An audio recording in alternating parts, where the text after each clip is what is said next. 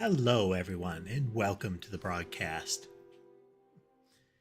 A little bit of a delay getting back to things. We had to get through an inspection back here at the factory. All that's wrapped up, though, so back into it we go. I'm going to check in with kitties first, though.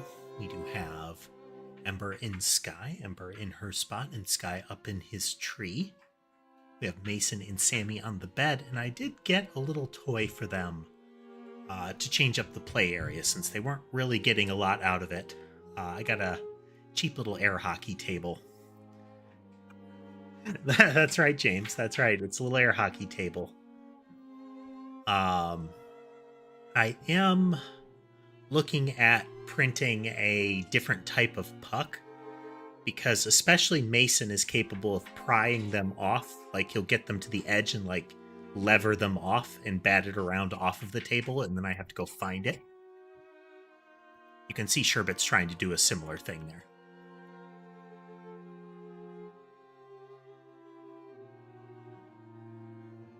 Mason will even lay on the thing and like poke at the pucks as they move around. I saw somebody post a video of that kind of thing, and I thought it was cute. Let's zoom in on that.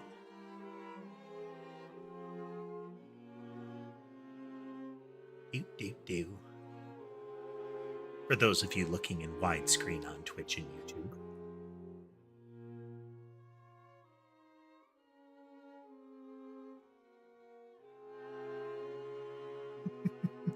I feel like this was a successful ad. I do. Repositioning the box there as well.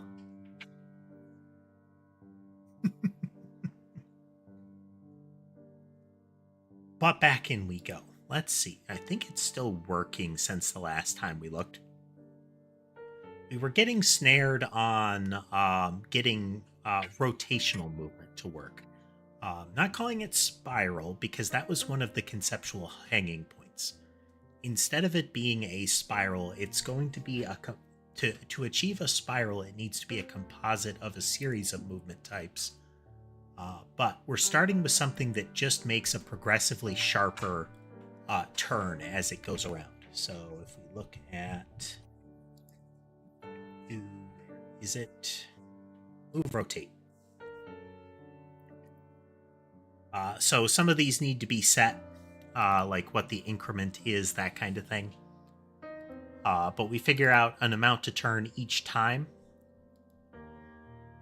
And if we want it to be more akin to a spiral type of motion, the angle changes over time. There does need to be some logic here if there is an increment. But here, let's verify what we've got, or what we did last time.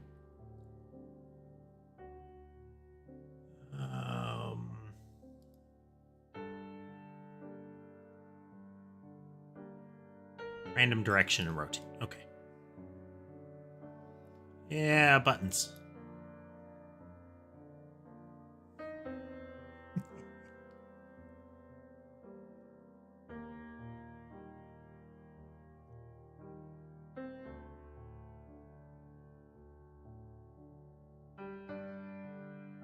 So we can see they move right, then they're spreading out in random directions, but those random directions are actively including a rotation effect.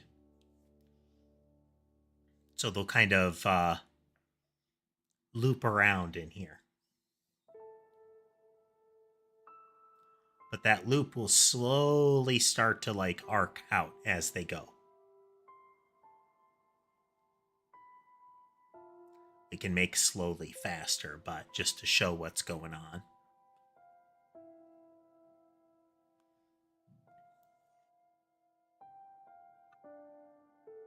We can also just go in and have that be the only part of the behavior here. So by default, they're moving right. So they're always going to move a little bit to the right.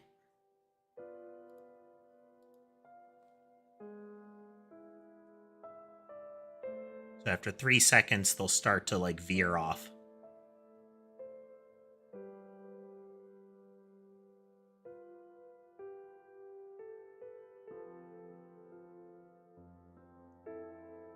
And then that should be changing by about 1 degree per second. So the circle will start to expand as it goes. It will be very faint, though. Hello, Sherbet.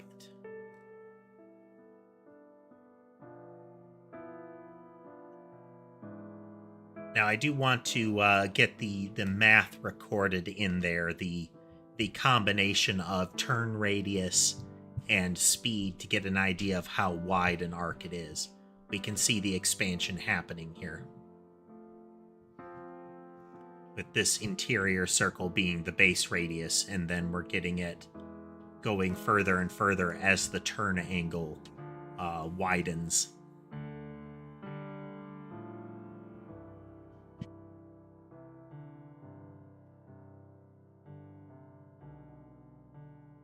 But yeah, we have that. So one of the things that I do want to do today is get more of that kind of motion in there, more motions in there.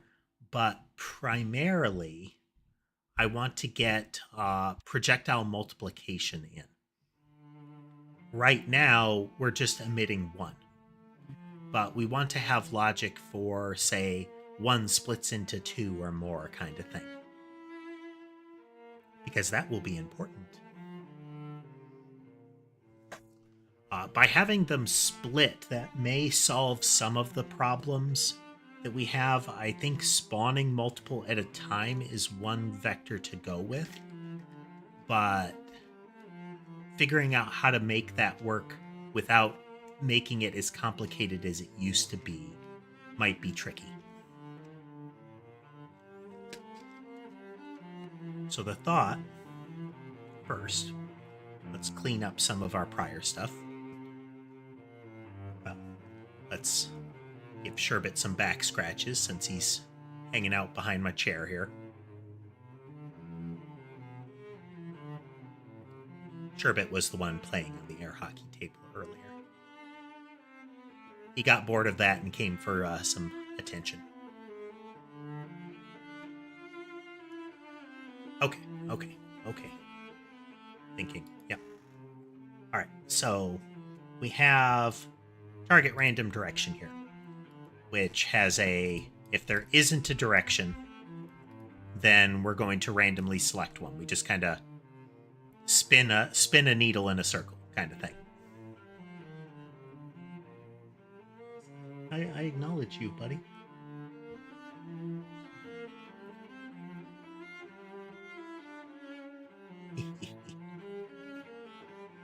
Cat interference break.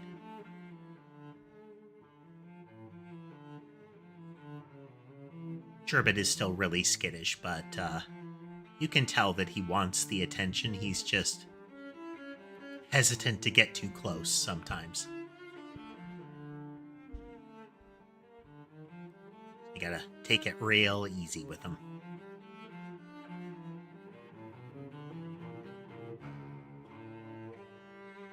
Now, one thing is I fixed the problem that my Twitch stream was having.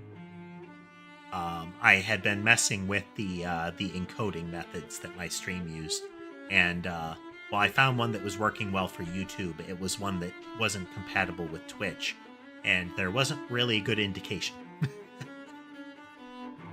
Alright, but what we're going to do with this guy is we're going to make it so that you can set the direction here.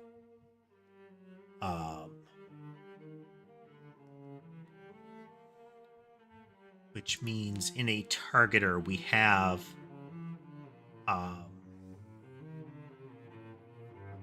hello, bud. Hello.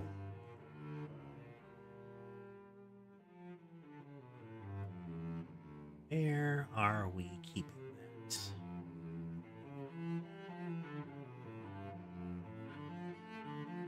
Hey.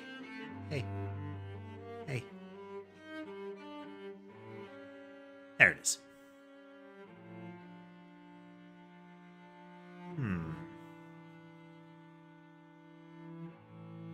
Okay, here they are. So we need what we're going to do is we're going to change these and we're just going to fully expose them. Is that really what we want to do, though?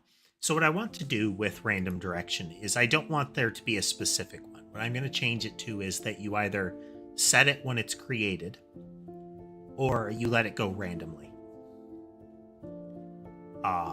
What that will mean is that for the most part, I can use target random. I can make it target random direction. Like it will default to this spin the needle. But for my testing purposes, I don't need one like this. I don't need one that says go to the right, because that will already be defined. So the question is, do I want to, in the targeter, just expose the entity and direction values and let you set them from the outside as part of like a initialization thing? Or do I want to have that be part of the default constructor? I'm hesitant to make it part of the constructor just because of entity. Because, you have to supply the defaults in order, and one way or the other, there's either going to be an entity or a direction that you don't have eventually. So, to begin with, we're just going to do get sets on this.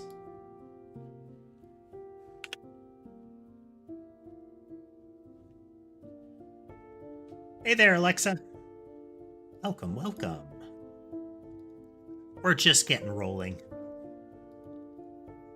We watched Sherbet play with his new toy a little bit. And then we are getting rolling here.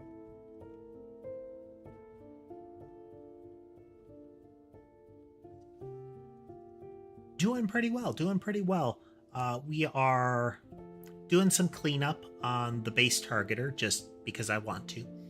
And then we're going to work on behaviors that multiply the entity out.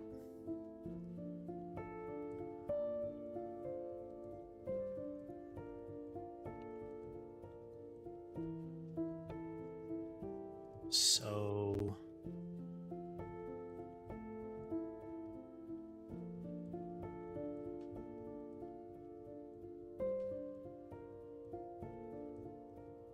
okay, so this is a baseline. We're going to take this whole thing and move it into target direction. We're going to change that to just be target direction.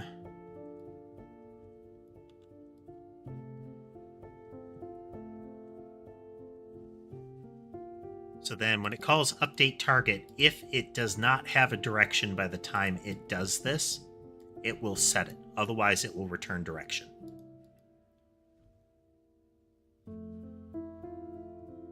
Well, otherwise it will keep it. Which will mean that in our catalog, when we are defining our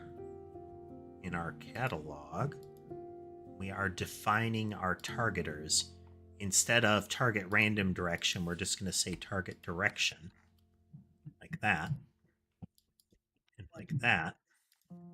And then we're going to say targeter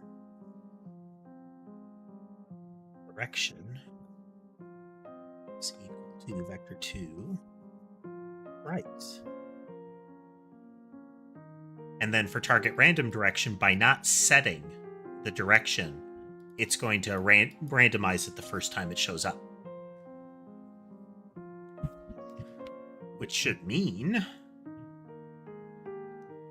when I press this button, it will still do what it did last time, but instead...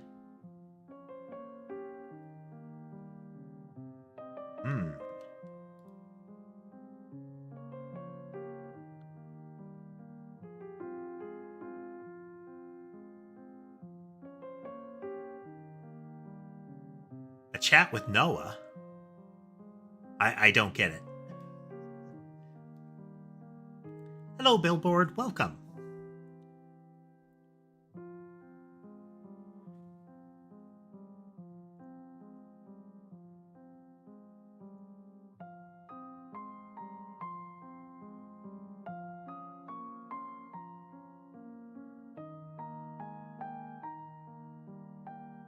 Pretty sure we've got that in there. Just a moment.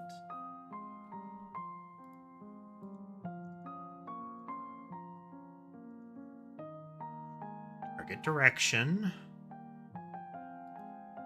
Target direction. Let's go this way.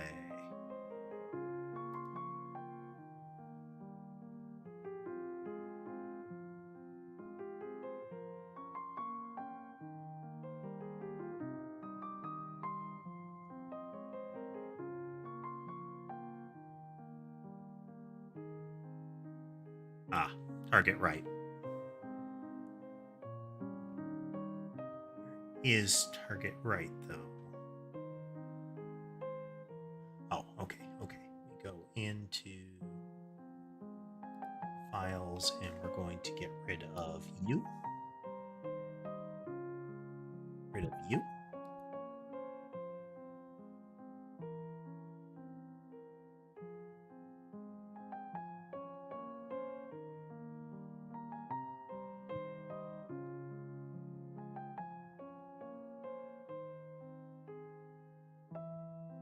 Do that again.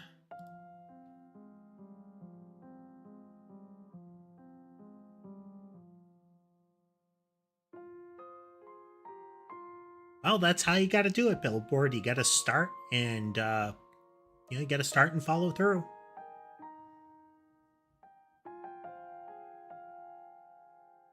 All right. Yeah, we simplified that. So now I don't need a specific class in order to say move left, right, up, down kind of thing. Instead, I can just go into the catalog and I could just define those. So in load targeters, right now we have a target right.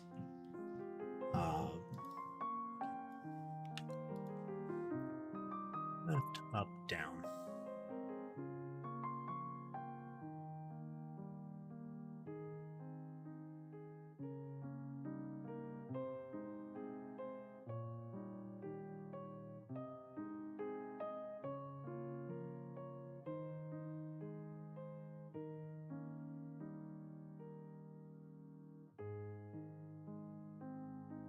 Right, left, up, and down.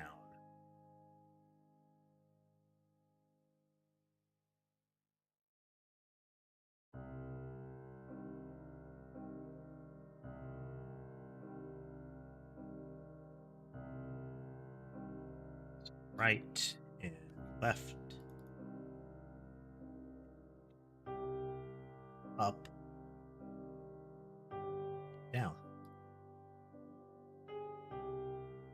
Then when we load our movement types, our behaviors, we have a move straight line for targeter right or movement right. We're going to temporarily change this to up.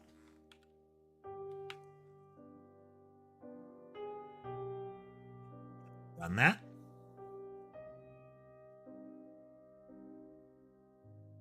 And now they move up. And then after 3 seconds, they'll veer right.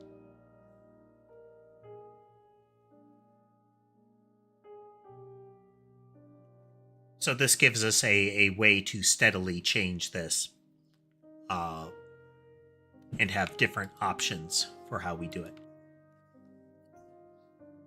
For now, we're just going to have right. Now, the rotate has a direction by default. We can adjust its behavior further because this is the vector it will start with that will alter the way that it rotates.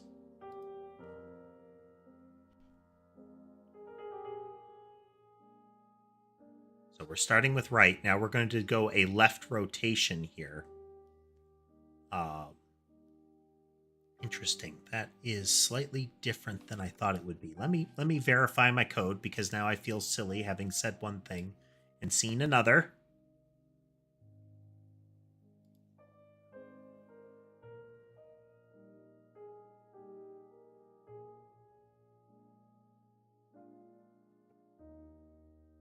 Ah, okay. If it has proposed movement. It has proposed movement. We're not overriding it. Okay. This would only be the default. So if we go into our catalog, when we load our entity here, how we're saying movement right, if we did a movement rotate instead.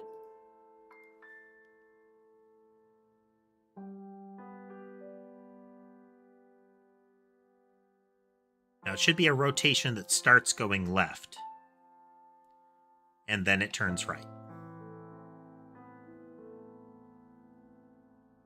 Now, if you notice, it's tighter because it doesn't have some extra movement coming in.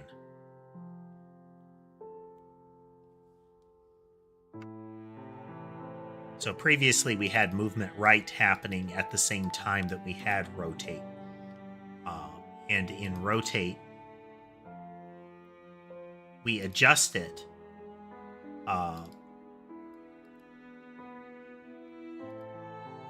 So if we have a velocity coming in, we're going to edit that. We're going to increment that. Since it is coming in, verify here. Where's our speed come into play? Yeah.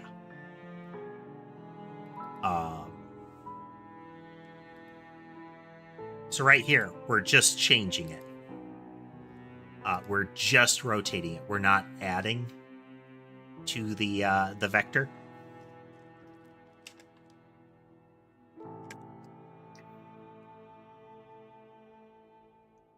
If instead we do this,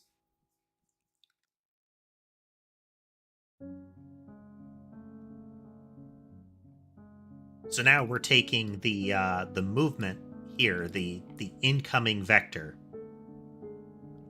We're flattening it out, we're rotating it, and then we're applying the speed. So if we're moving straight to the right, we're going to have another vector to the right. We're going to rotate it, and it's going to be moving at the default speed of 96 here. Then we're going to add that to the proposed movement of the entity instead. So this is it by itself. This will look very similar, but you can see we have a wider arc now because we have an incoming vector. I'm sorry, we have independent speed. So now if I go into our catalog here, now we have it rightward and it's rotating. And I'm just going to have right there.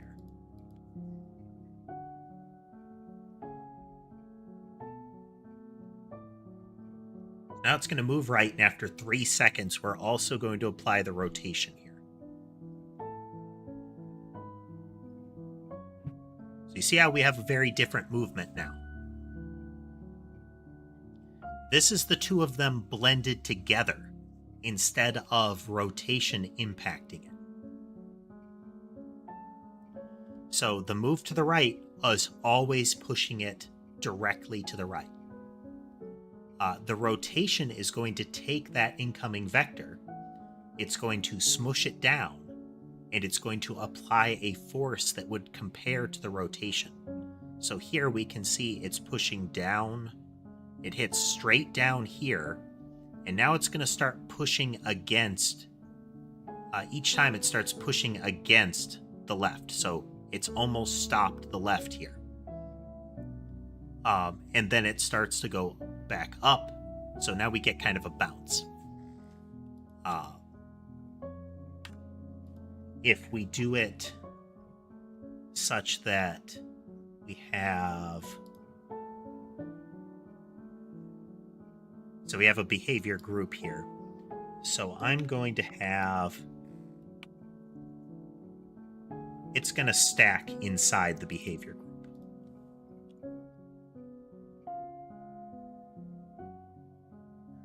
Gates and behavior groups don't matter. So even though all of these are gated, this is going to stack. So we have 2 rotates coming in. Each of those rotates, this first rotate will take movement right and it will adjust it.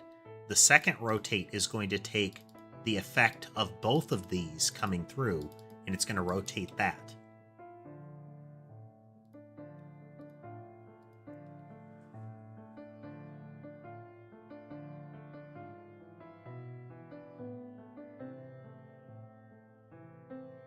So you see, we can get we're getting a little wiggle down here.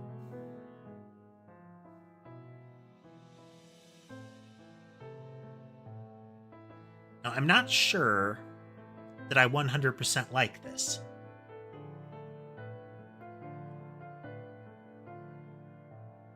So again, this is additive movement as opposed to modifying the movement. If we go back into rotate and we change it back to how we had it a moment, this modifies the incoming vector. We take that vector and we rotate it. Speed has nothing to do with this. Sorry, linear speed has nothing to do with this, as far as what it does.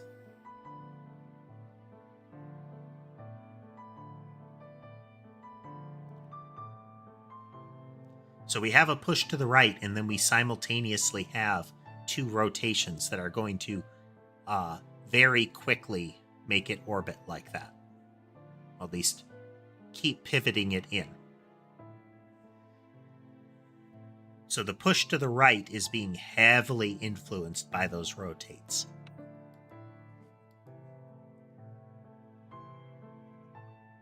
Which makes them not play nice as nice with other things. They don't blend, is what I should say. As cleanly.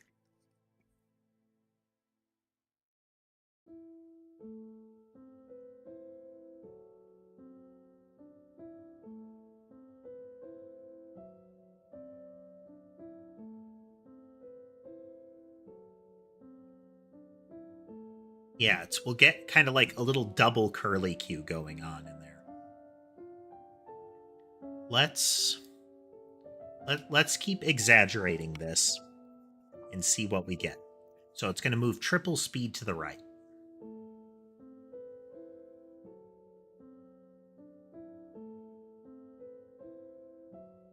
And then we hit these double rotates. Hey there, Andre. So here the right word is dominant. We can see a little bit of the distortion here next to my head. Yeah, we're gonna do left.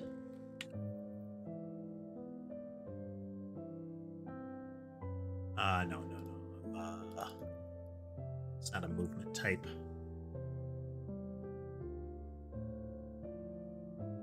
Right, left, up, down.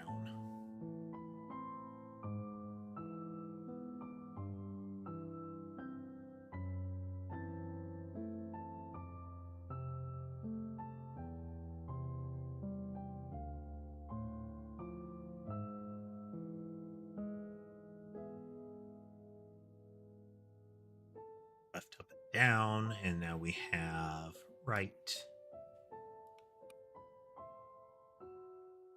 up, down. The difference between these just being the targeter.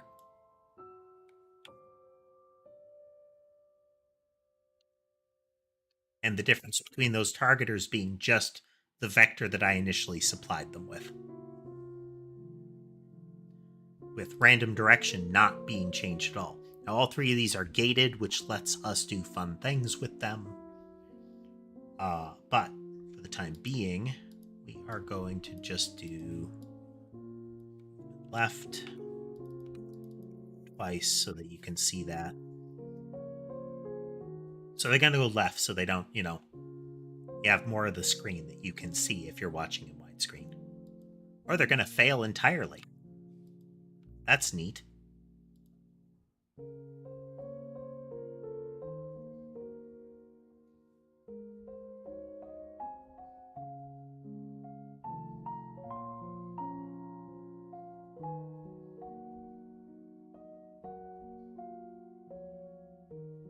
Well, those should work.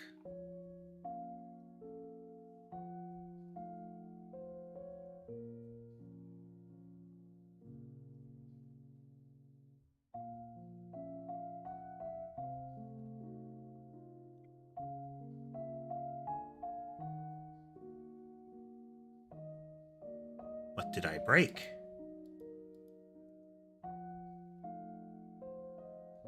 Well, that's what I broke.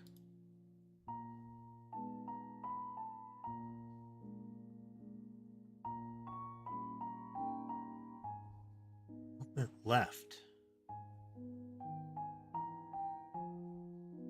See how they're all movement right? There is no movement left.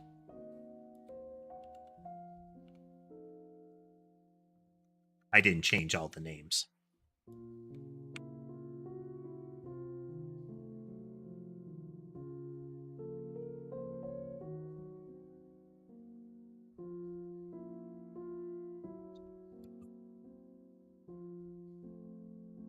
This is a double left, and then the rotate to the right.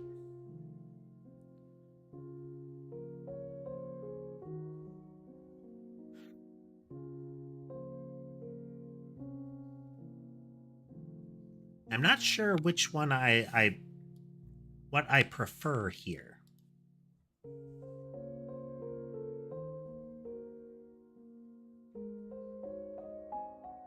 You can see it a little cleaner with the single. So it goes up, it does a little curly Q here, and then it comes back down. So it's going to go up, and it will do another double loop, and it'll come back down.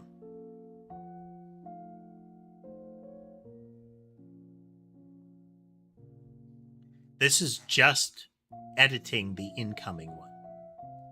So, because it's moving left, it's rotating that leftward one twice. We aren't adding anything to the vector. If we go into rotate, and we switch back, this changes it to additive. It technically makes it go faster each time we do this.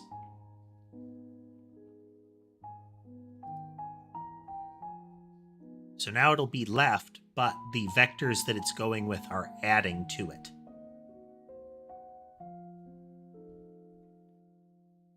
So the rotations immediately come into play.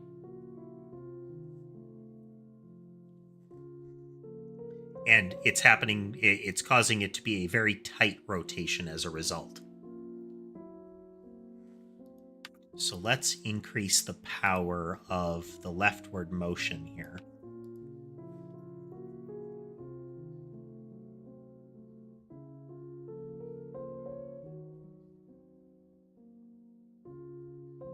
So the left is stronger here.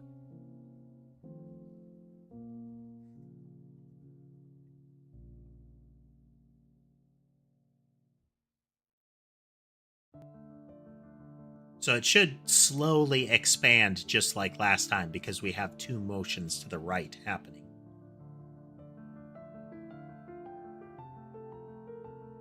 Yeah, we can see it's very slowly expanding.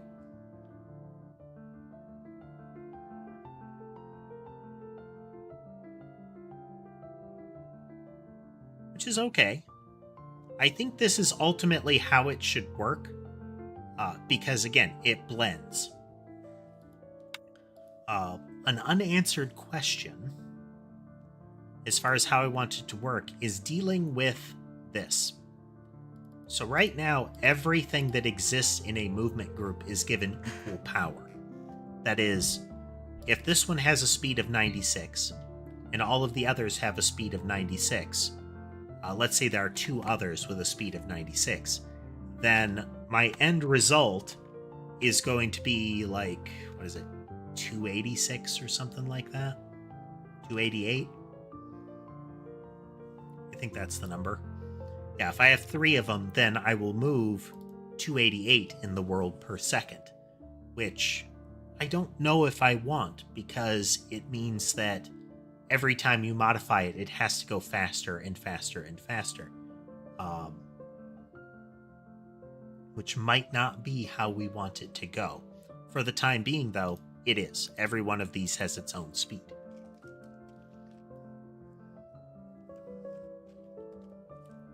But we'll see. We'll see. But this blends. This makes them all play nice together. What we will do is now we need to expose these values. and have internal values for how to deal with it.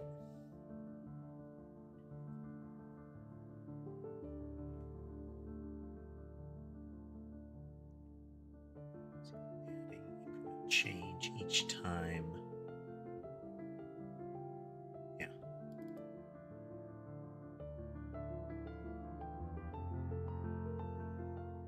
And probably remove this logic here.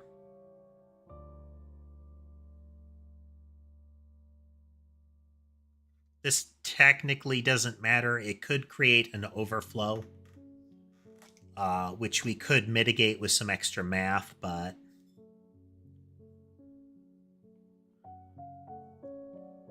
let's just for fun, we're going to make it change its increment faster.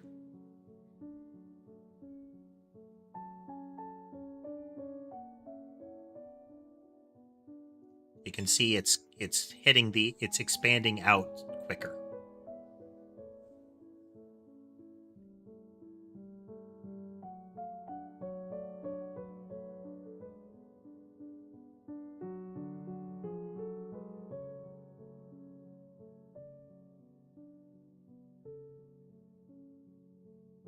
So one possibility here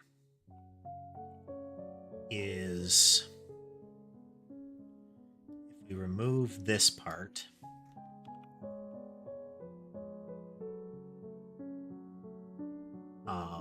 and we make this a little bit more concise here.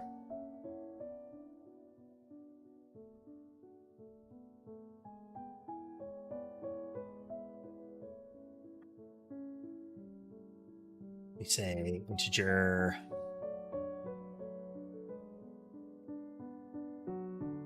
oops is equal to integer current angle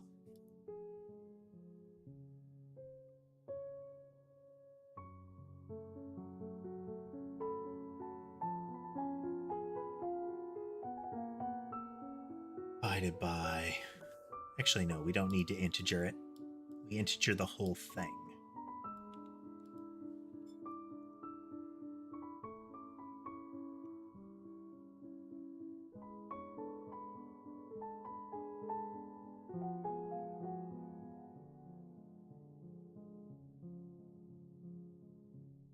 We're going to take this, we're going to divide the number by 360, and we're going to flatten it down into an integer.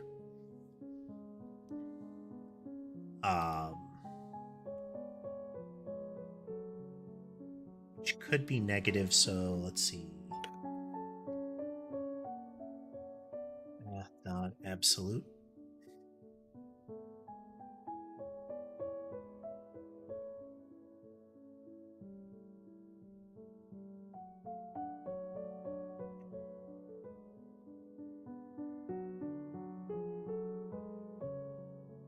Okay. So we're going to get some number. It's either going to be 0 or greater than 0.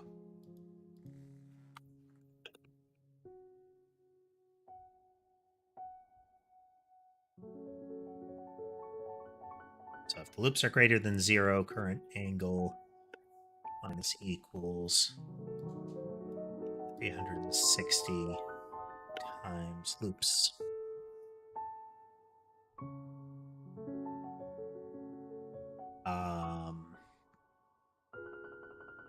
Oh, that's not quite right. That's not quite right. We need to, if it's negative, we need to account for that.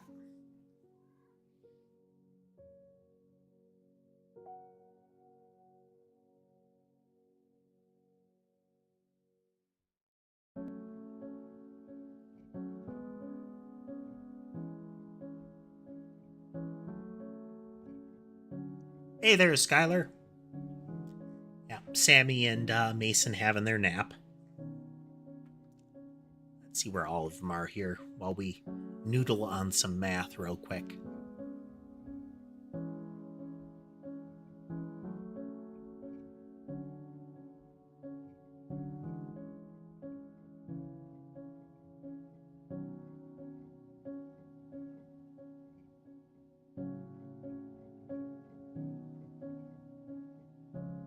bath time for Ember and Sky. Sherbet's conked out.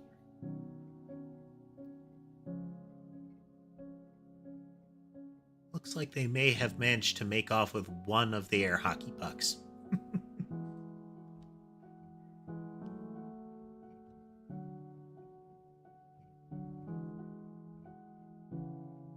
All right, all right.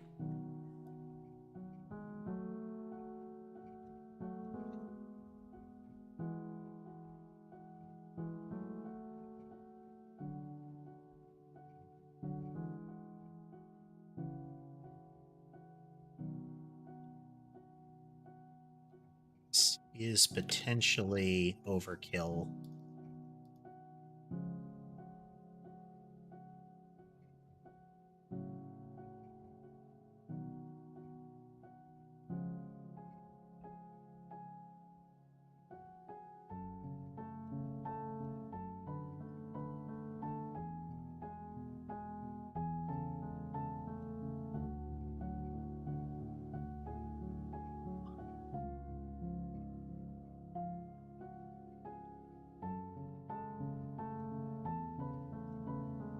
Less than 0.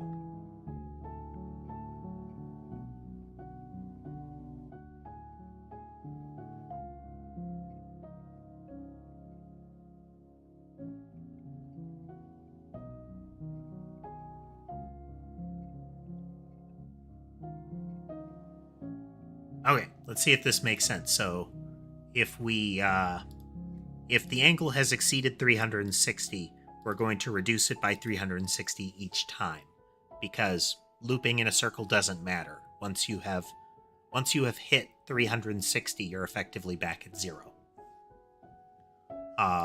In a similar vein, if I'm at negative 90, that is the equivalent of 270.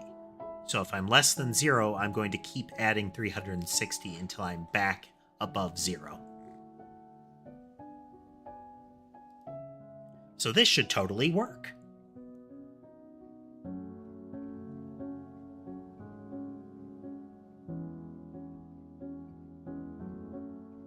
And it did. Oh. Now, we should actually see a counter spiral happen after a bit. Once it expands far enough, instead of it stopping its expansion, we should start to see the spiral start to contort a different direction here. Not soon enough, though. Let's...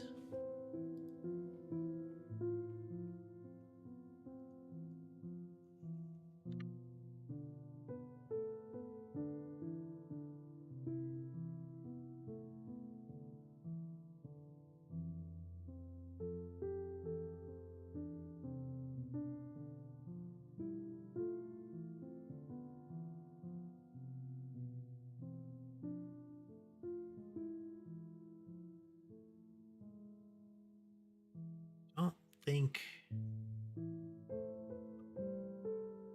still not seeing it fast enough here.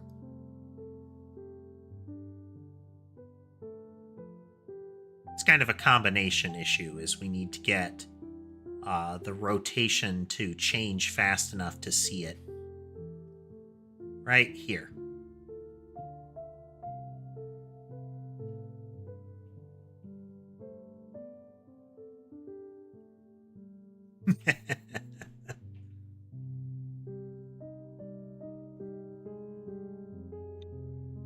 Do I dislike that? I'm not sure.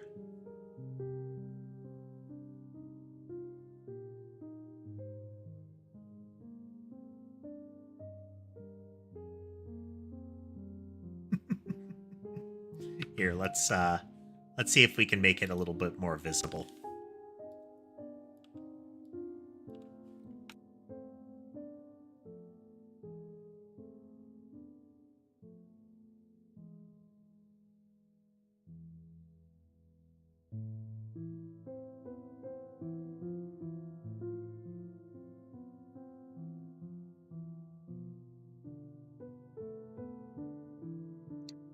Let's keep that double left.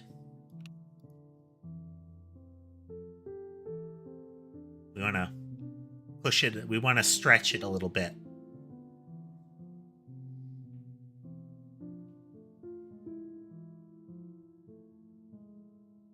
Yeah, we want to stretch it more than that, maybe.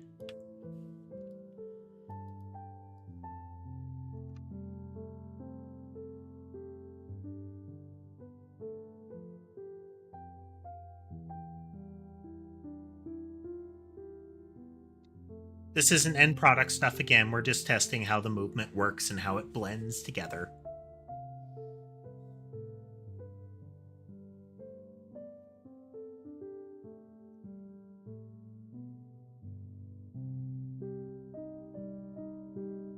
Here comes the little loop-de-loop.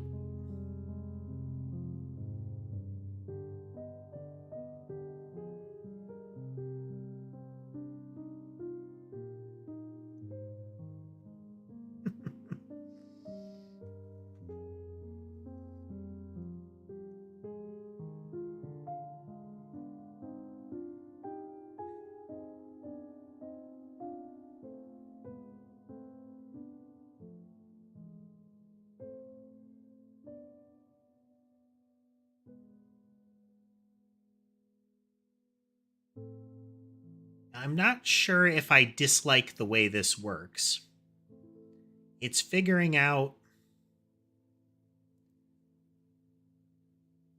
how to actually get it to work otherwise.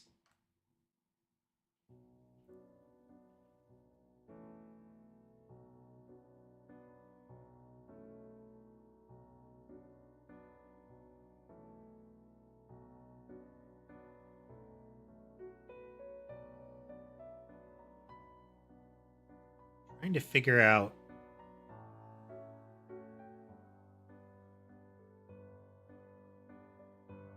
Is it?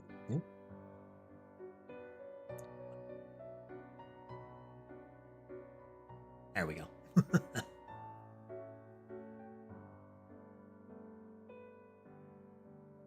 Well, that's the thing. There is a small rotation happening each time. Right now, what's happening is we're changing the angle of rotation by -20 each second. We don't have a cap to it. So eventually the angle increment starts to go negative.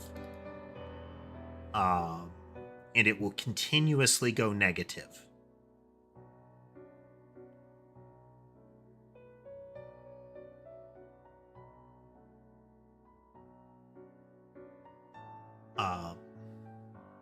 And I don't know if I really dislike that, you know?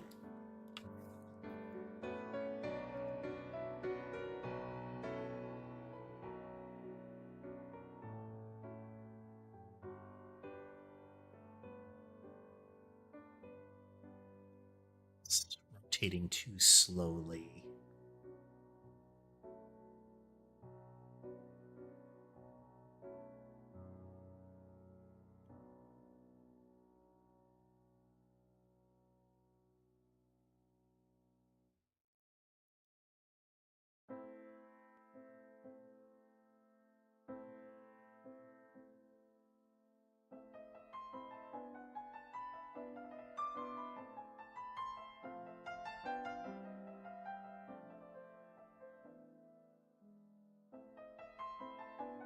See, I think there's something off with my calculations here.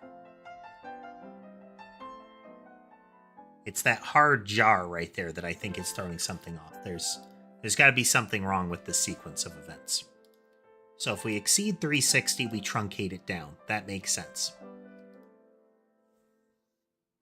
If we go less than 0, right now I'm adding 360.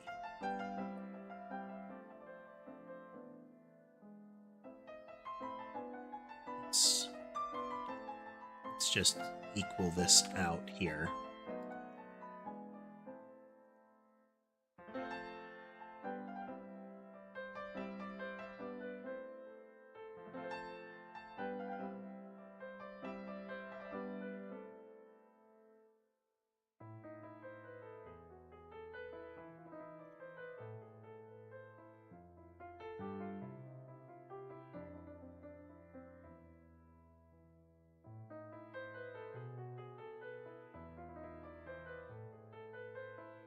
This assumption correct? Am I thinking of this wrong?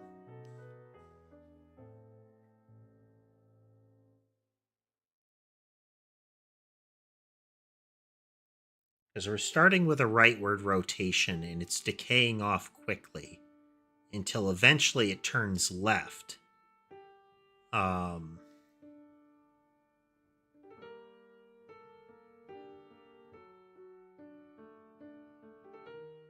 But that's not actually what we're doing here. We want it to be a graceful curve left, and I think that might be part of our problem.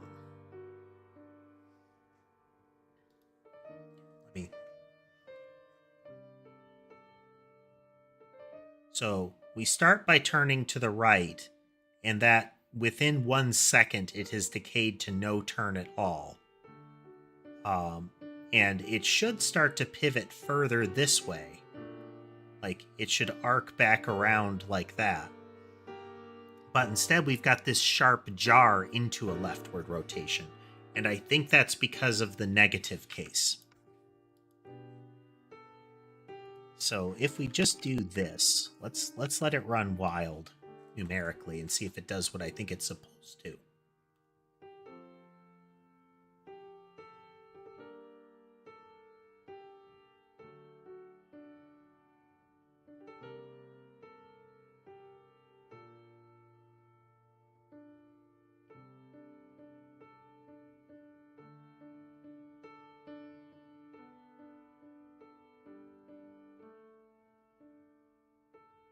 Yeah, if it starts out a spiral out, it becomes a spiral in.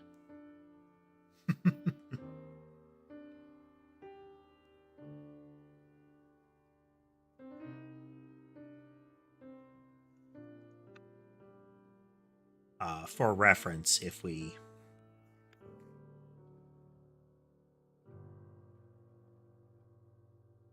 don't change the angle, it should just go in a circle.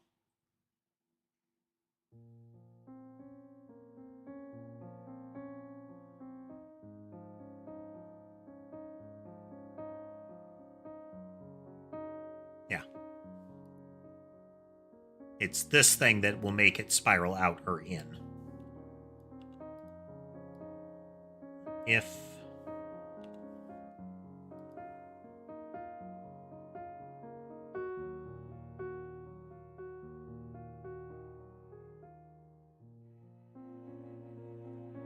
Yep, if it goes positive, it spirals in. Sorry, if we sharpen the angle, it spirals in. But in theory, it should then start to spiral back out.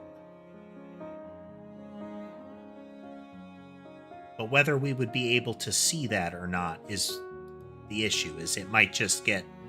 Essentially, it just wraps up right here and doesn't go anywhere else. I don't know, chat, what are your thoughts? Like I said, I'm kind of mixed opinion on that. I think the spiraling in is kind of neat. As far as what it might do. Tracking is flaking a little bit.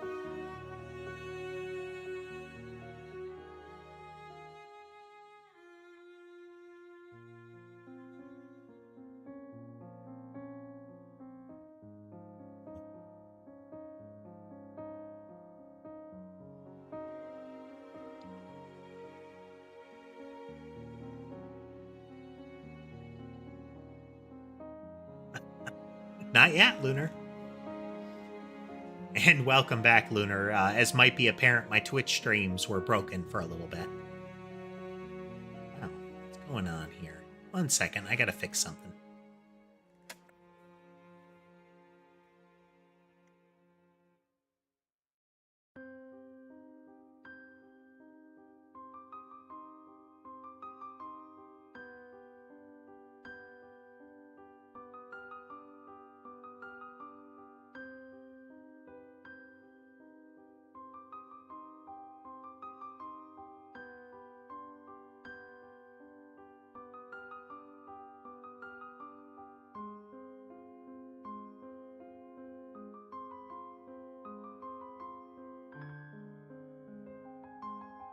Okay, hopefully that's working a little better now. Tracking was hitching all over the place.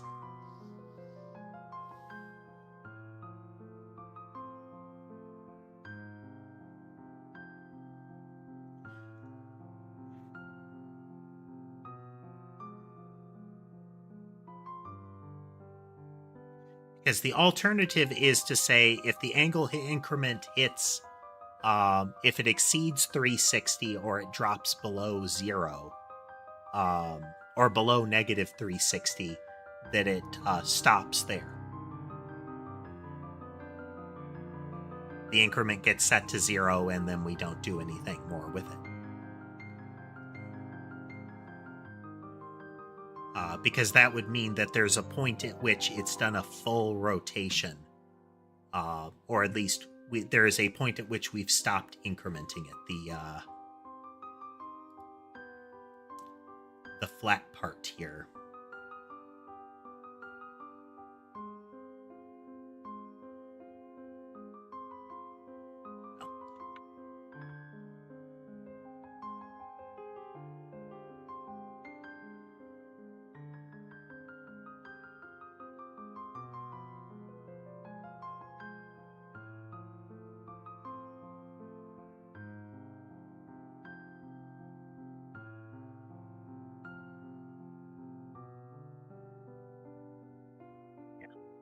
Well, let's try that. Let's try that.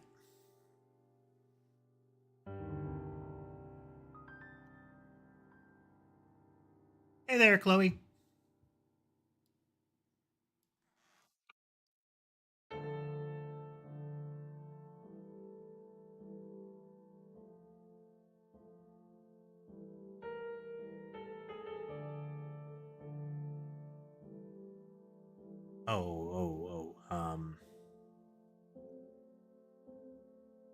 That's part of the problem. It's part of the problem. Or at least part of our prior problem. We're working on the bullet movement patterns in our game.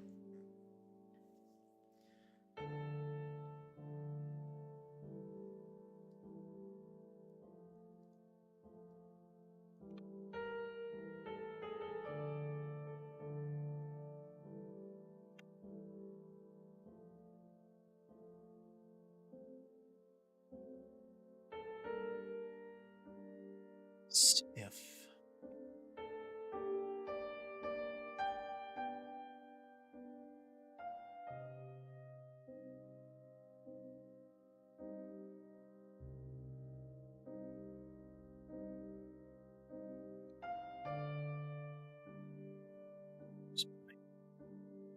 we have to make sure it's in radians.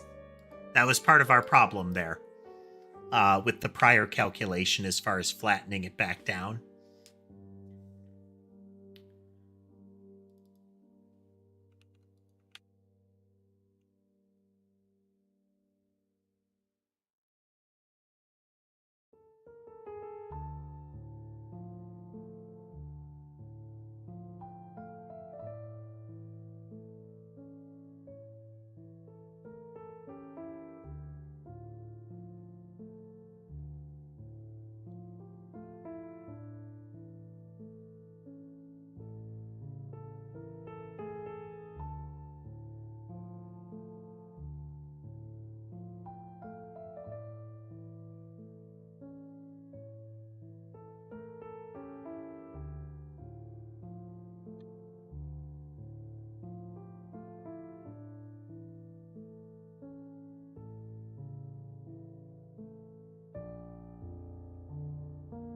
Doing okay, Chloe. Doing okay.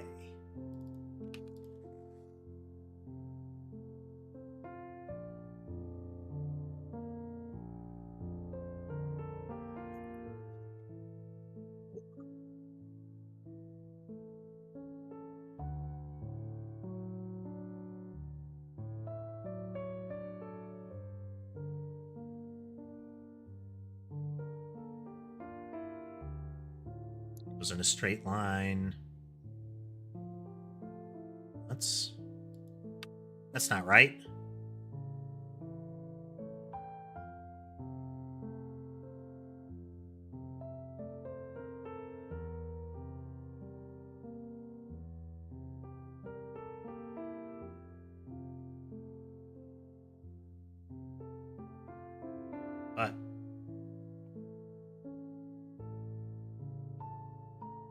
We just set them all to 0. It's not going to rotate anything.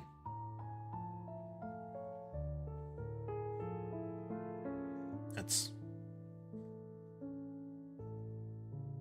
nothing.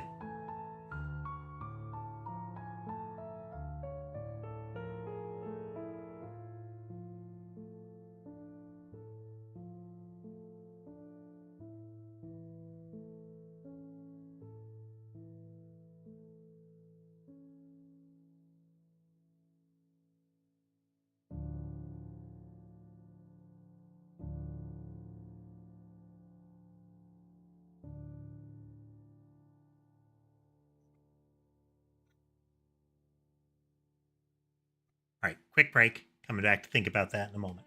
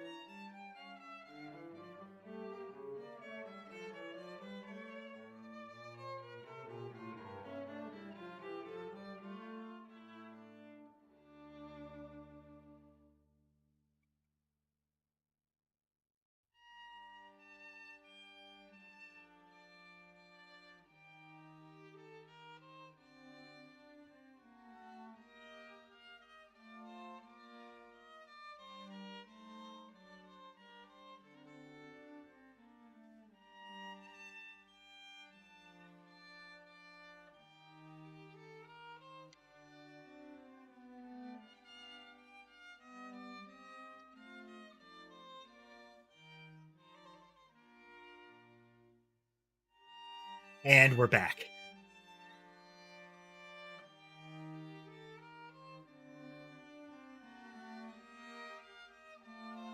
Okay, I think I've got where our problem's coming in here.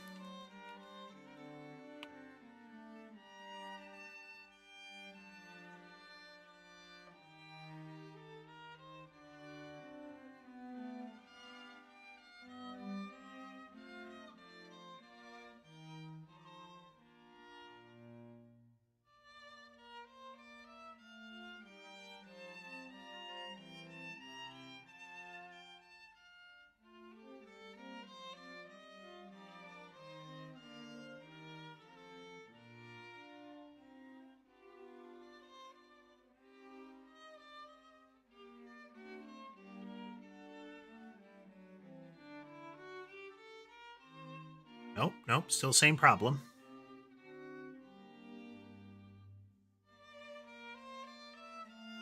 We need to stop changing the rotation.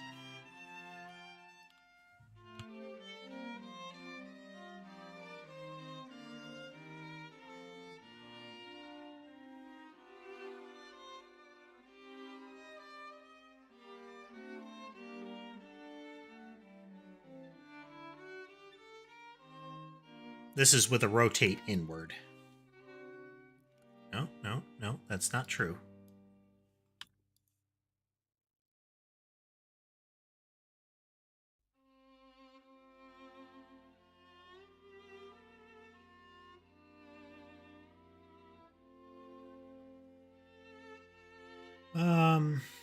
It's about where we had it before, but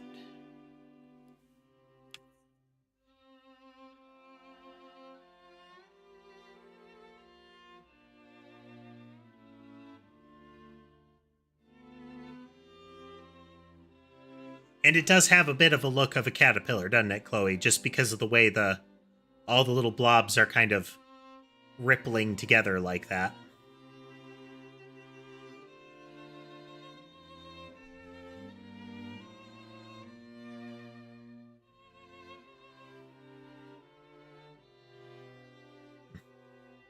Not at all what we're thinking that it would do. Because we're still getting a spiral in at the end.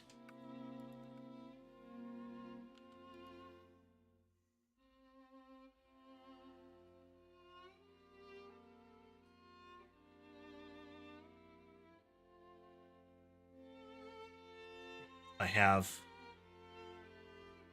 a 180-degree turn, it should be the same thing as pi.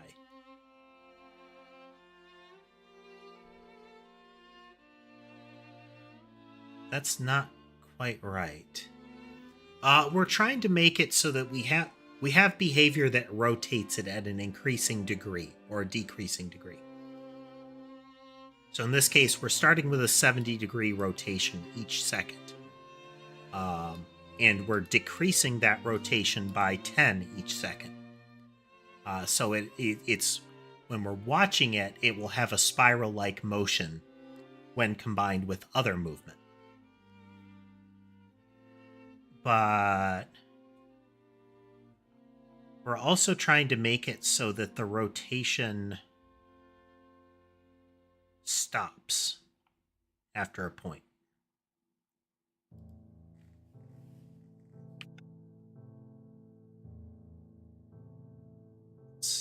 This is 360 as our stopping point. If the rotation is if it's a full loop.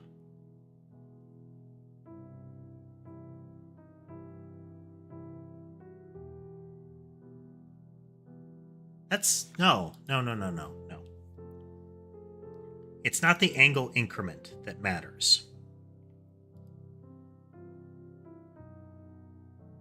It is the current angle that matters.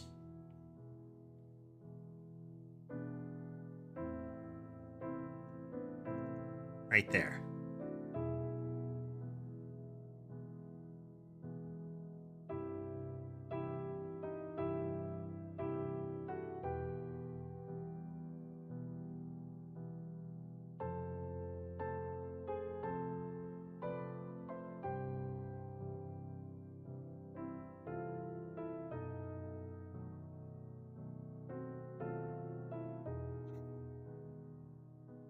There's a point at which the increment is no longer changing it, is the thing.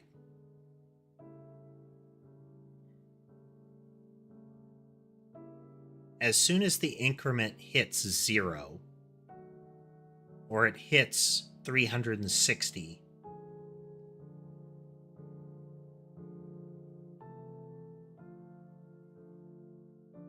then it ceases to matter.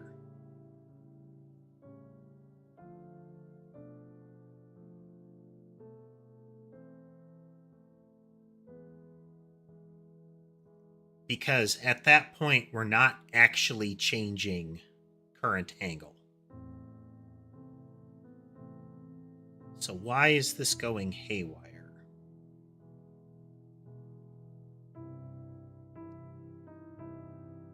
Because as soon as that happens, we don't actually want it to turn.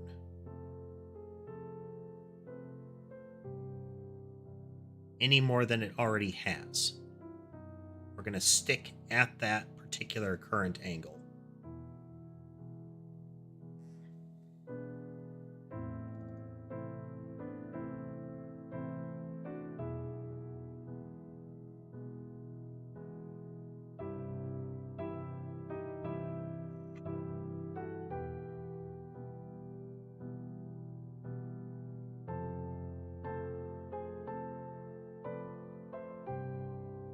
Would the number be? Well, thanks for swinging through, Chloe.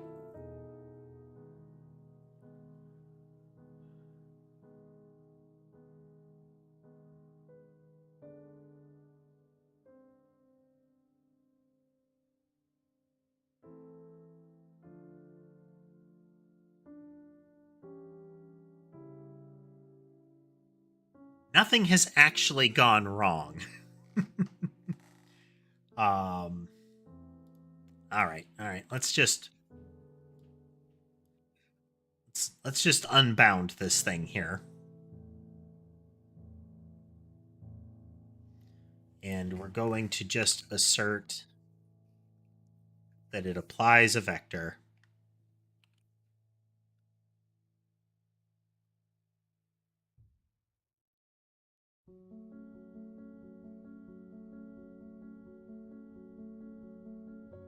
So this should get the kind of bounce motion here.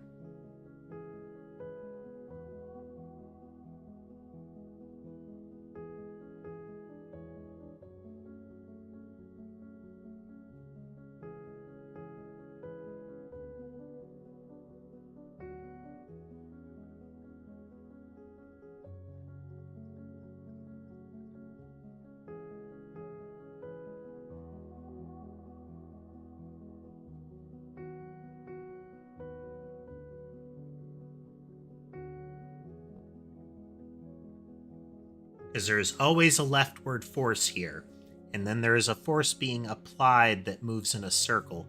No. It is ultimately cleaner to do it that way. This just rotates what's coming in, and it will constantly rotate it.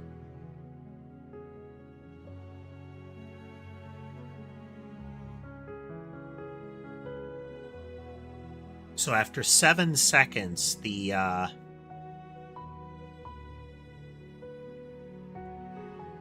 will start to go into a converging spiral instead of an expanding one.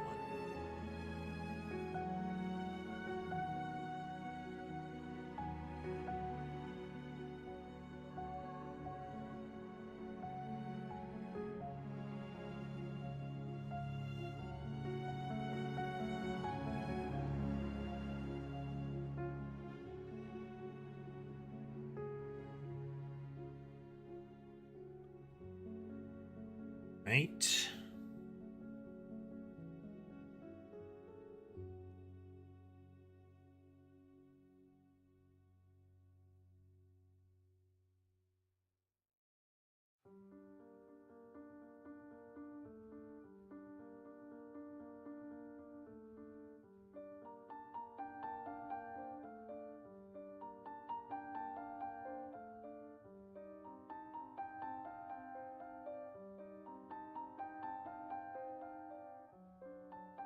Okay. If it goes less than 0, we stop.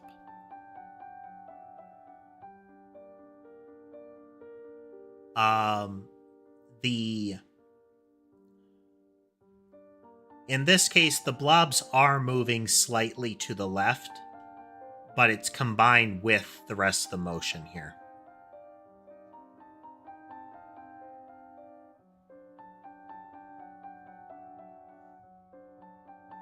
It's going way too fast. Why is that going so fast?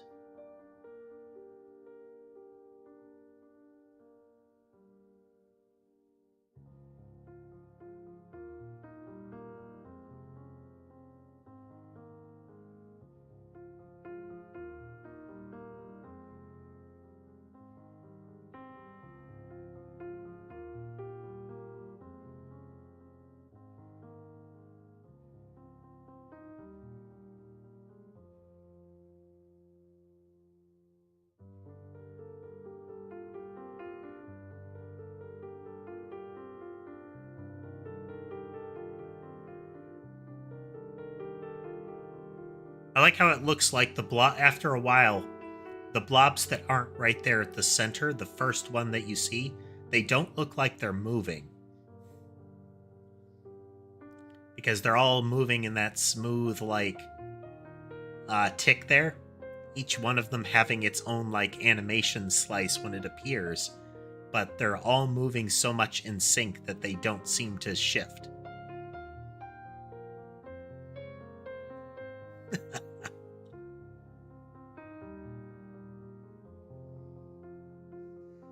It's kind of reasonable.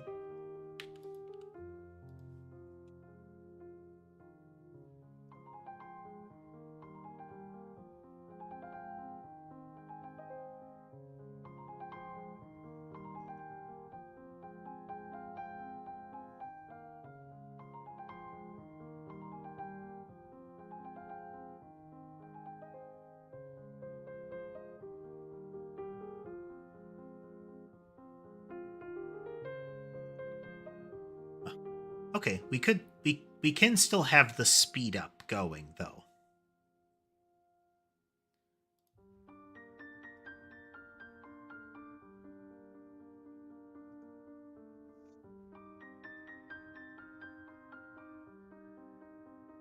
Plus equals...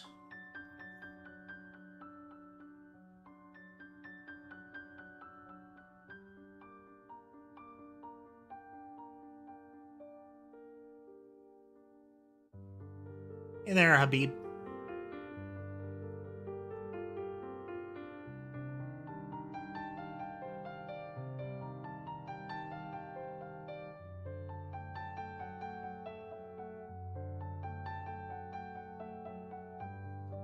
Like, we could still accelerate it, but I don't know that we need to.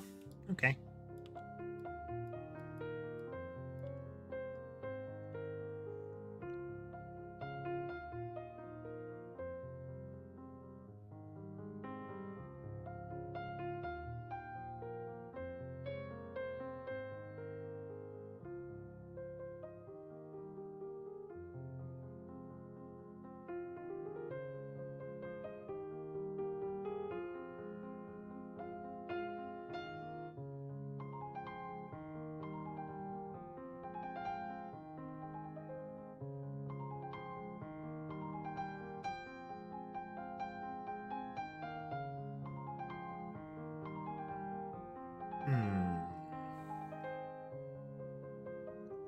This only plays how it's supposed to if it's not a converging spiral, but I think that's okay. We're not...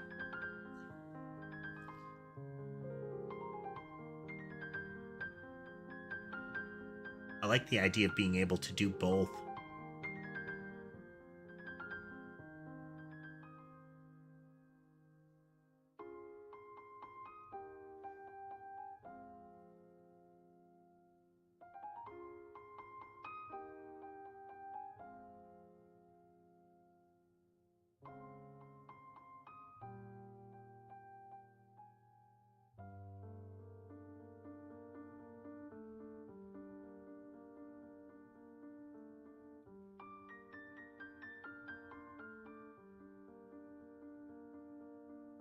All right, so this is unbounded.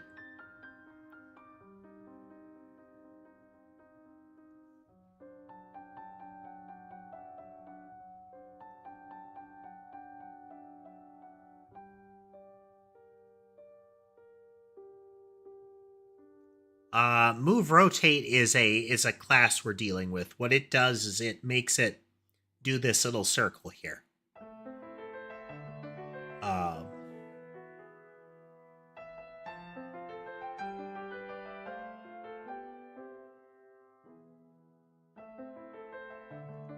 It's going to go way too slow for us to see it happen.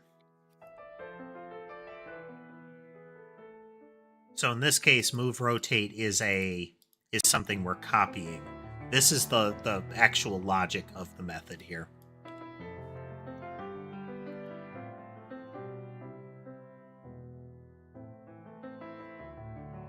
Okay, so this is going to cause it to initially do an outward spiral. It's going to move, and the angle of the turn is going to get increasingly small. So eventually it's going towards a straight line until, given long enough, the angle is now going to go negative from where it was. It's going to invert. Which will cause it to go from being an arc, like from it arcing away from the center to where it's arcing towards a new center. And I'd like to have both types of motion where eventually the projectile is just tightly spiraling in there. It is always going to move so tightly inside that it has that it won't escape. But I also want it to be able to have a motion where it stops going outward and just flies off the screen, essentially. So we have two different patterns here. One where it's decreasing. If it's decreasing, then we need to stop at 0 increment.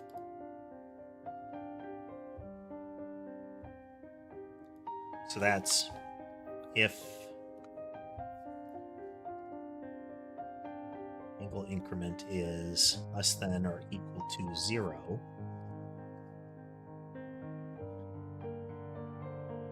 then it's equal to 0, and angle increment change is equal to 0. So essentially, if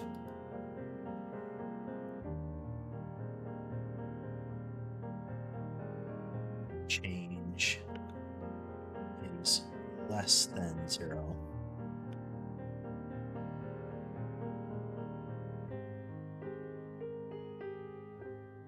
okay, so if we have a decreasing angle increment,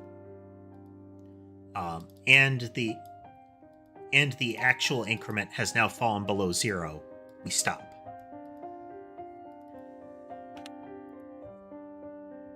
So if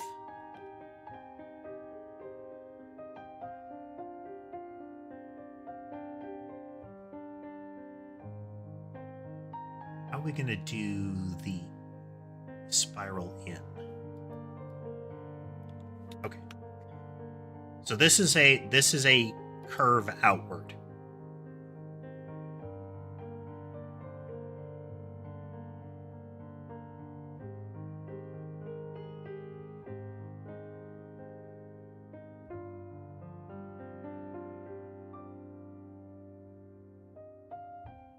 This is being impacted way too fast, so there's a flaw in my algorithm somewhere.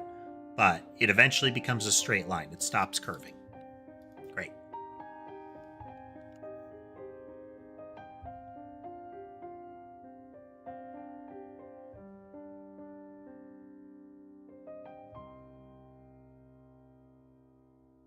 Every second, the angle increment gets smaller by the change right here, times the delta, which is fraction of a second.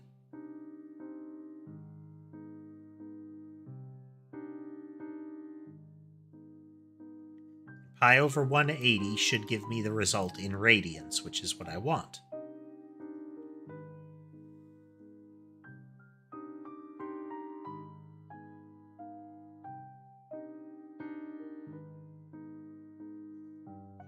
So what am I missing that it's decaying so quickly? Sharper turn.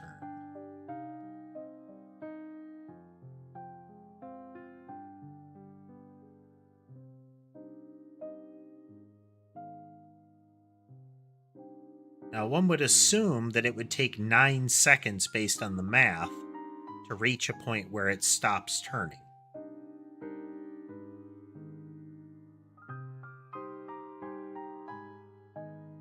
But it's happening way faster than that.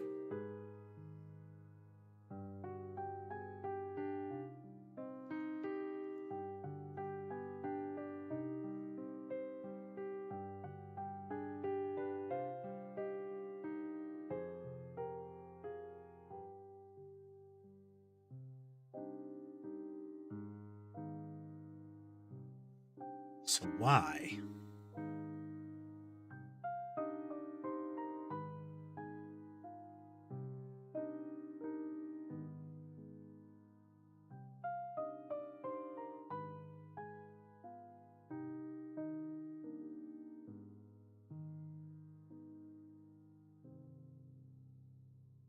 Should actually be.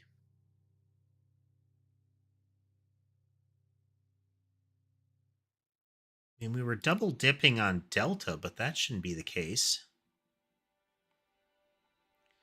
So math.pi coming into the equation is because we're not rotating in degrees, we're rotating in radians.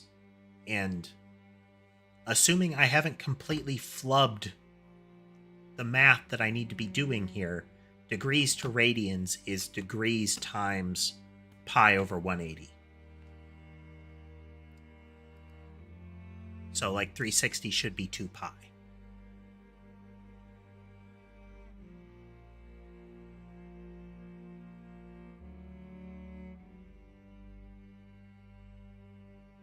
Well, that's completely wrong.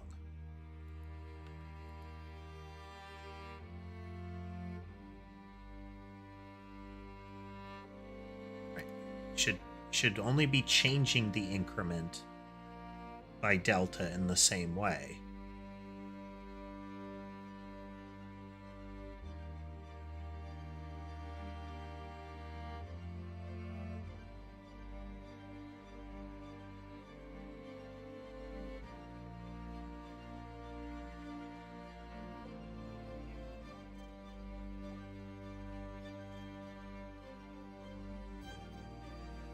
All right. Let's just talk through it here. So we've determined what our angle increment change is. It should be 10 degrees, negative 10 degrees.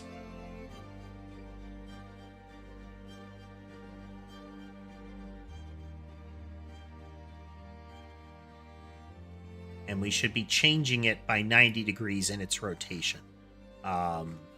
It's hard to verify how tight of a circle this is. If I...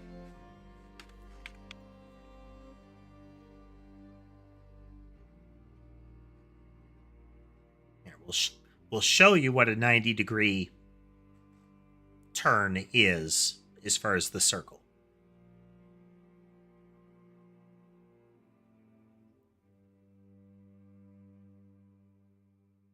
So this is a 90-degree rotation per second.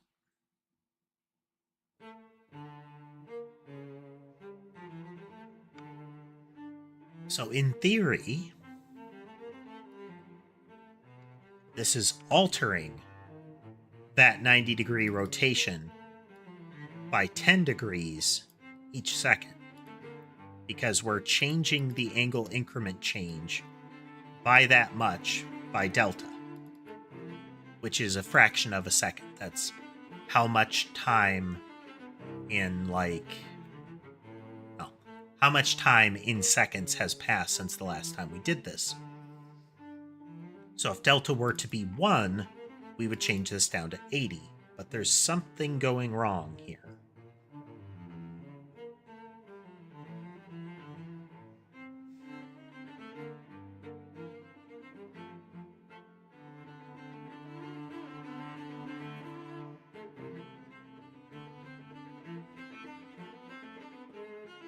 So if it's going downward, if the angle increment hits 0,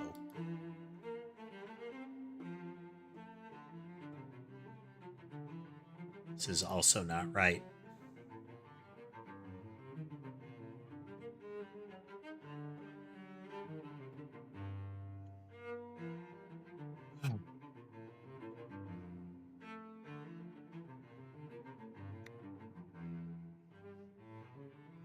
What do we got?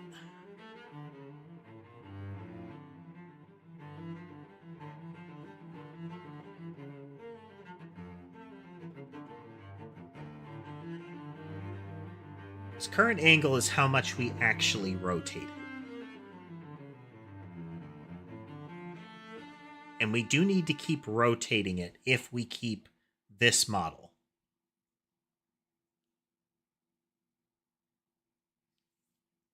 That was a concern.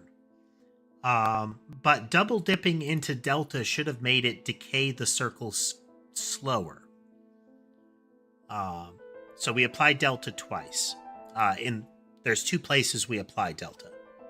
The first is how much we change the angle by here.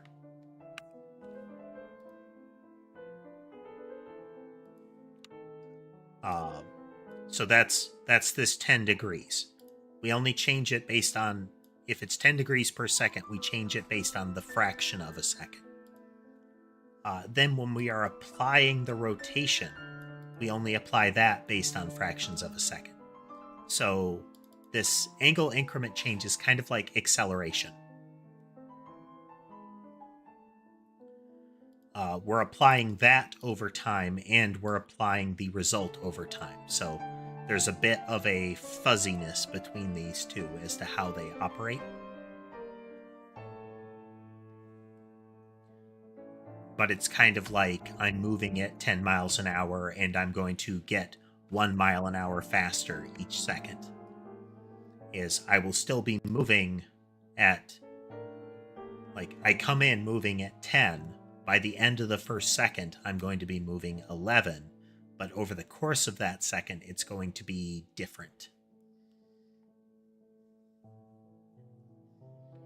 Acceleration over delta is one of those places where you can still get math anomalies based on processor speed.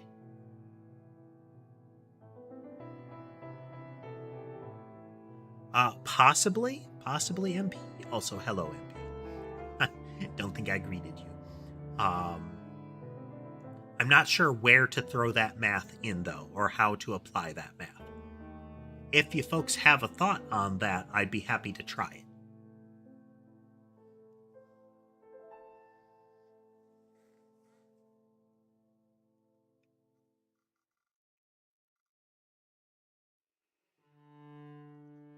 My proximity to trigonometry has decayed greatly. Hey there, Neffy. Welcome. I'm doing well. We're thinking hard.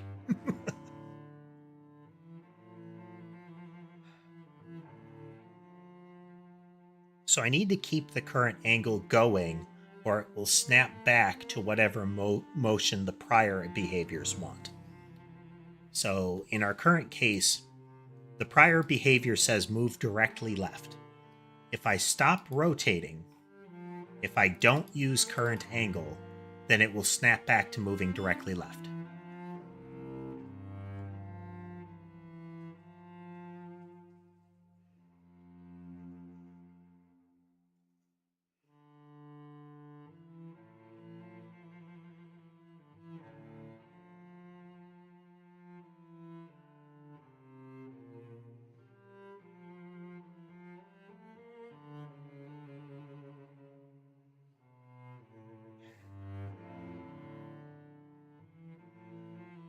I would be getting 0 to 1 out of each of those, though, right? Or -1 to 1, right?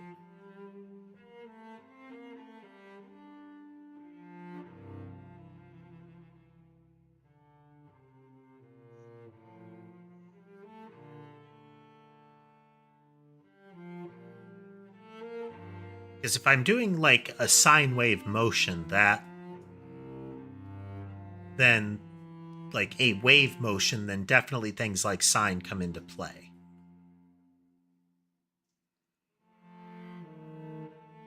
Where we apply that shift over time, so it's like, left, right kind of vibe.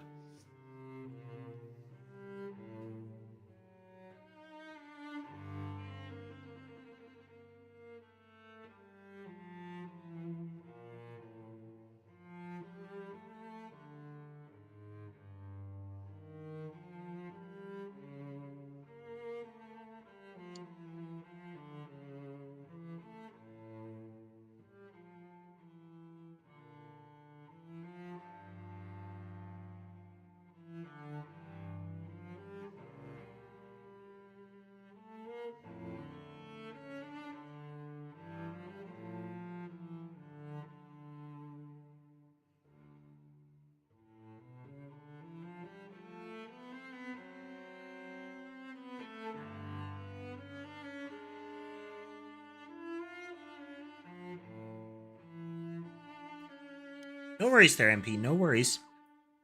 A lot of what we're doing on this is learning what we actually need to do to accomplish what we're trying to do, and talking through what I'm attempting. That doesn't mean that I have all of the answers up front. Doesn't mean that I remotely know where we're going. I have an intent.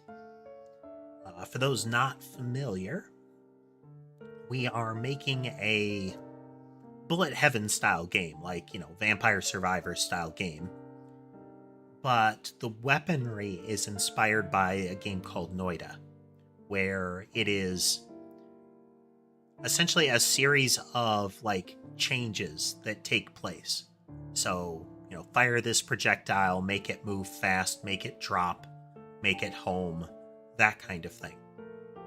So instead of just adding this weapon gets a little stronger or all of my weapons do more damage, it's this weapon will now spiral outward. It will home on a target. It will move faster, that kind of thing. With the goal being to make a cool weapon that gets out of control, as opposed to just getting enough upgrades for all of your weapons.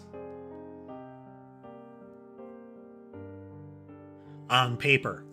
So right now we're trying to make one of those behaviors. Right now, the way it goes is it moves to the left. Then the next, so it'll take that left motion,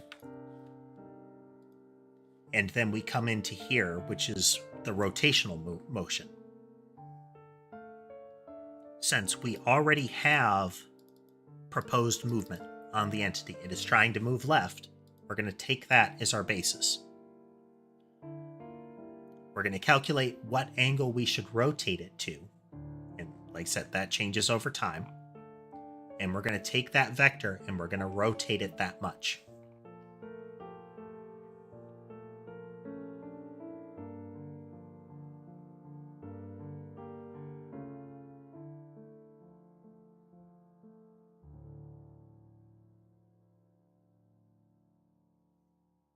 And what we're running into is that it seems to be falling off too fast.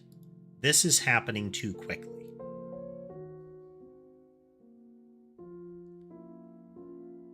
But how can that be?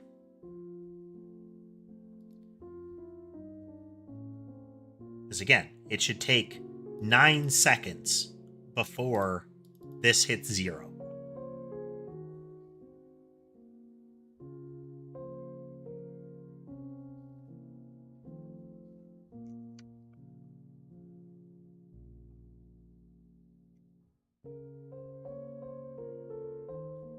Lunar percentages would get us an exponential decay.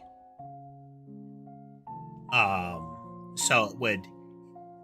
Why is my tracking flaking out?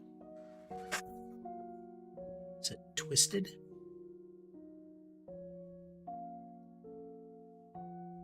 Just adjust some stuff here. One of the cats headbutted the camera just wrong. So it would be able to approach 0 but never reach it, kind of thing.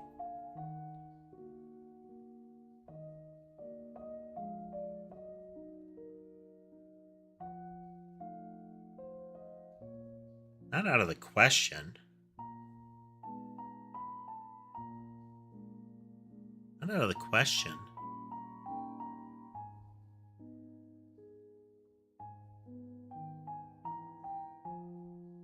Let's try it.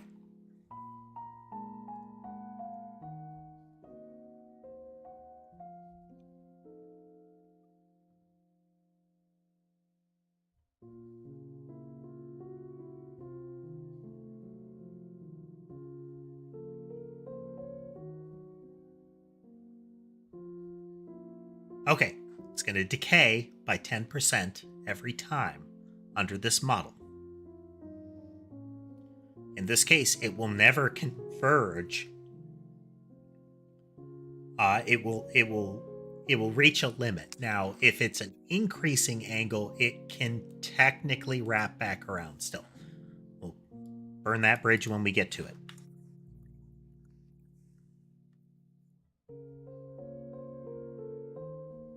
Is there a shorthand for this?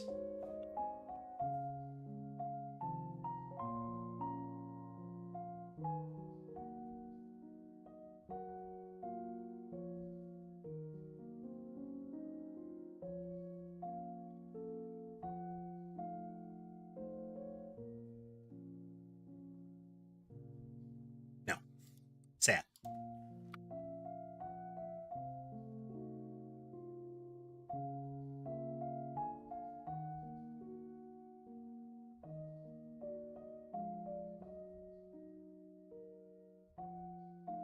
It's going to be times equal to angle increment multiplier.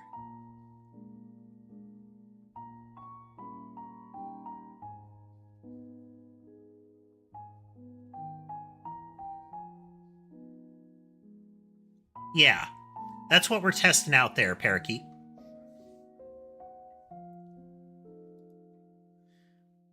This might give us the result that we're looking for, but we'll see.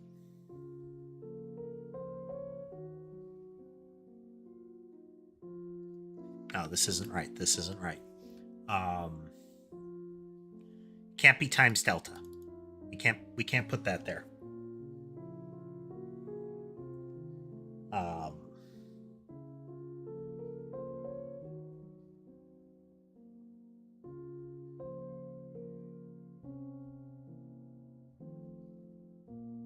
If we make it times delta,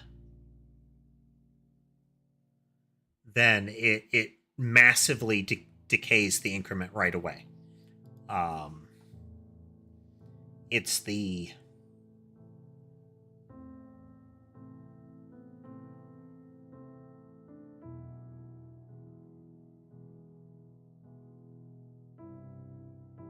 we want to decay the change. So this is the actual multiplier. It is 0.9. We're dropping it 10%. Okay, so this is negative 0.1. All right. All right.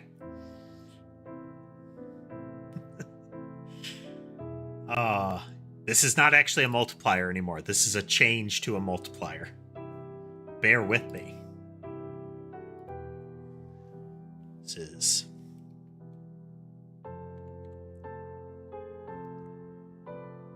one plus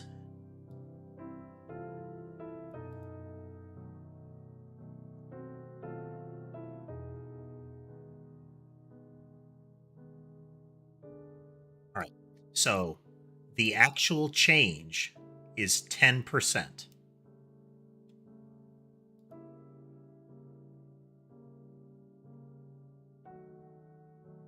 I think it would have the look of a logarithmic function, MP.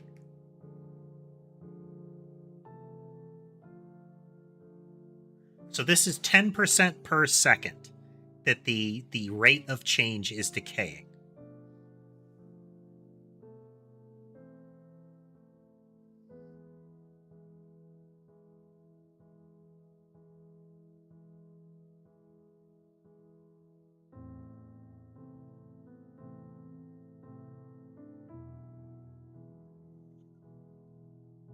Feel like this is probably the winner, folks. Hey there, Tass. Not necessarily these numbers, but the concept.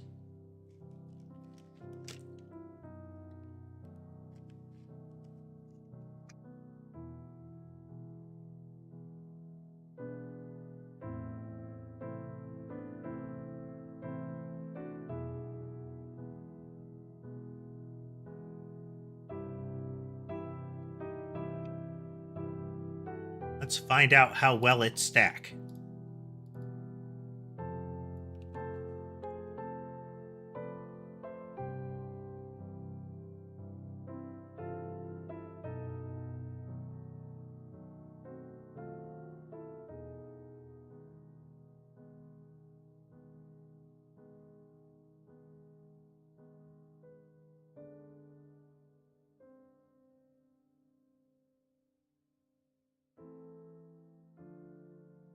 So this is four of them stacked on top of each other. So the rotational the turn radius is very tight initially.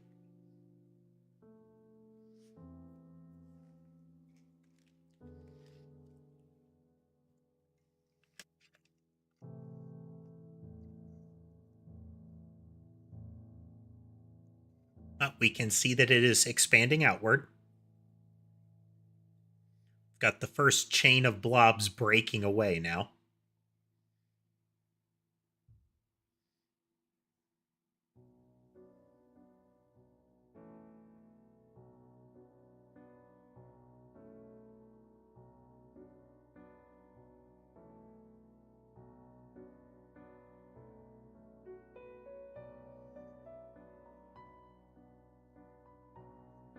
Yep, and this change is all relative.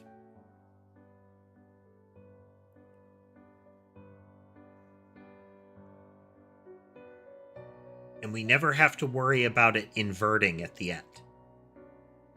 Because it will just, the change gets infinitesimally small until it's 0. Until it's effectively 0. There's a point at which, floating point precision drops so low that it won't matter anymore.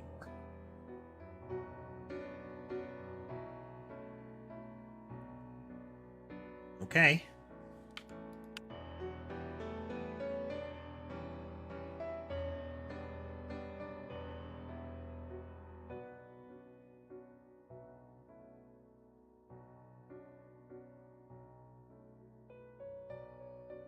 Okay, let's mess with that.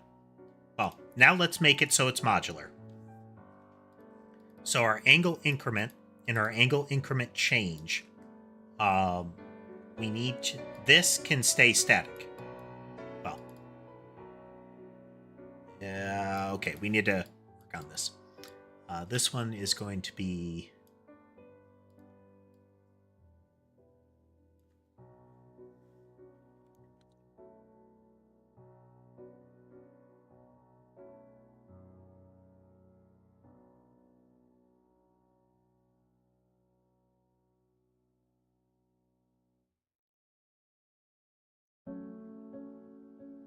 not a multiplier.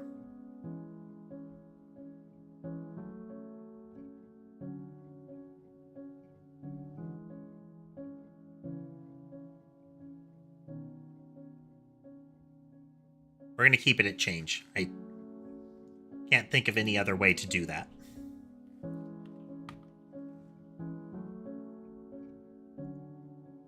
Because it can increase the angle, is the thing. It could spiral in, which I kind of like.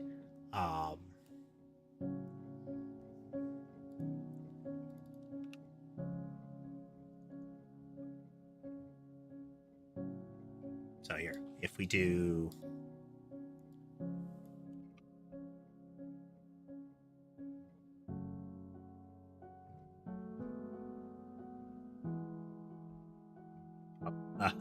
we won't really be able to see it unless we make some additional changes here. We're going to speed up its base movement.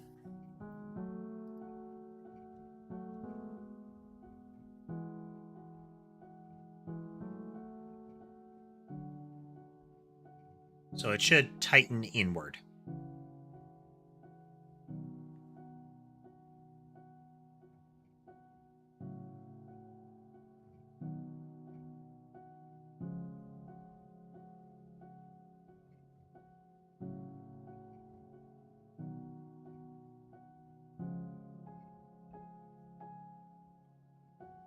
Okay.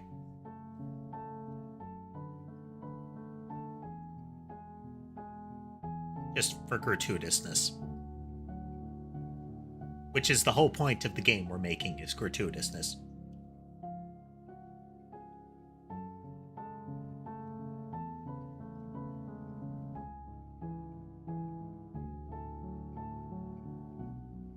One thing that I'm noticing as far as how the multi-mesh works, the tool that we're using to render this stuff, is that later instances in the multi-mesh seem to take precedence.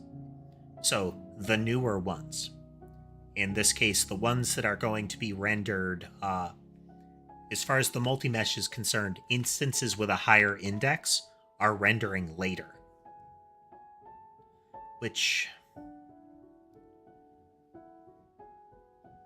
isn't terrible, but there's still more to be done on the rendering front to get it to do everything I want. But yeah, inward spiral.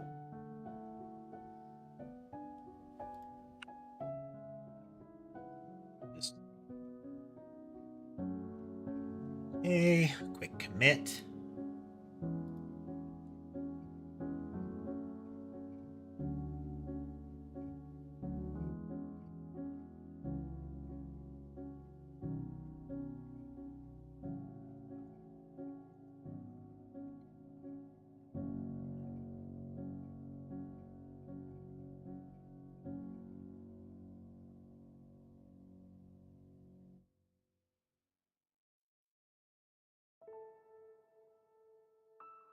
are already making progress.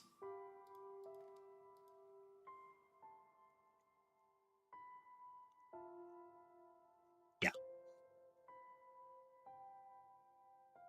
Yeah, that was the correct call. The correct call was percentage-based decay. That way we don't have to worry about it going too far one way or the other.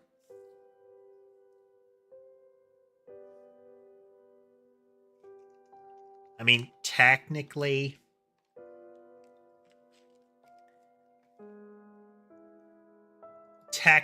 this can wrap. Given enough time, this will wrap. So, here, let's...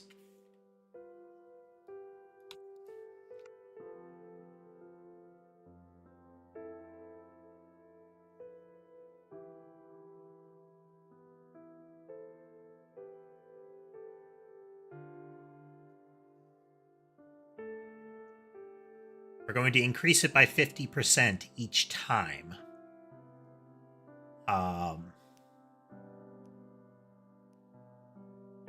Actually, let me look at that math here. Increment.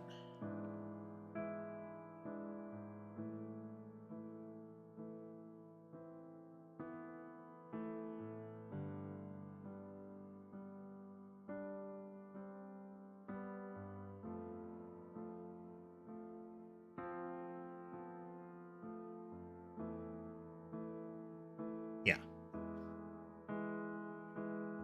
So the angle increment is, this whole increment is increasing 50% each time. So eventually, this is going to exceed 360. Yeah, let's give it 1.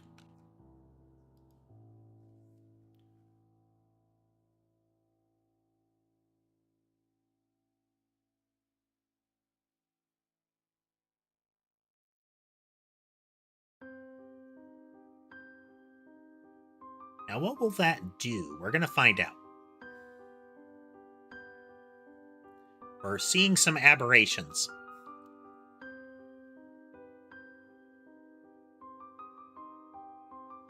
Yeah. You can see the little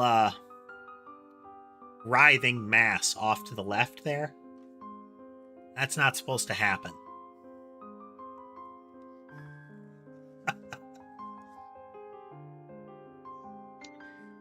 So what's happening is that once the number exceeds 360, we start to have a problem. Because it's just going to get worse from there.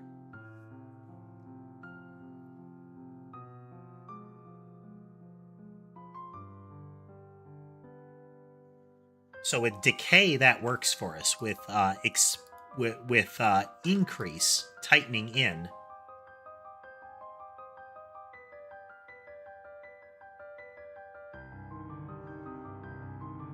here we can actually just tighten it way down and just show you one of them in action.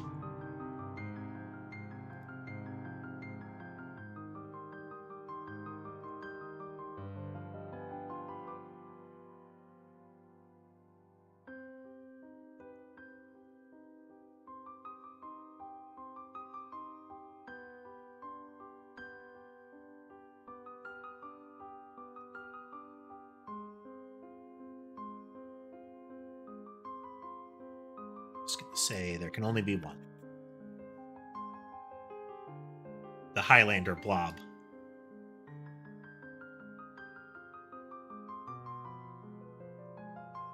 Degrees, spirals inward. Speed of rotation is increasing. And now that 50% is starting to be like 50% of 360, 50% of that, 50% of that. I'm sorry, like double. Until eventually it's going wild because the next rotation can be anywhere.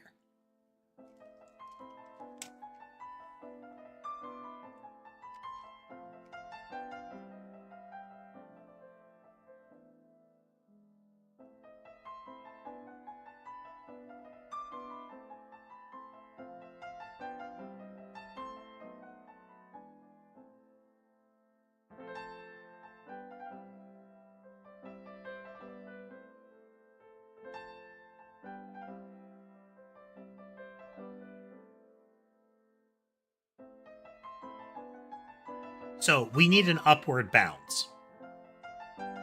It's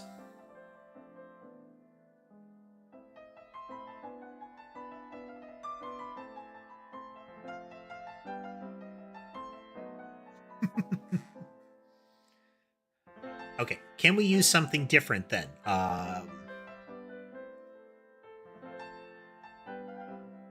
Is this where that log will come in?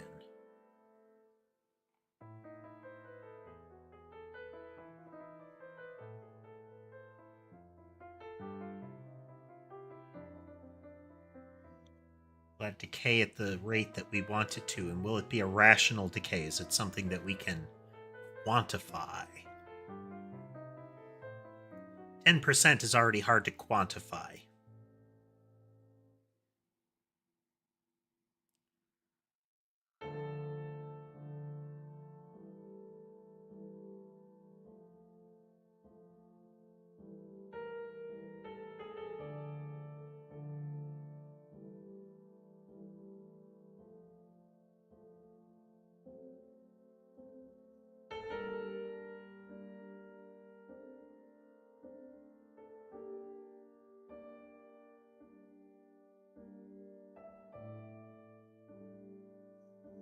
Let's just put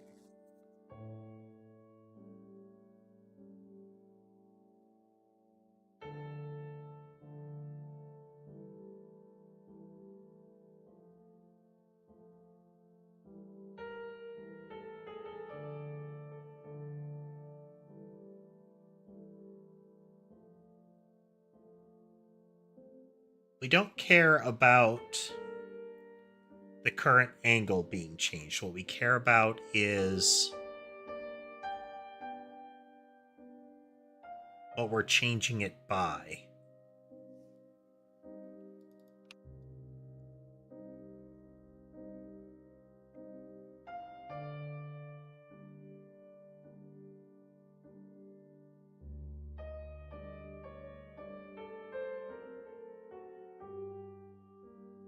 Let's reintroduce this little bit.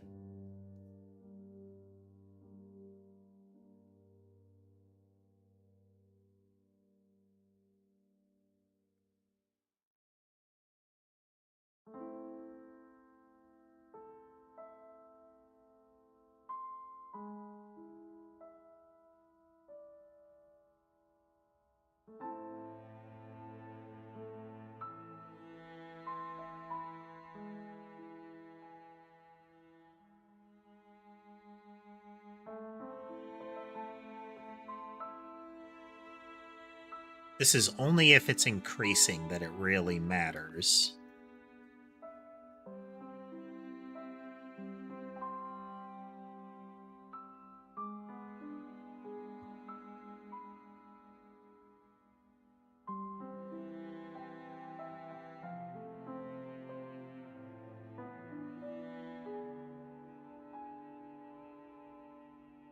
Effectively, we need to cap what angle increment can be.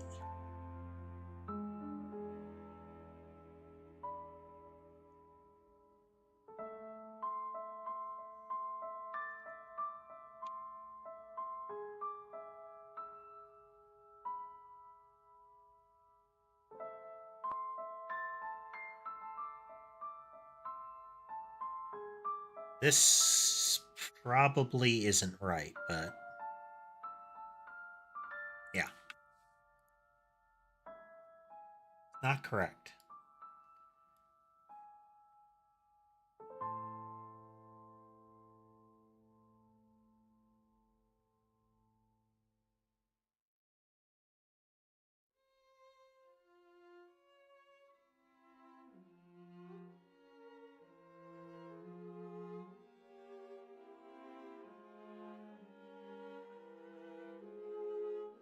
Because there's a point at which we essentially want to say, stop.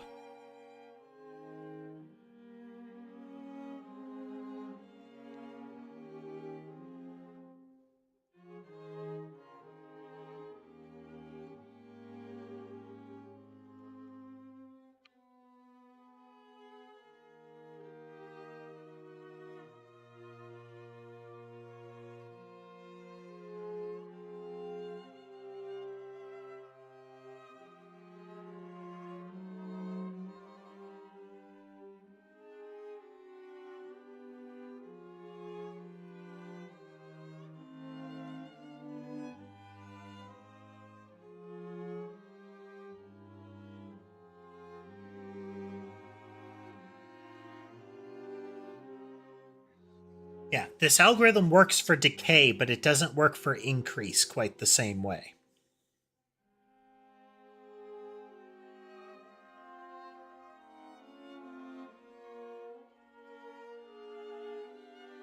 Having a finite boundary isn't quite right.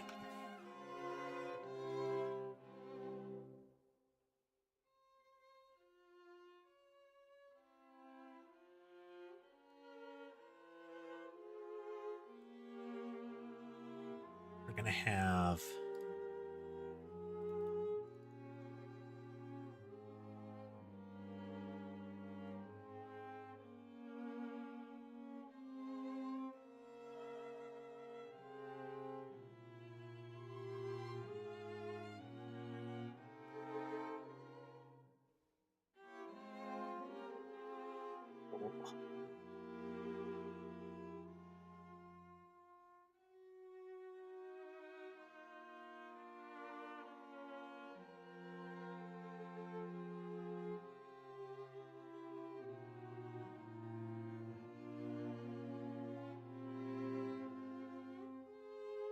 So part of what we were running into is the idea that we don't...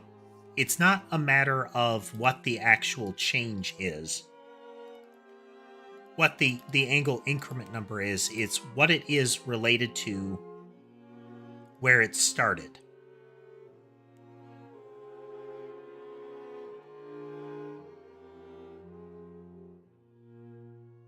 It's by how much we're changing. It's by how much we're changing. Once we start changing by greater than 360, it starts to lose meaning. Because the minute you hit 360, it's don't rotate. It's do nothing. Can we contain it?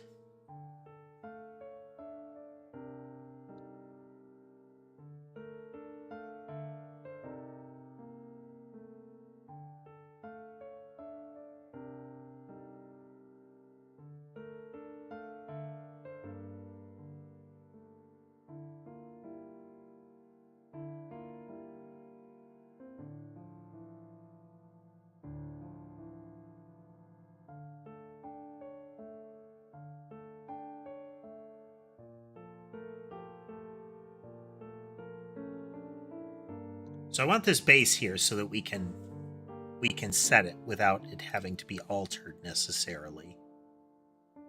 Does that matter? Is that really our problem?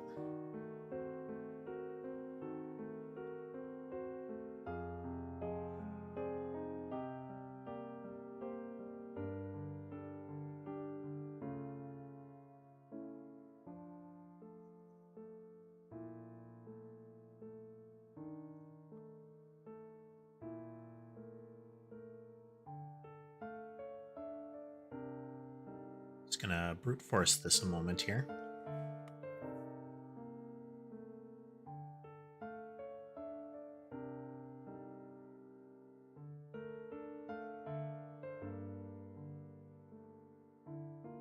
That is...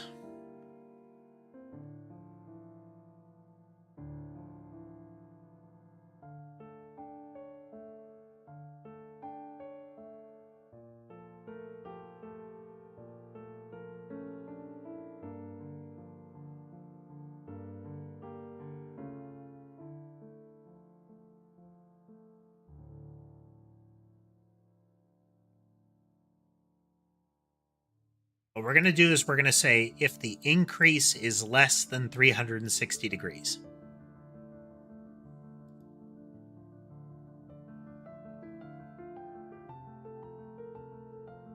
It's the increase that we're concerned about.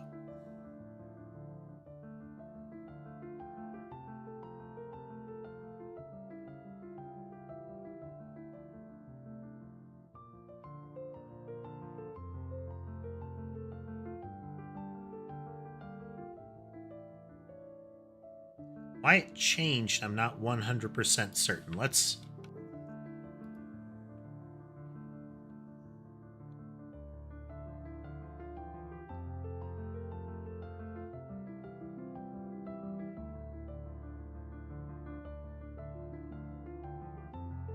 Whoops.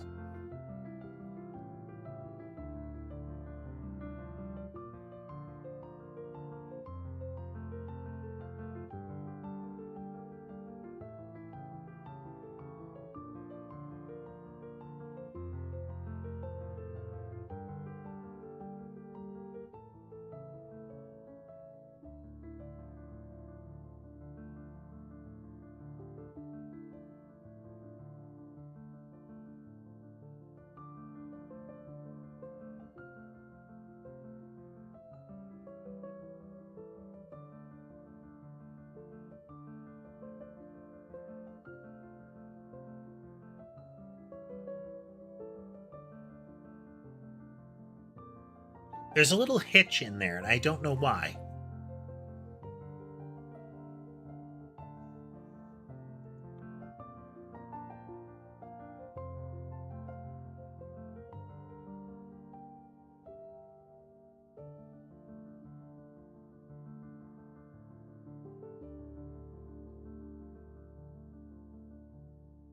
Hey there, Mud.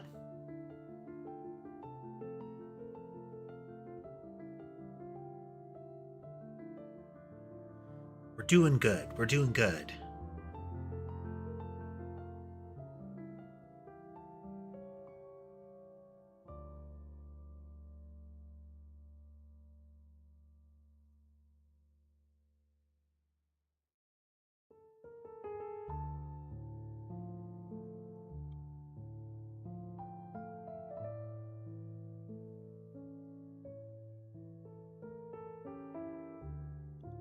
We're going to leave accumulated delta in there so that I can reuse it if I want to.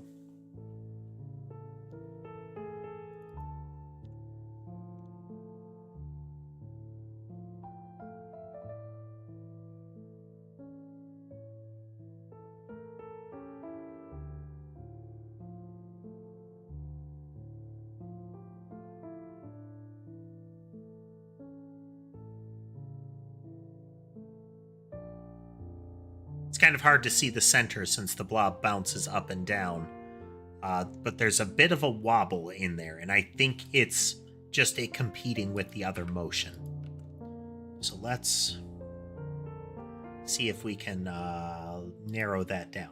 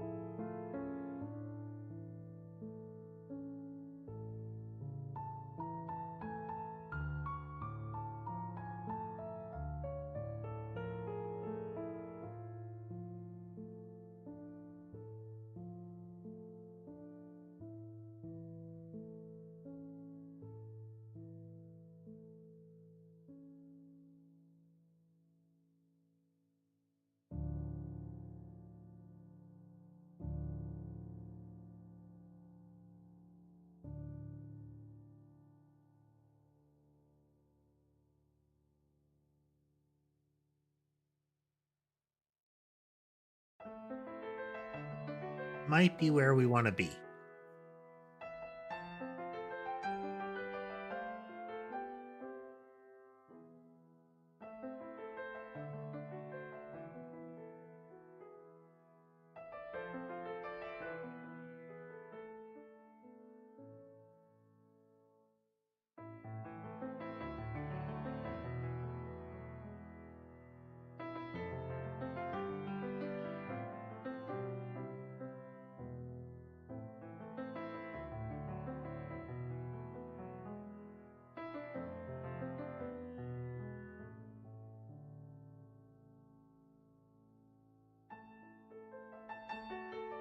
Now, we're going to need to deal with the horrible shake, but, you know.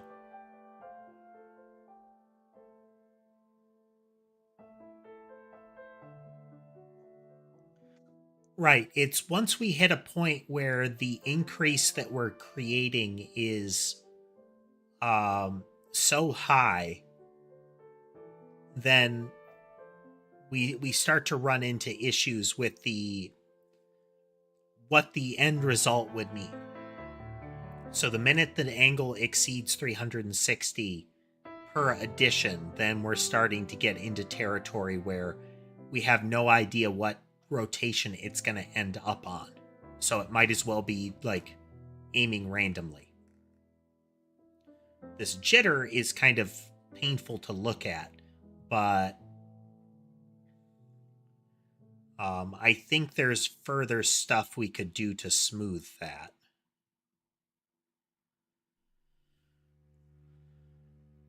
What would that be?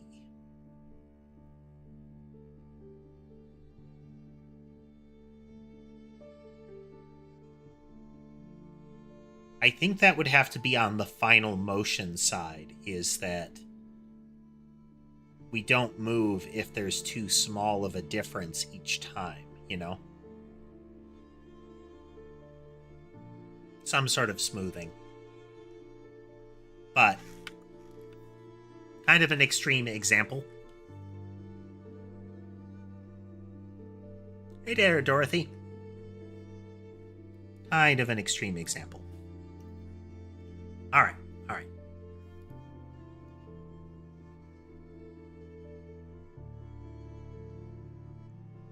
right. We could decrease by 360, but that does also change the effect of the multiplication. As we're increasing the number, as we're multiplying the number. Hey, Blocker. We're finishing up adding in rotational movement for projectiles here. So if we start at 90 or negative 90, if we eventually hit a point where it would exceed 360 and we drop it back down, one, if it ever hits 0, it stops increasing. So if it ended right on 360 and we truncate it, then it will stop increasing. But it would also mean that the percentage would reset.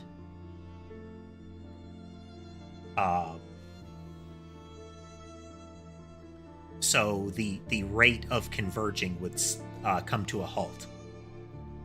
So we want to keep spiraling it, but there needs to be a limit of how fast, and we don't want it to be 90 is the limit. And I think 180 is still too much.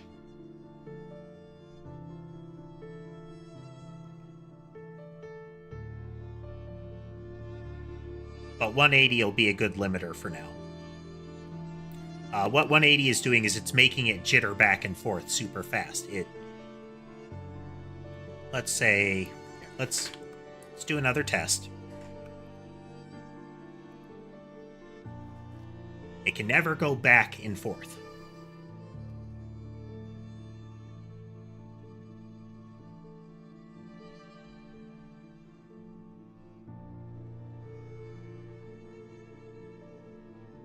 Okay, there's still vibration, but it's not as excruciating to look at. This is arbitrary, that it's 175, but it prevents it from being a back and forth motion. There's always a bit of rotation.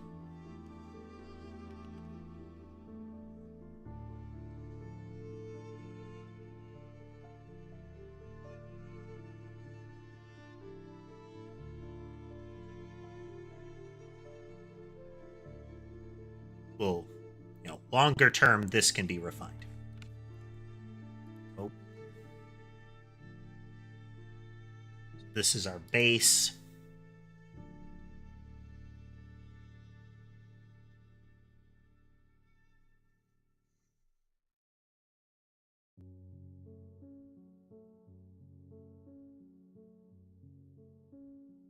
Okay, we need to expose it so that we can set these when we're creating a movement behavior here. So stepping aside for a quick break, and then we'll get into that.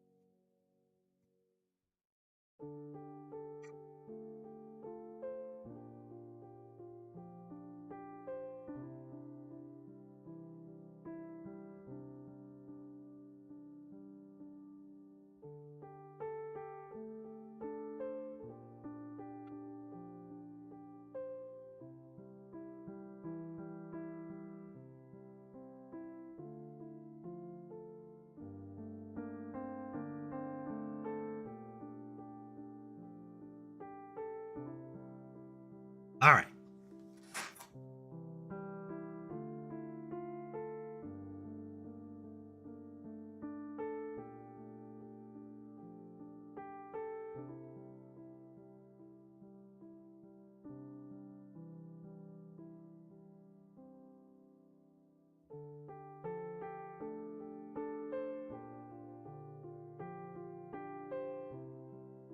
Okay, so we want to set it in degrees. And we're going to set the amount of change as a percentage, as a fraction of 1.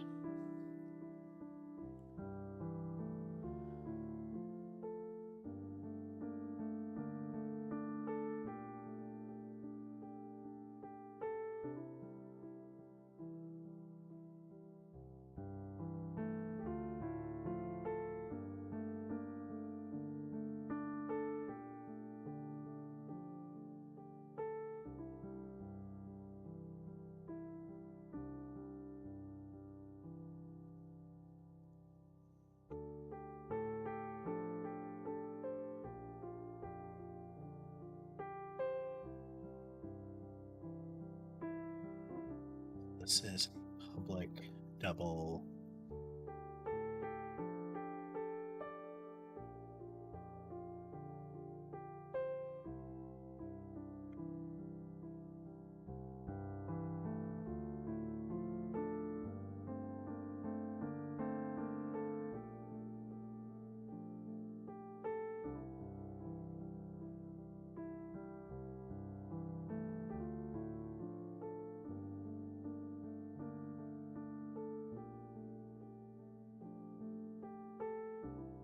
This will be a method.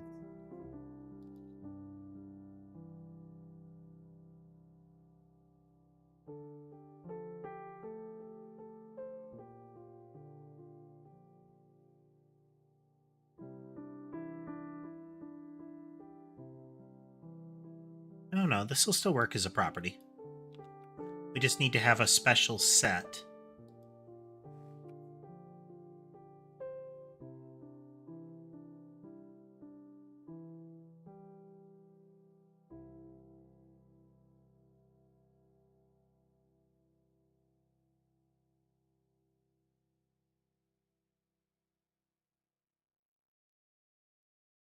No, I got this. Degrees per second just has a set.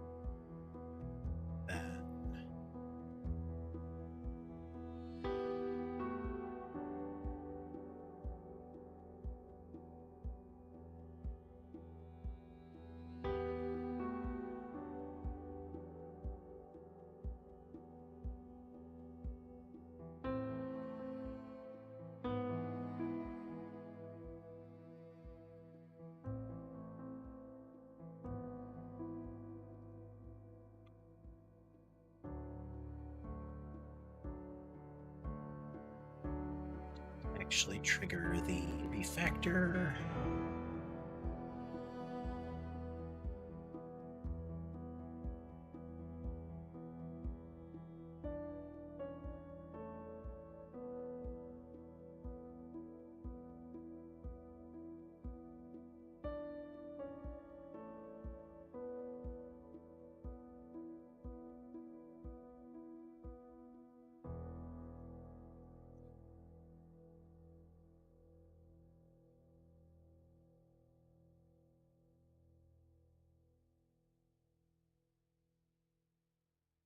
So it'll either increase or decrease by 10. It says a double.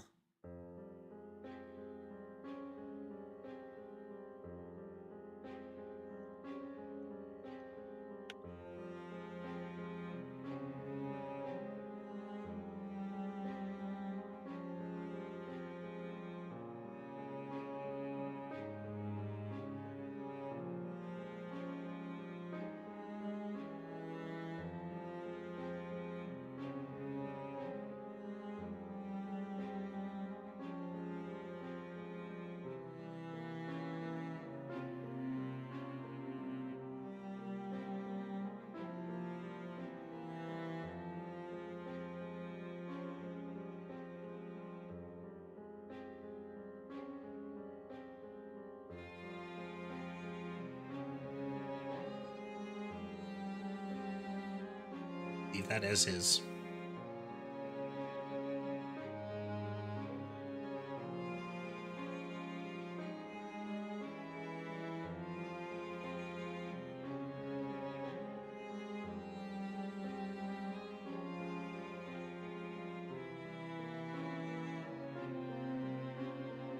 Id.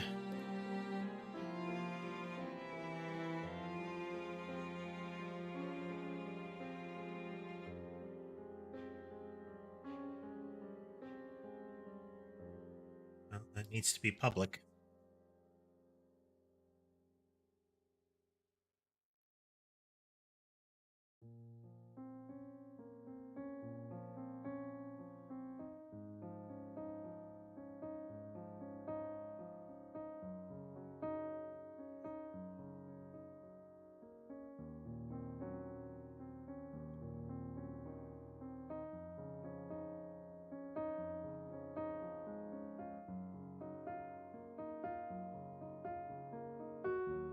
Okay, we change these back to public because we need them as part of the copy process. And we're going to change this to a method because there's no reason to have a variable there.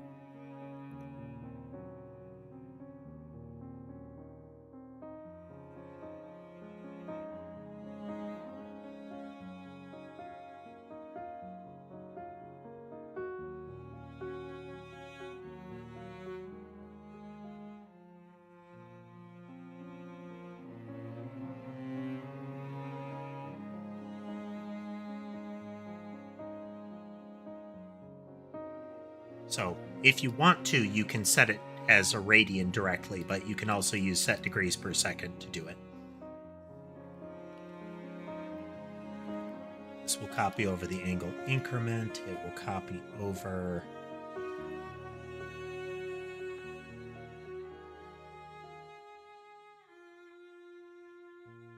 percent change per second and the current angle.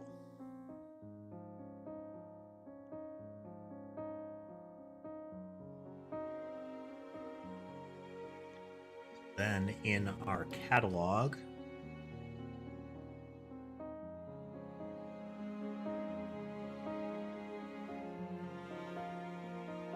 we have movement rotate.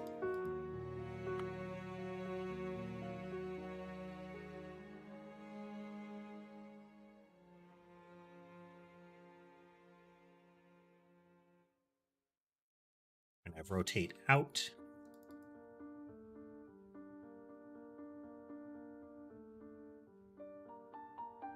And we're going to have rotate in.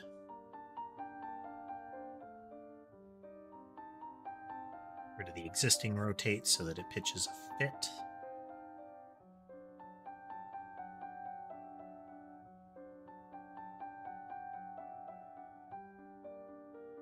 Rotate. Rotate.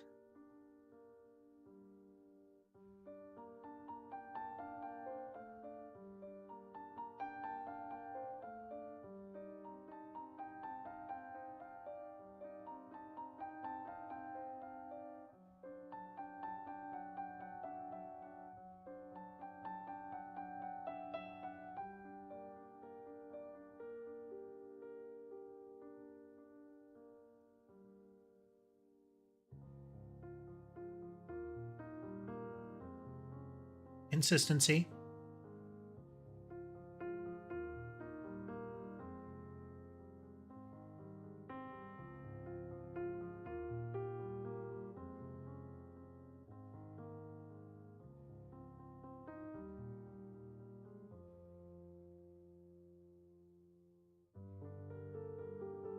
All the piece? Do you mean all of the behavioral pieces?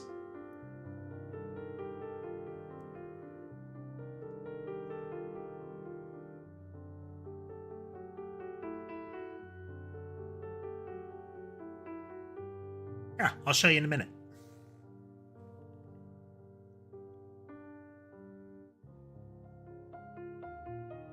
Let's rotate out so it will be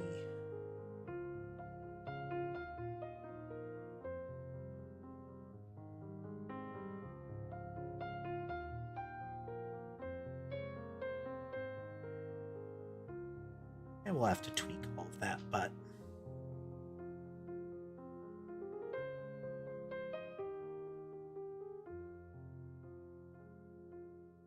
okay, so we have rotate in, we have rotate out.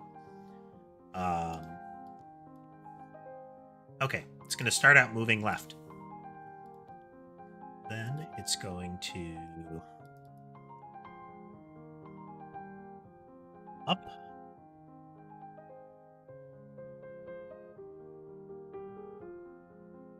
Down.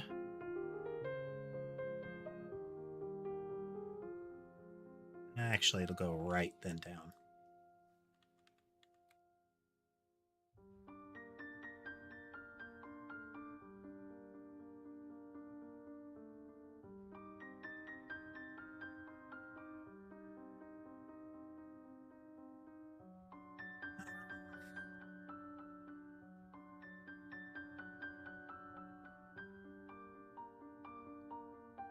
I don't know if this will actually function the way that I want it to, but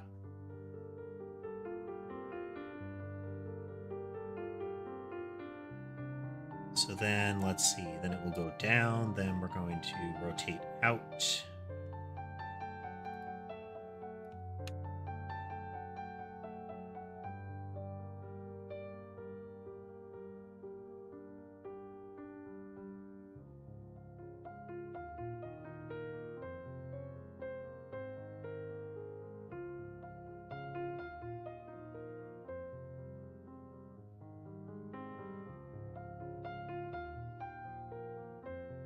Okay, up, rotate in, right, down, rotate out. Now I haven't actually tested this if there's no base behavior. There should always be a base behavior. Technically there is. It just does nothing. Oh, it doesn't like something. Oh, okay, here we go. Right. Down.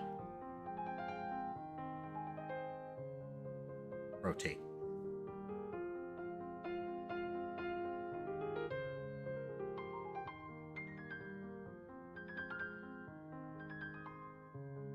I forgot that because the first movement was gated, it was sitting still for 3 seconds.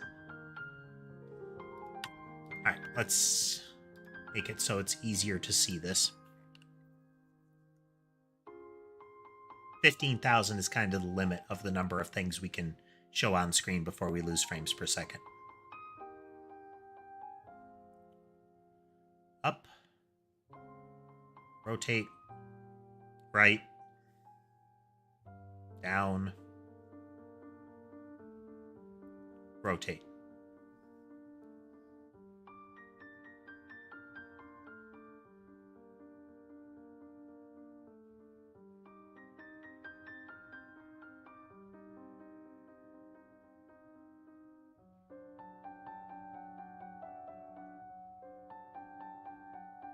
Now, would you want this in a weapon in the game? Probably not.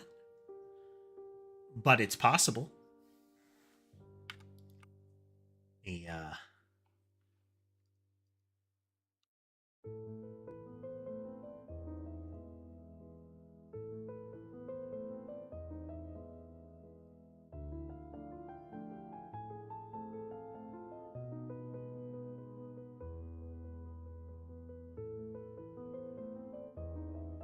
Yeah, I had it moving too quick as far as how many it spawned.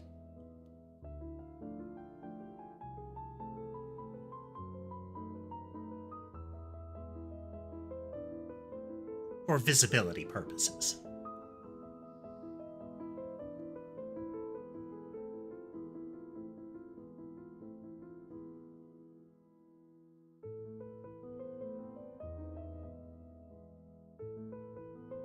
It's weird, but it do what it's supposed to do, given how I set it up.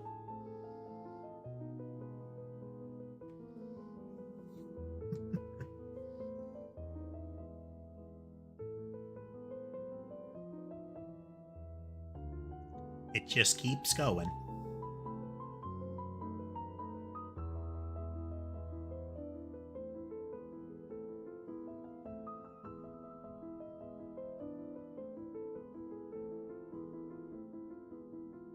Okay.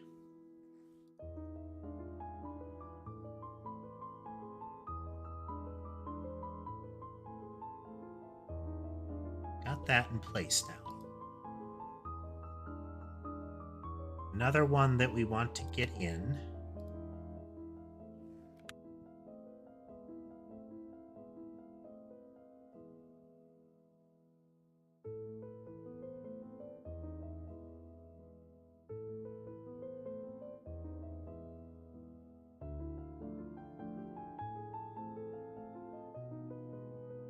Okay. With a wave, we have amplitude and frequency.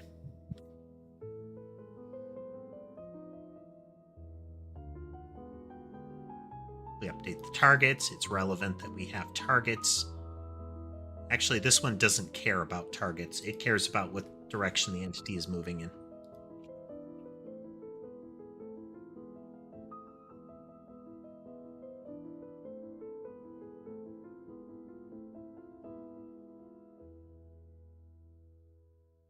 Going to take the current movement, and it's going to add a perpendicular vector according to where we are on the current curve.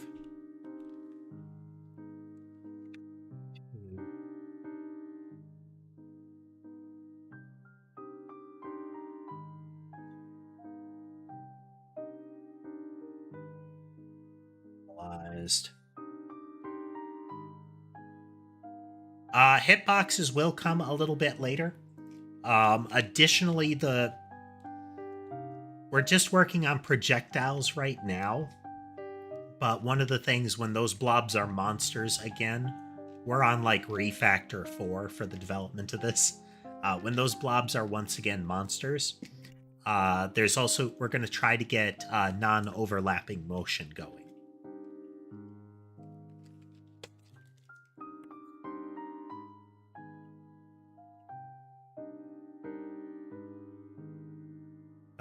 It's not using Godot.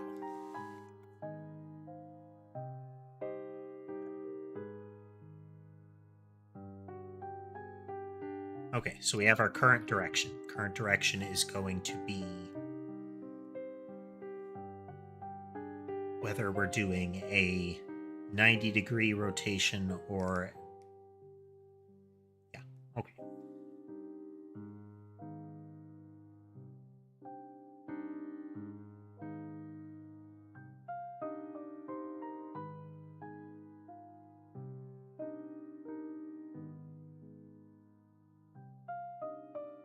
So frequency is going to be how fast it oscillates along the sine.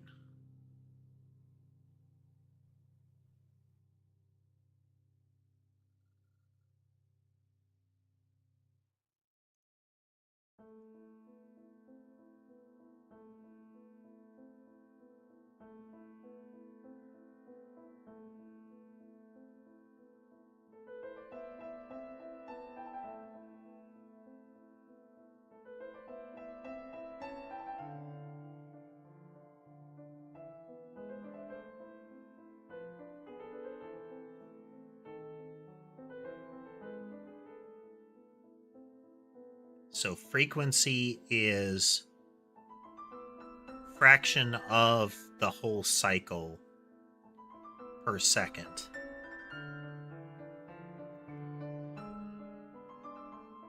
So we can set that as effectively a percentage.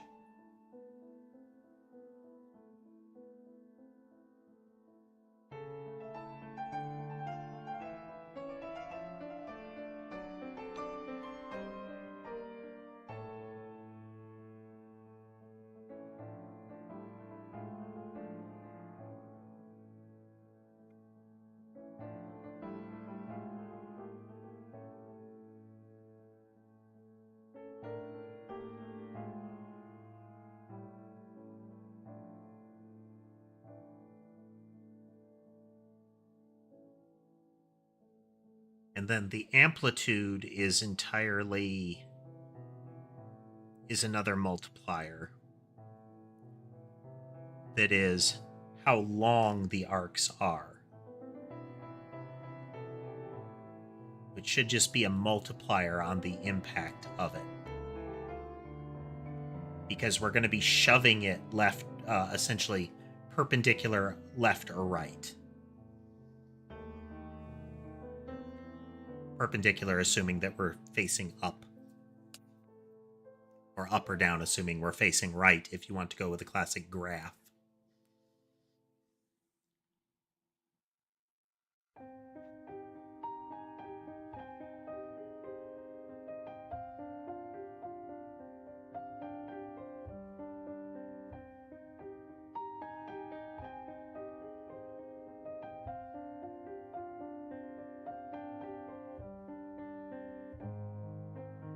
So it's cycles per second times delta.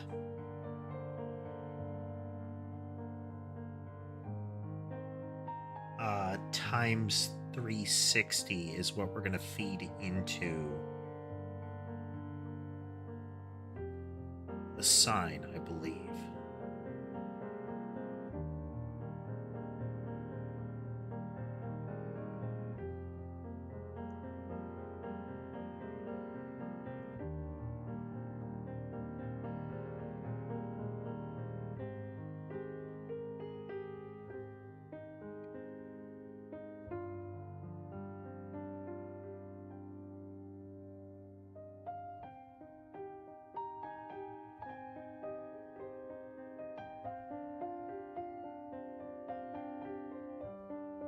In radians. Ugh. Okay, times 2 pi. Okay.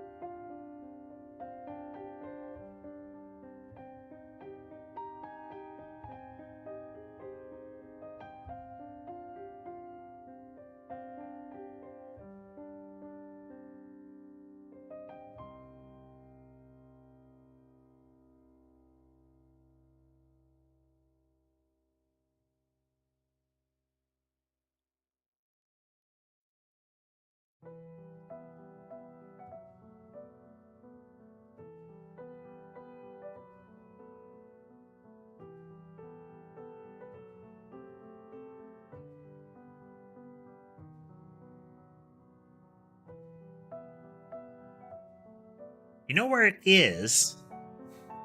Then let me know. Because in Godot, you've got degrees to radians, but...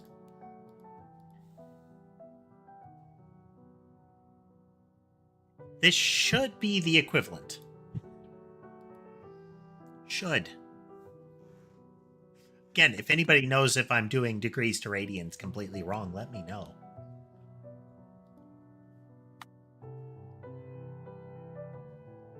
Looked up the math for it, and that should be it, right?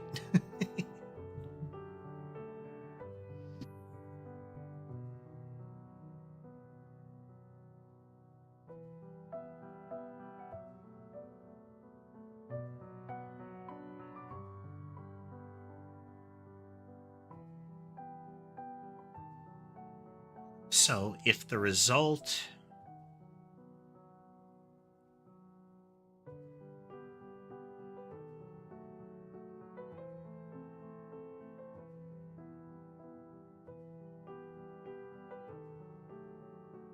this is just like with the rotation one. We don't want to mess with the... No. We can do it the same way as the rotation one.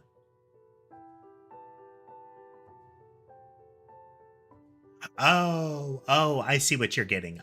Yes, I should have a global calculation thing. Yes.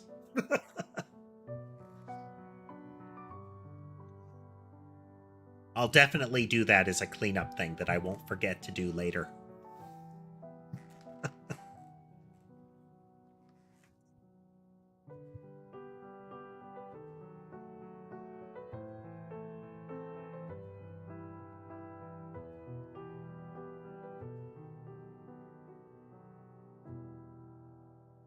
Okay.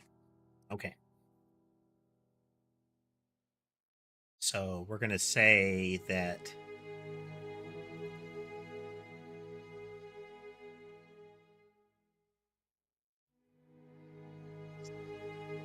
entity.proposed movement.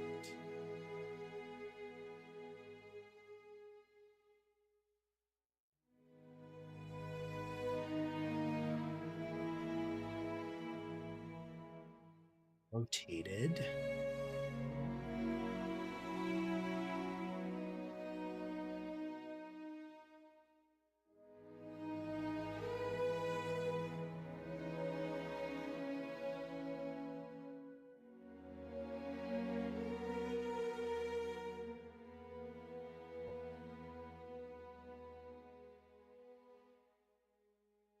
Huh?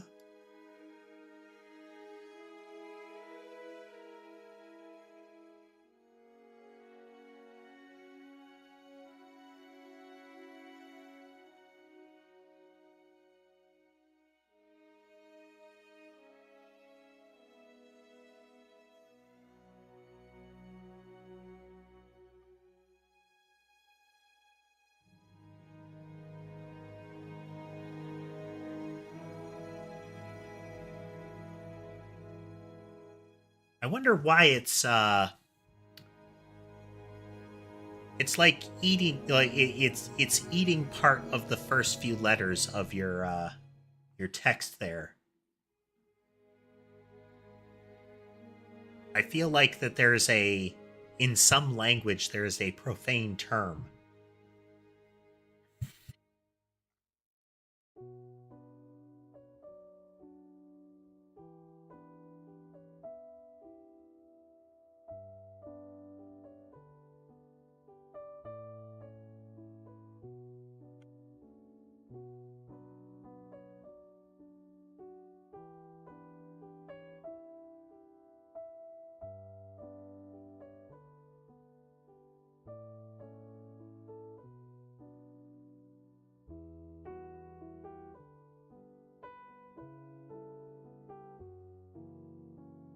Okay, so we're going to take 90 degrees and we're going to multiply it by that, which I don't know if.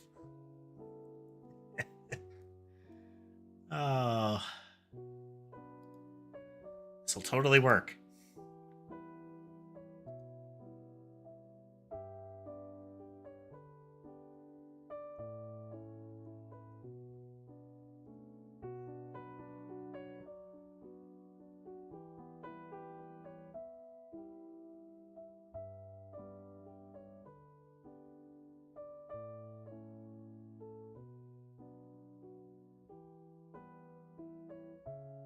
Map F. Huh.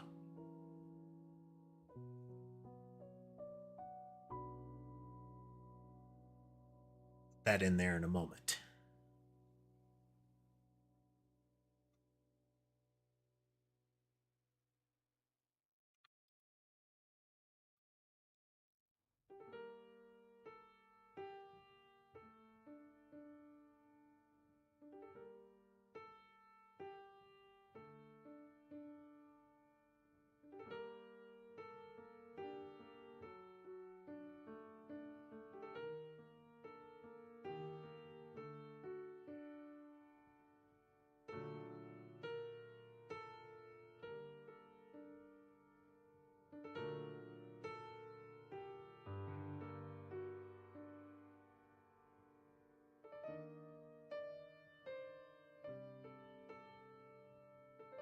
Then for the entity, we are going to just move right.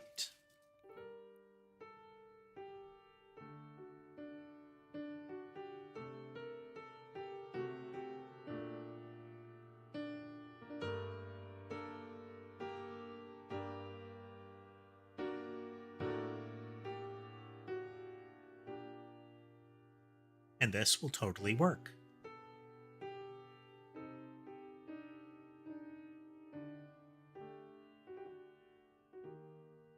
But it don't.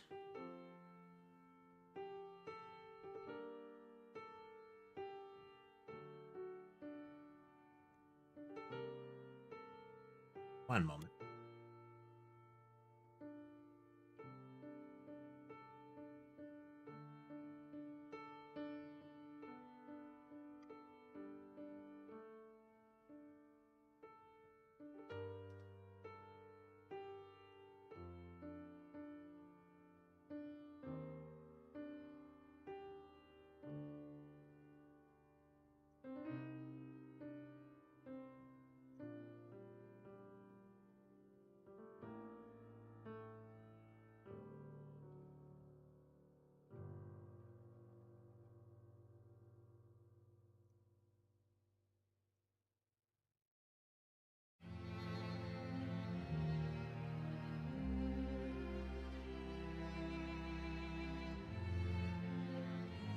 Okay, math is wrong.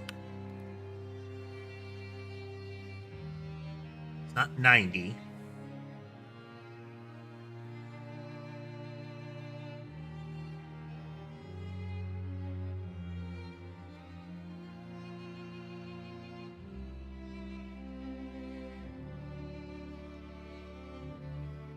So 0 to 1 is negative 90 to 90.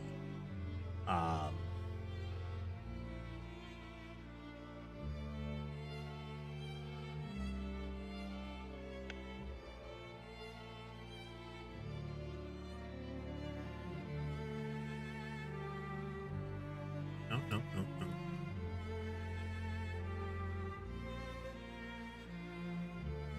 Boy, we're gonna have to clean this up in just a moment. This is a mess.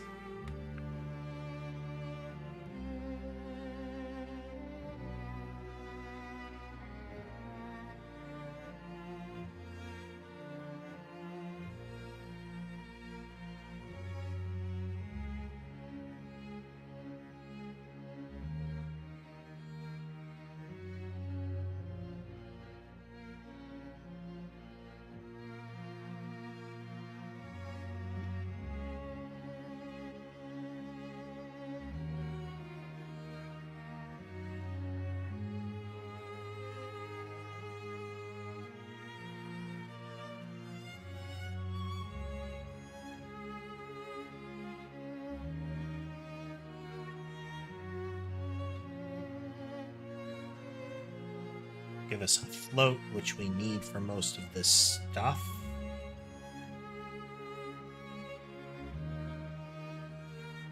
I'm going to do most of my calculations in double before it gets to it, so we'll use...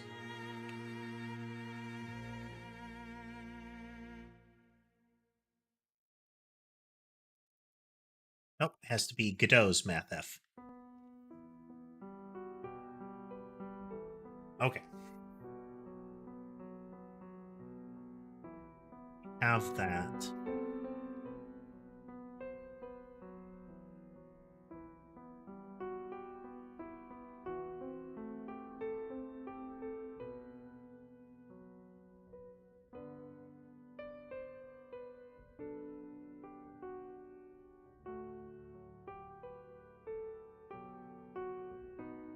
Okay, so this will be a value from 0 to 1.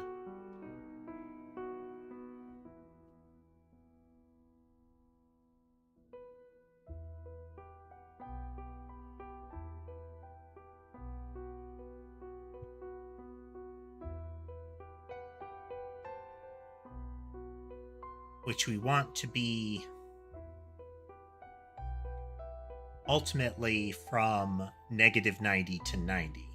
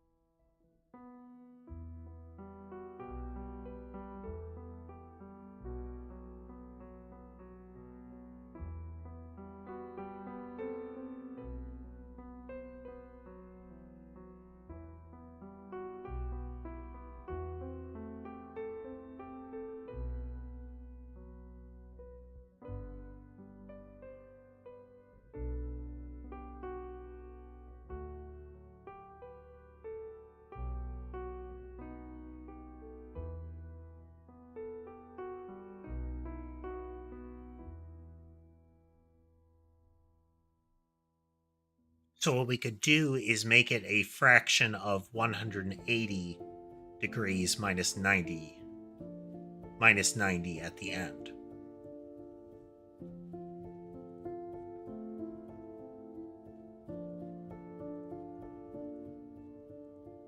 That.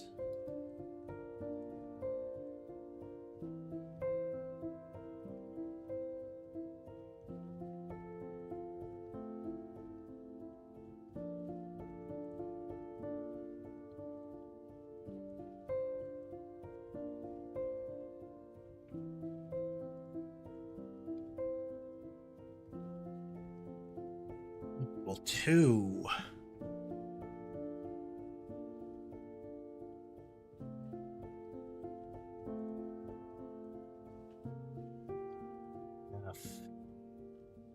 Degrees to radians.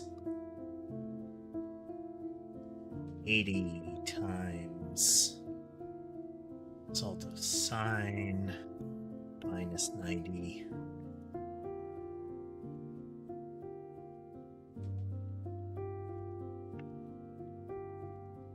Truncate to float.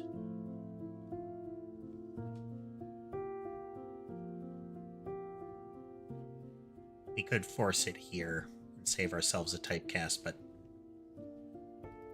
does it work first?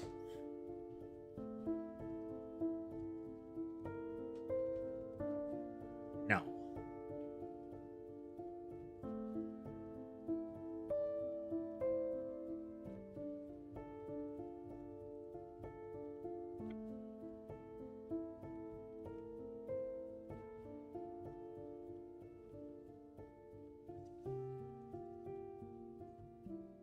We're never calling this.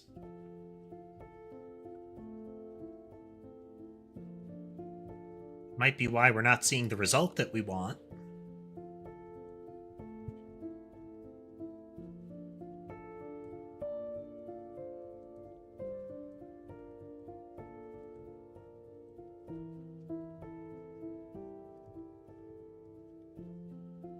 Watch my original math having been correct, but we'll see.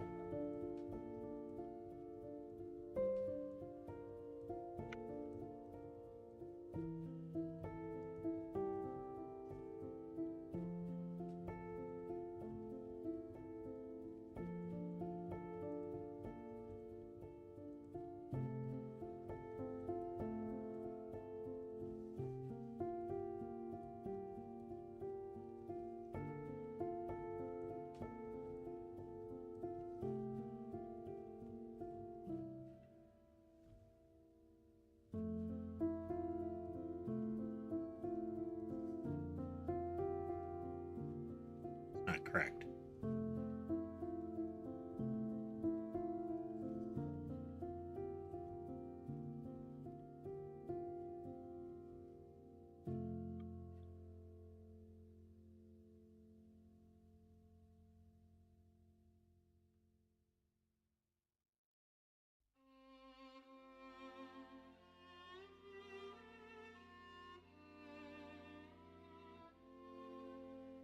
Still not right, but, you know, we're getting there.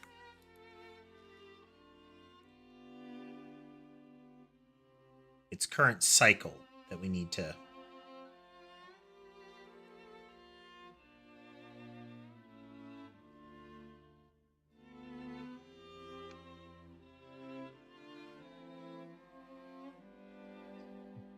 cycles per second.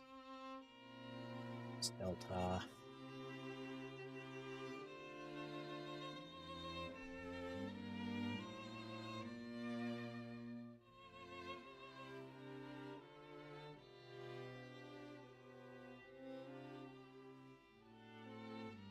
Still not right.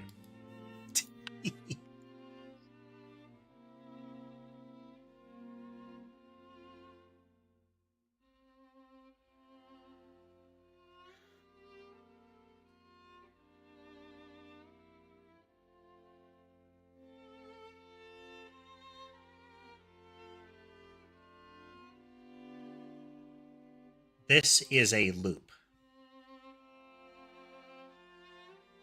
It should always be a fraction. But that shouldn't actually matter, because we're multiplying it by 360, so we should be getting a different result each time.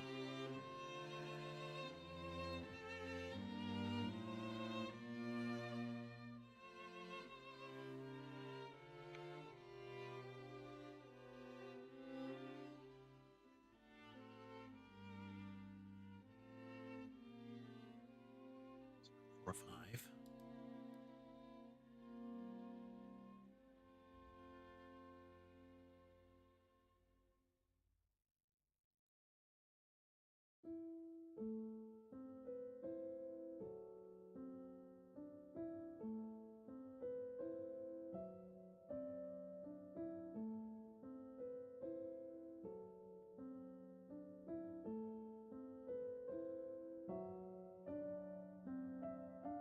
We're getting weird results in rotation there.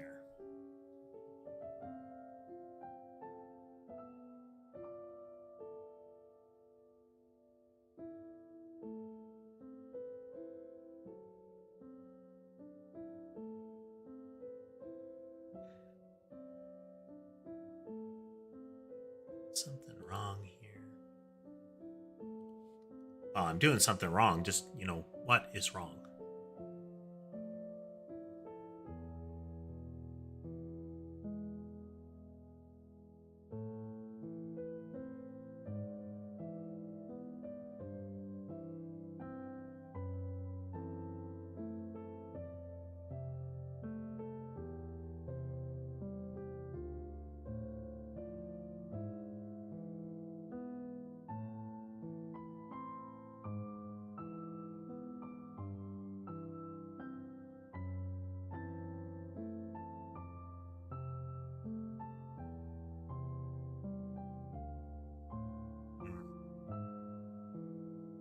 Hmm.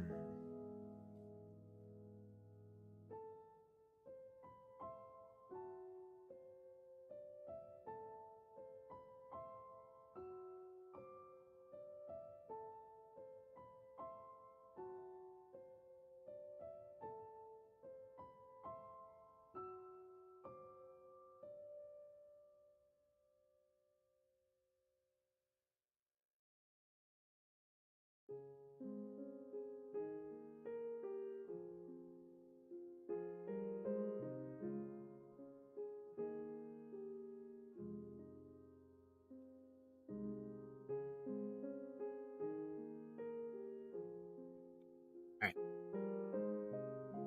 So cycles per second is going to be number of times that we hit 360 each second. So my current cycle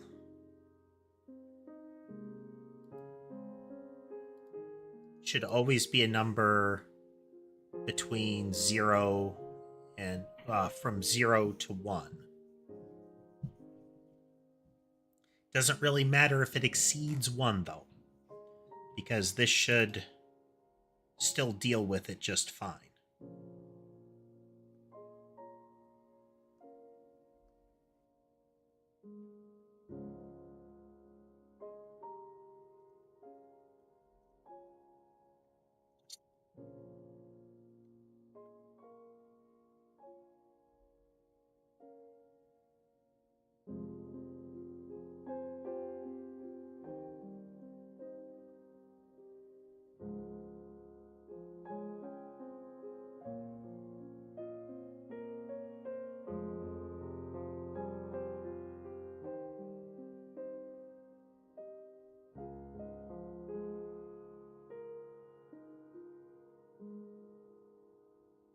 Lock it in place, see what we're doing. See how much we're overcomplicating things. Okay, effectively -1 if it hits 90.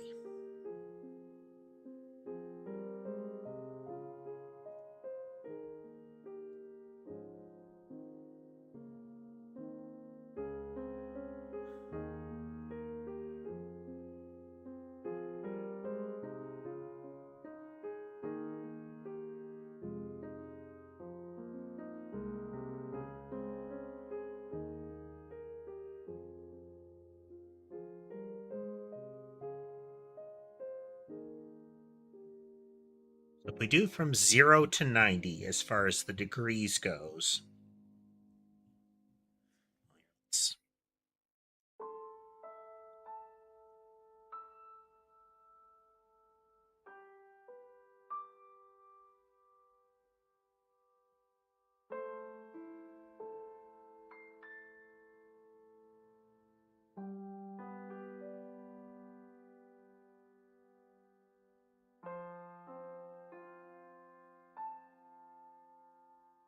let's strange.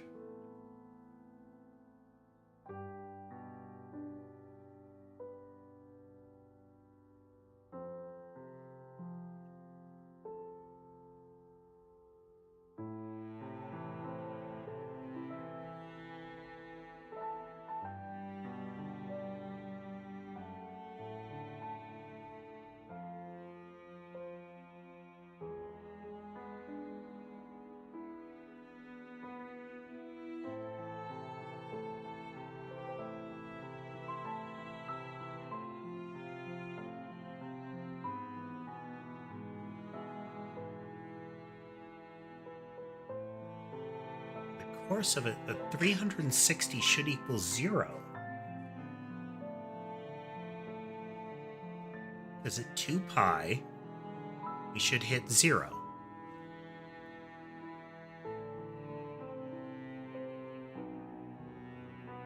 Sine of 2 pi should be 0.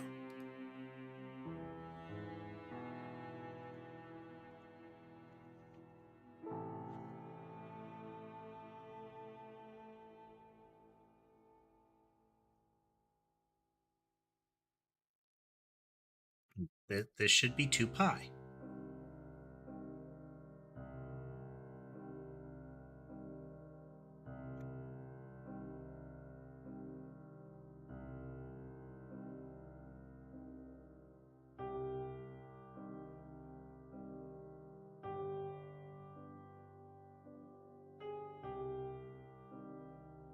I'm missing something here, clearly.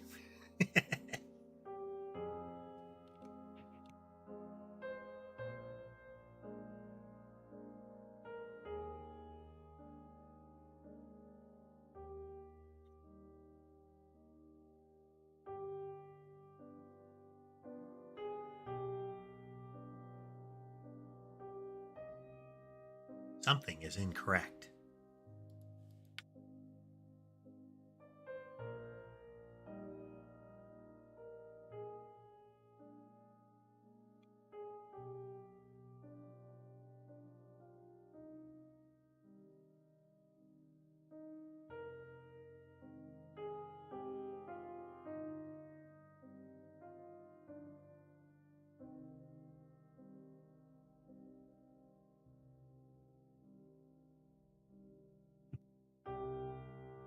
Am I going mad here, folks?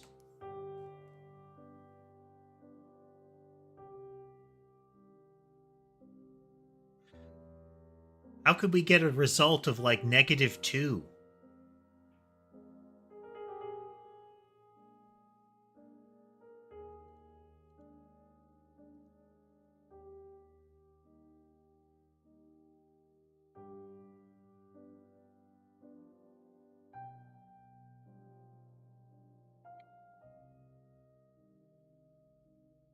Yeah.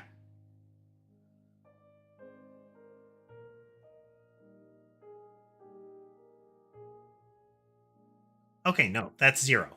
That's 0. It's a super tiny number. It should be correct. Just isn't shown here. It's -2.5 e to the 16th, e to the -16th. Super duper duper tiny number. And because we have floating point precision here, we're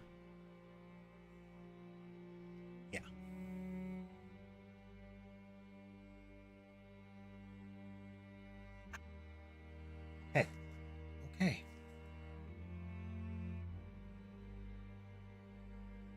Okay, so at 180 is the tipping point. between left and right. 90 degrees, 90 and 270 are the extreme axes of positive and negative. Those will be our 1 and our negative 1.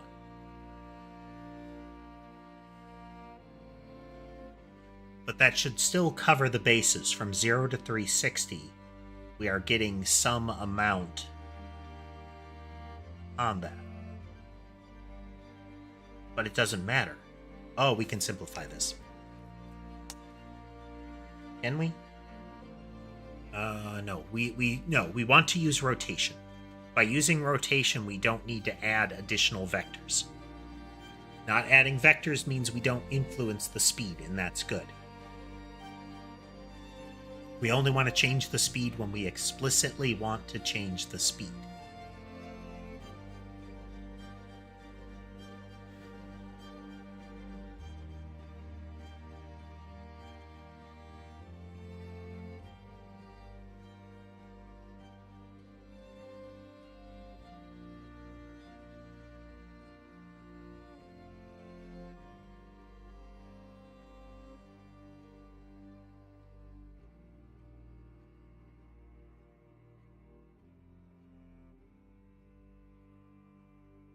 So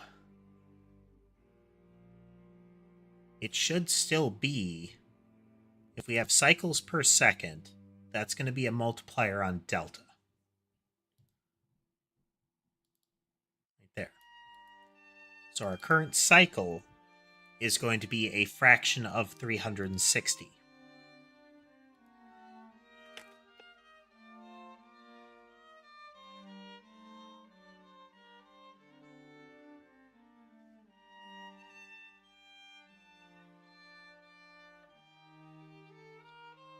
$60.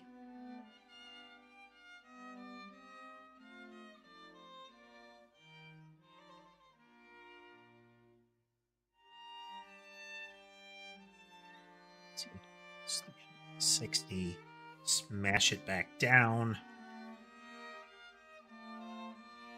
Because it should be able to loop. It's always able to just loop around and resume the cycle.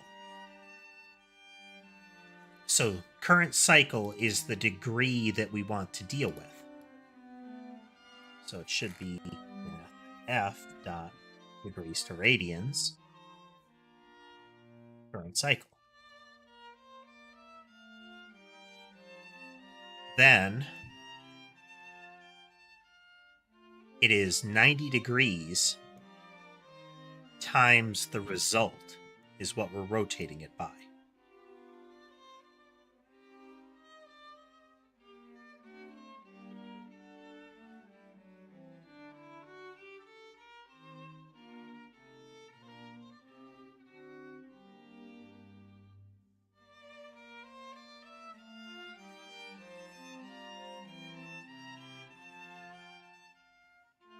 So that should get us kind of a metronome effect. Left, right, left, right. Okay, it's working.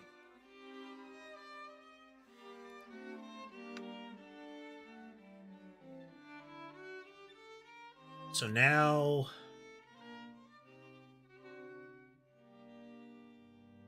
cycles per second will influence the frequency.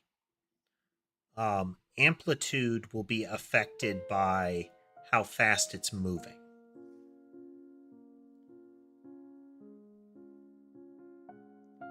But I still feel like we're getting a incorrect tick here.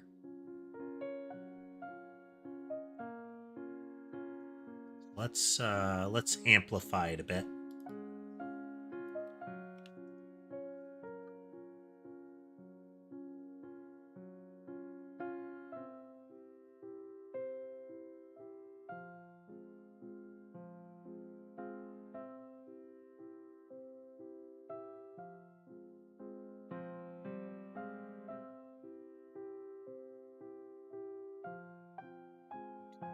Wave.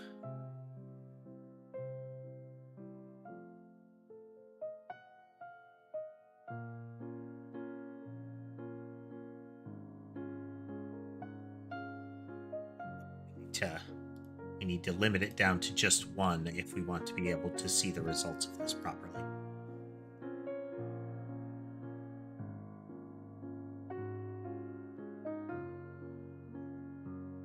But this is pretty much what we wanted to do.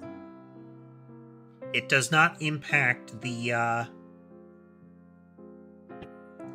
motion. Now, we would need to offset it. We would use, I think, like cosine if we want to get this just right.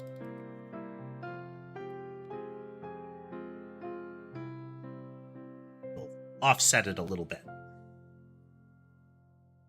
There we go. That way, this red dot, which you probably can't see unless you're looking real close, is center of the screen. It lets me draw a straight line across, so from the point that they are emitted, there's a straight line through the middle of the wave.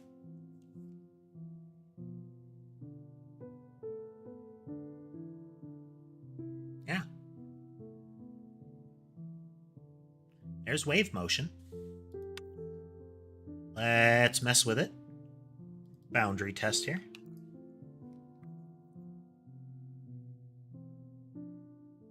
What if wave motion, but more?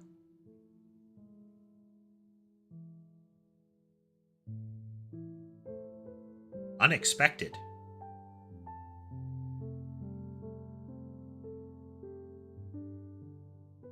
It's going backwards.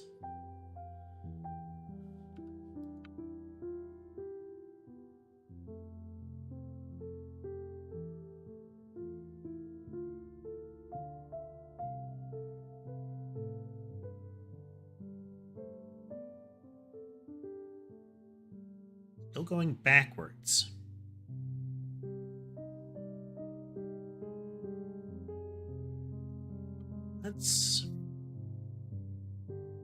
Since we're rotating, we're never really going to 90 degrees.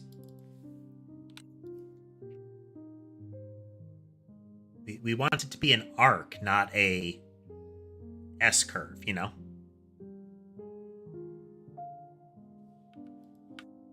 Okay, so there's two. I suspect we'll get the same aberration once we hit enough of them that it starts to skew the rotation. Okay, now we're getting a figure 8 almost in place.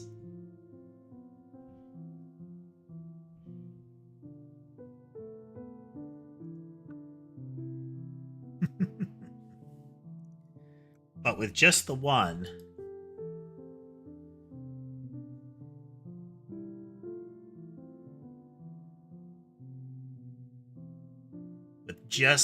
we get this nice arc here. Which we can mess with further. If we say there's 2 cycles per second, we should get a tighter wobble here.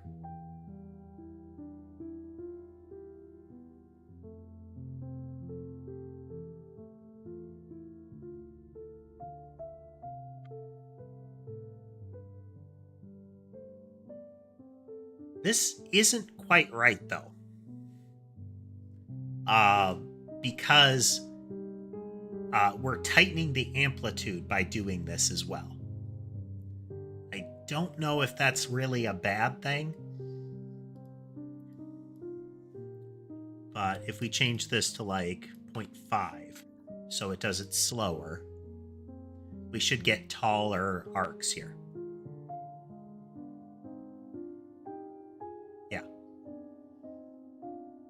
So ideally, the amplitude would not be changed here.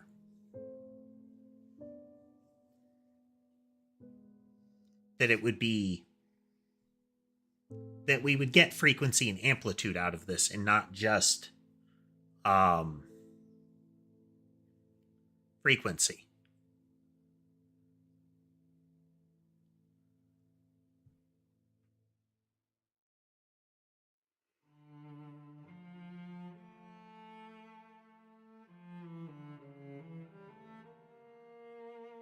That's actually something I've thought about a little bit, Parakeet. Haven't pulled the trigger on that, but multiple sine waves or multiple rotations on top of each other could be something where you need to just mush them together so that it's not like executing multiple at once, since they can have conflicting behaviors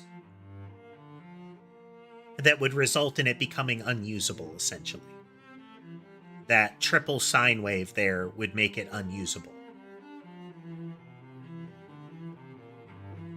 Okay, so this is a this does not change the actual linear velocity of the projectile to do this.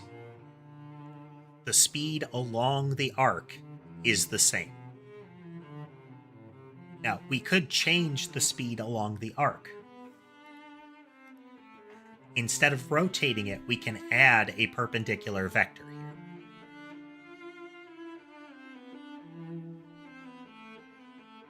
So here's my proposed motion.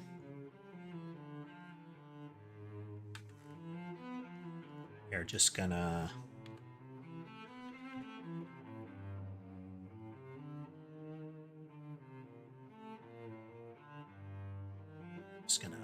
comment all of this for a moment.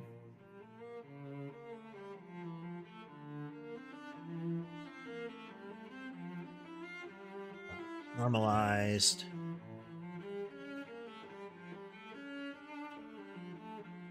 Rotated. F dot degrees to radians. 90.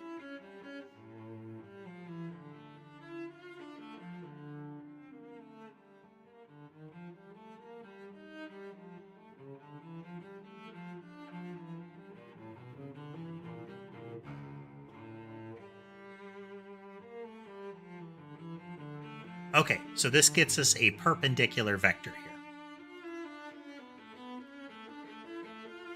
Then our sine result is still pretty much the same thing.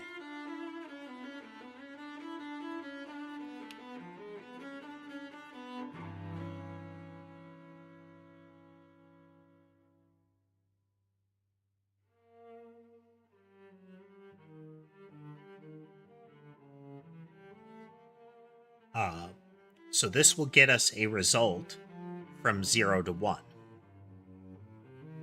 I'm sorry, anywhere from -1 to 1. So then we do 2move times equals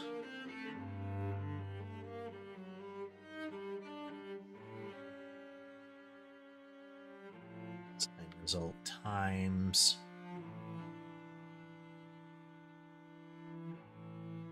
six delta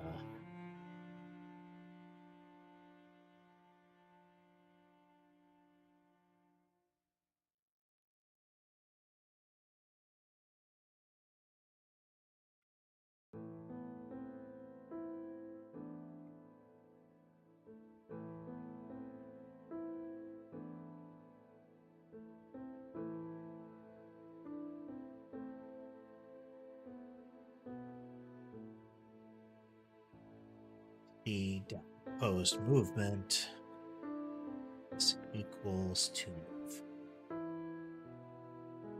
Okay, so what this should do is right here, we're getting a right angle, a vector at a right angle to the current one.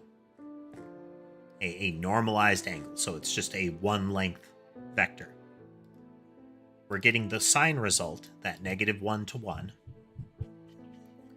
And we're multiplying that out by our current speed. This is effectively our amplitude right now.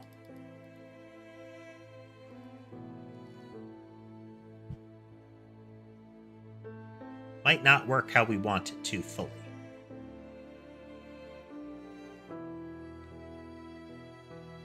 So let's do 280.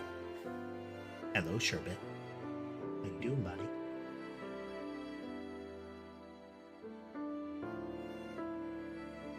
So this increases linear velocity, but it gives us the ability to have amplitude and frequency in here.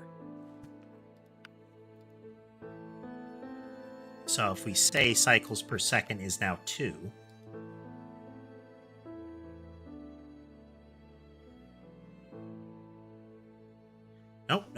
nope, not quite.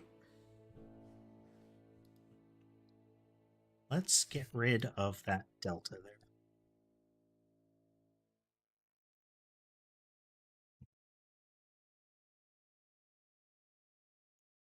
Wow. No, that's not what we want.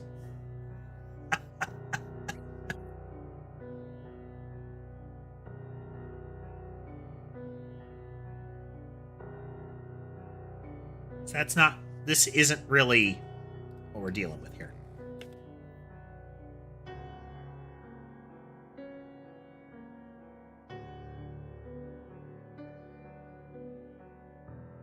Because we're only applying that vector as frequently as... I think we're muddying the waters here. I think this above solution is more graceful. We just need a way to affect it more gracefully here. And also how to combine it gracefully. Because multiple of them stacking gets strange too easily.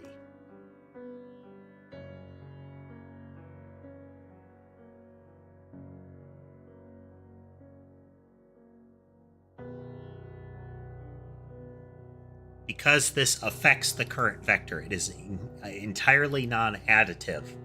So, oh, but no, it's implausible that you would have both of these together. Here, we have, we're going to add another type of movement.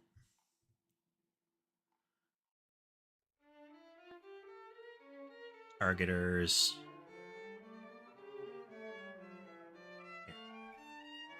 So we have basic movements. We're going to have one that's called continue.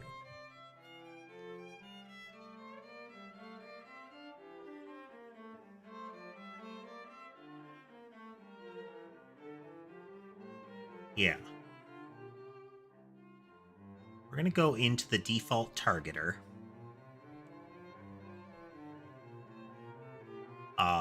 In its default,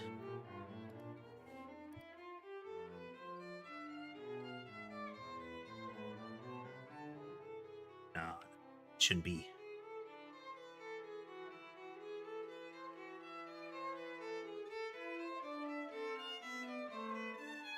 By default, it has nothing that it can use, and it would just return. Yeah, let's make a new child here.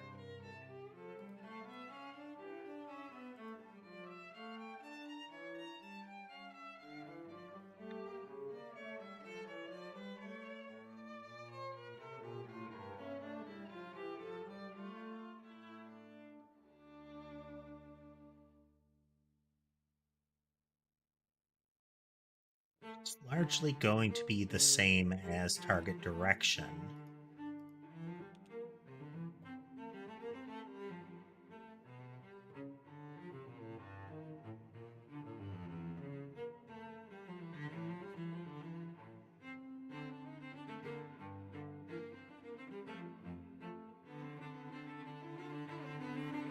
It's going to say direction is equal to.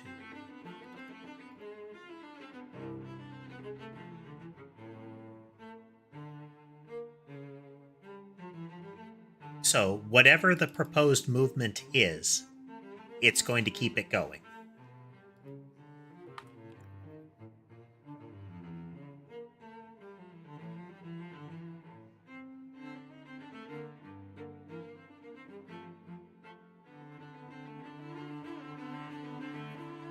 We have the idea of an entity having a target direction and entity so that the targeters could pass it along. But I don't have that implemented yet.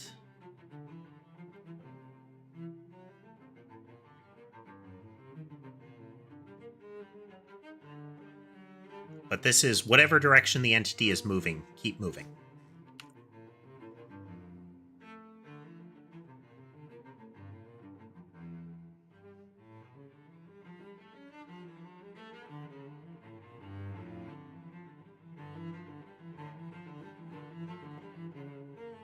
This.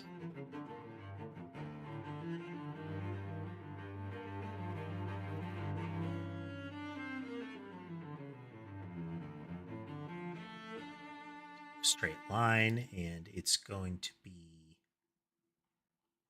need a targeter here.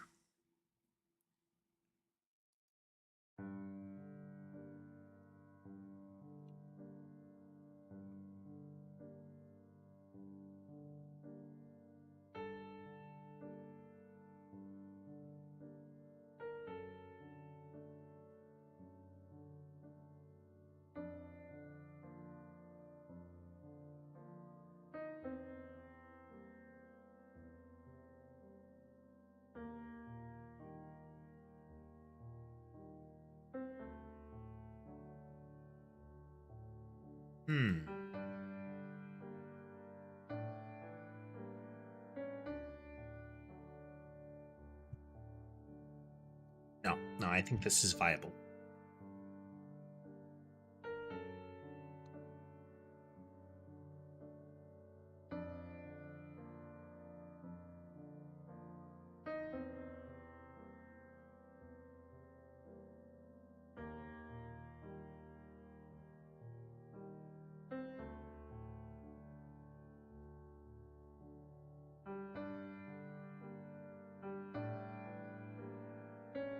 So the whole point of movement continue is keep doing what you are doing.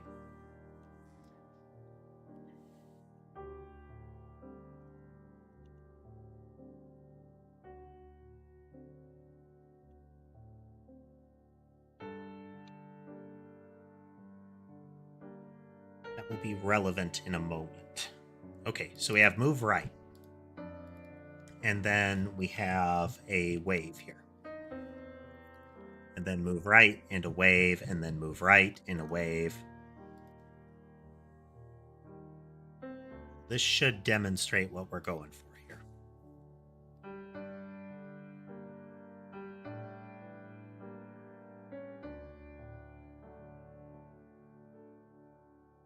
So this is a stack of many wave motions together.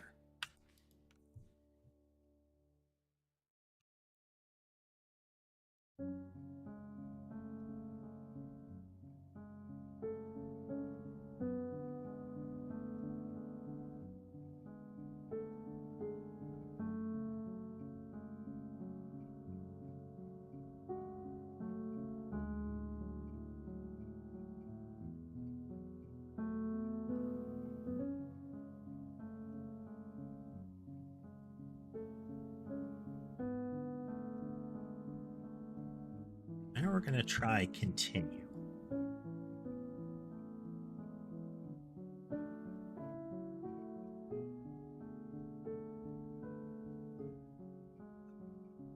Okay, same problem again.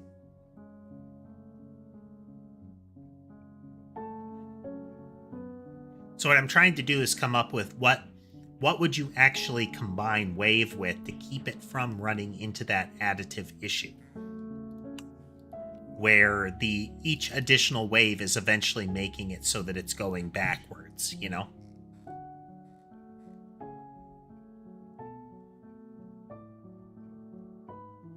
Continue will be useful because it effectively speeds things up.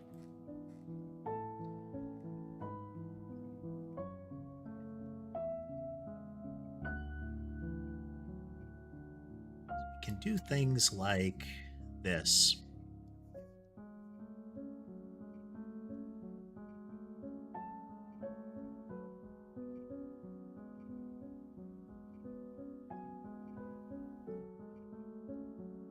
So here is the sine wave with 3 continues after it. Oh, here. We'll just put 1 continue after it. Slightly de-exaggerate it. And maybe 2. Needs to be a little more exaggerated.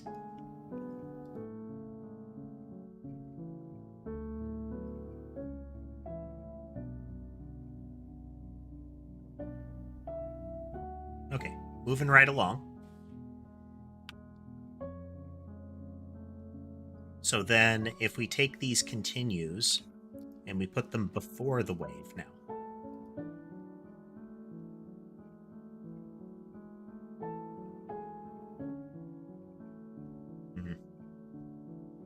Doing what it should have done necessarily, is it?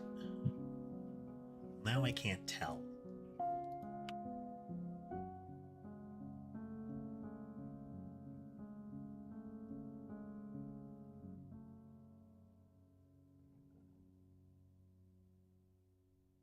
Ultimately, this doesn't actually matter now that I'm thinking about it.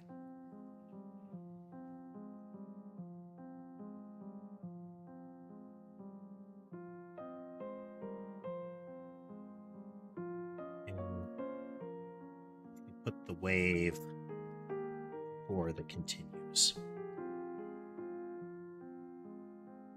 Because these should be exaggerating the change that the wave made, but it's ultimately the same. It's the trick. So, in the previous incarnation of our movement system, everything was additive. That is, the wave applied a force. It pushed it left or right. In this case, up or down. It would have pushed it up or down, like we were just testing there. Which, again, increases linear speed. It gives us some flexibility on what it can do, but it changes it. And as such, the order of those would have mattered. As far as the acceleration.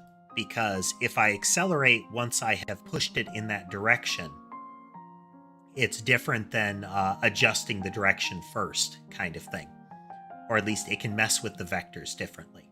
In this case, this doesn't matter, which isn't a terrible thing. Effectively, we're moving straight right.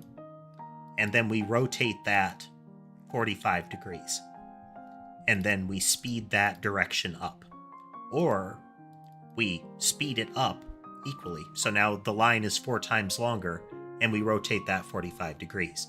No matter what, we end up with a line that's 4 times longer, rotated at 45 degrees. There's no difference in this flow. Not terrible.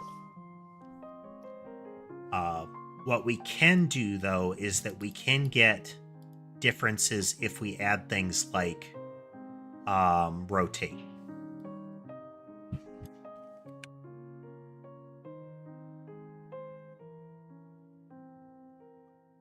So move right, wave, continue, rotate. Continue will just speed it up.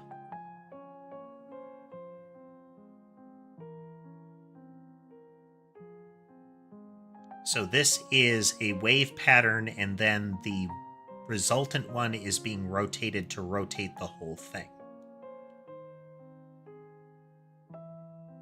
So I want to see if we get a different result when we change the order of them, because this is a different paradigm than we were using, and I don't dislike it.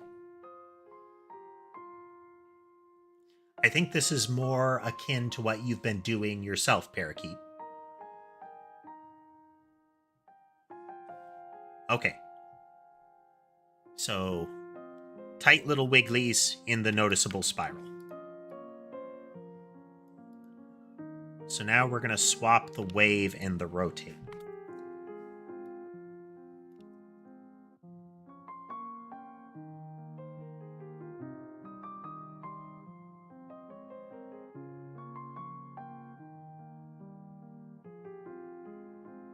I think we're ultimately getting the same result, because it is just messing with the angle of it.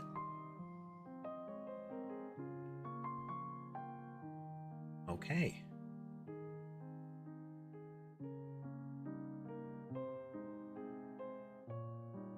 This means that we are less likely to get aberrations, but we still can, as we can see with the waves.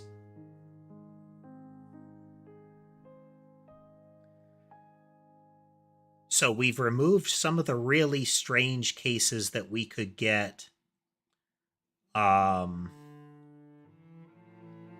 with the additive motion. but we've added in some others in that this is, because we're manipulating the same vector, there isn't as much like corrective force happening. So it is possible for too many of the same thing to fight.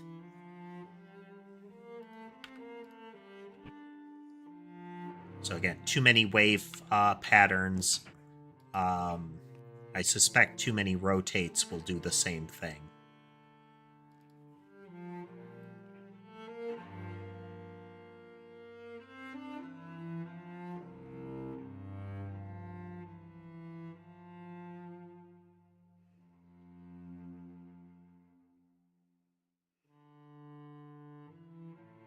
Yeah, too many rotates and it just keeps it tight in. It's less of a crazy case than the sine wave one.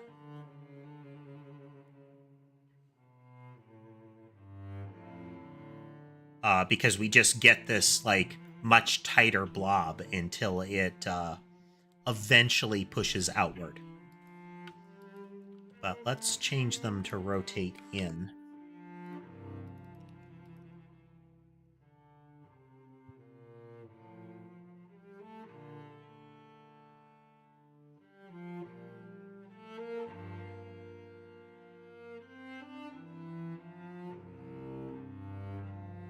Because we might just need to add some edge case detection to the sine wave. Something about that motion to constrain it a little bit more.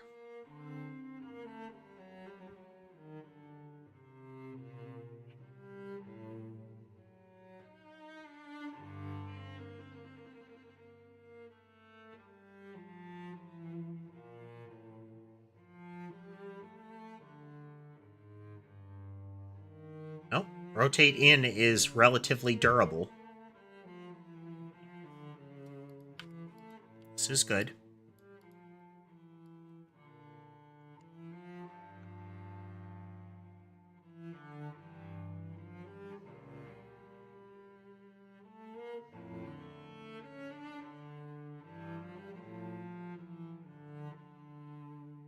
Yeah, it very quickly goes backwards.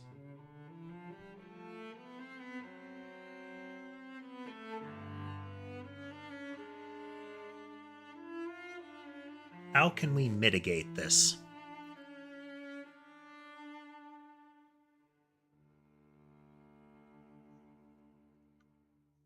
Because we know it can handle 2 in a row.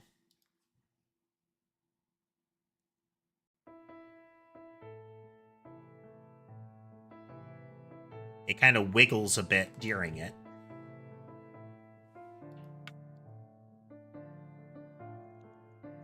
Accelerate a bit.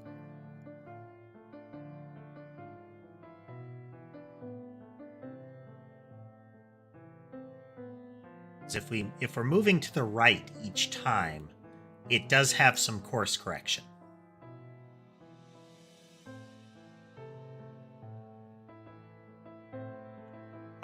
Because each time the vector that the next one is getting is impacted by it being dragged to the right.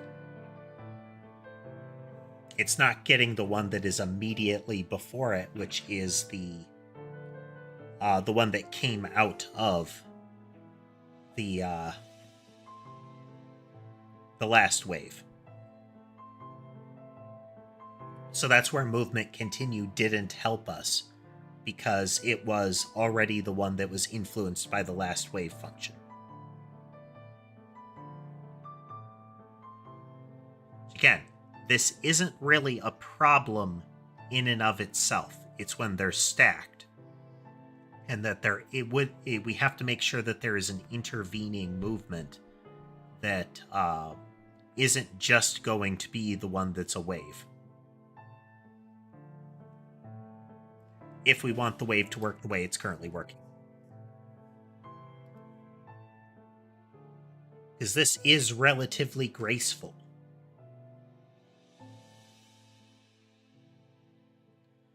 But the reason this fails is that this cycles per second every time one of these ticks.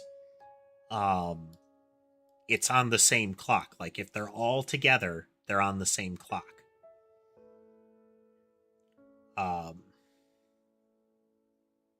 Which would mean that this cycle is always in lockstep.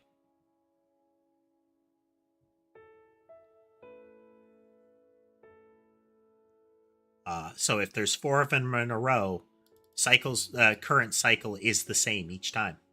Hey there, Half Pint. Welcome. So as soon as this one hits like 45 degrees, every other one is at 45 degrees. Now we could have like a random seed in there, but instead of it being like it going backwards, it would be going all over the place at that point. So I think there's another variable that we need to put in here. There's got to be something else we can put in here to not get such an outright aberration on it.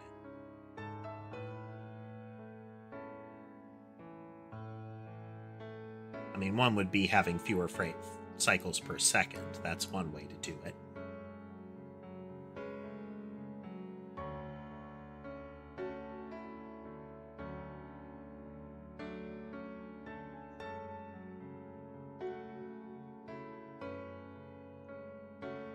We could...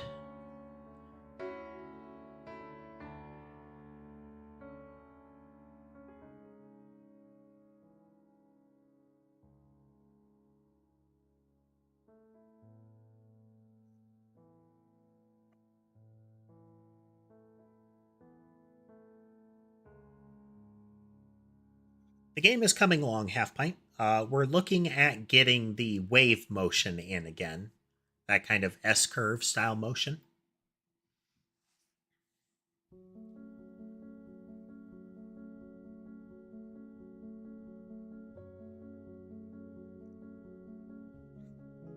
I think the randomization, that would prevent it from overlapping, but we would get like very jaggedy motion at that point.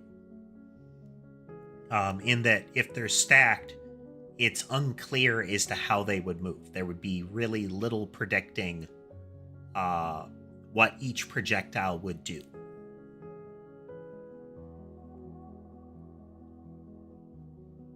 And barring like random targeting, there should be some level of consistency. Ideally.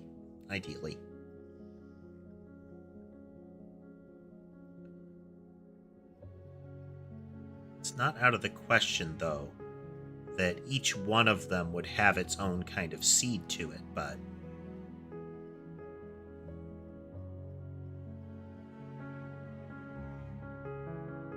I don't know that that's ultimately really our problem. But what if, right now, proposed movement says I'm going to this point?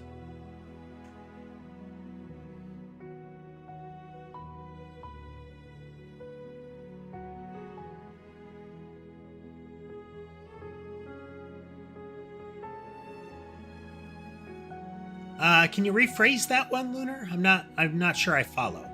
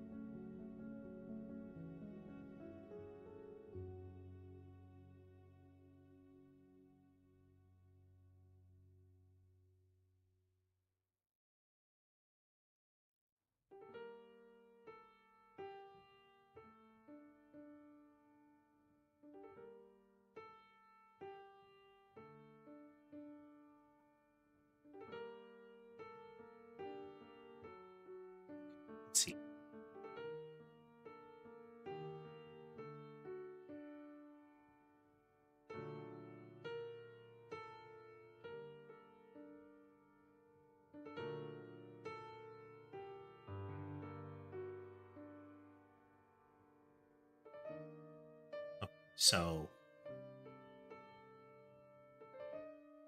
this is where currently it's going. If we rotate it, what if we lengthen it so that this is still that we get the same. Effectively, if the projectile were traveling in a straight line to the right, can we get the rotation without changing that velocity? Why is it breaking down?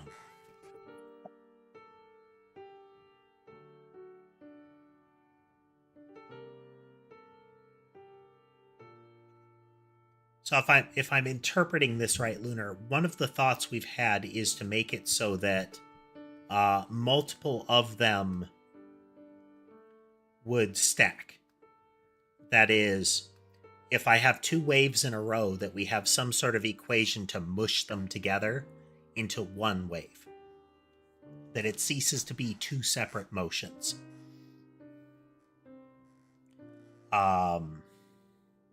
While not out of the question, it does create some real complexity in how we've structured things. So I want to avoid that particular solution if we can.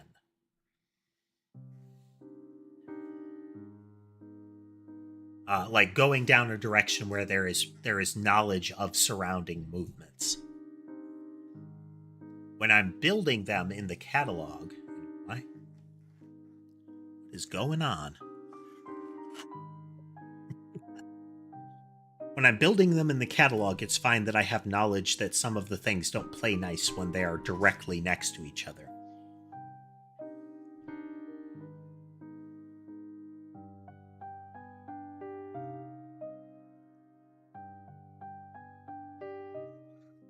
So effectively, what I'm thinking here is, what if we keep the original vector? So when I rotate it, I'm turning it off of its original course.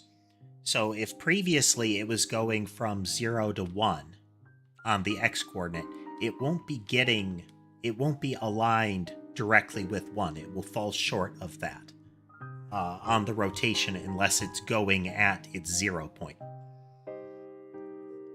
So, like, in a straight line, we've slowed down. But what if we stop that without changing the rotation? What if we lengthen the resultant rotated vector so that it still lines up with the original target point? Would that matter?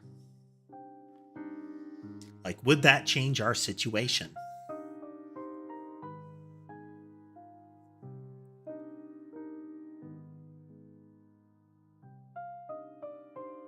How would I calculate it?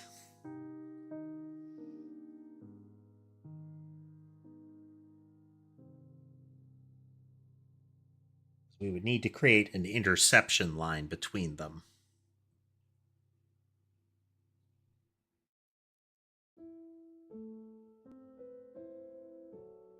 That gets us back into the territory of creating the like up or down vector of a particular length and pushing it towards that instead, which is still going to lead us into the same problem.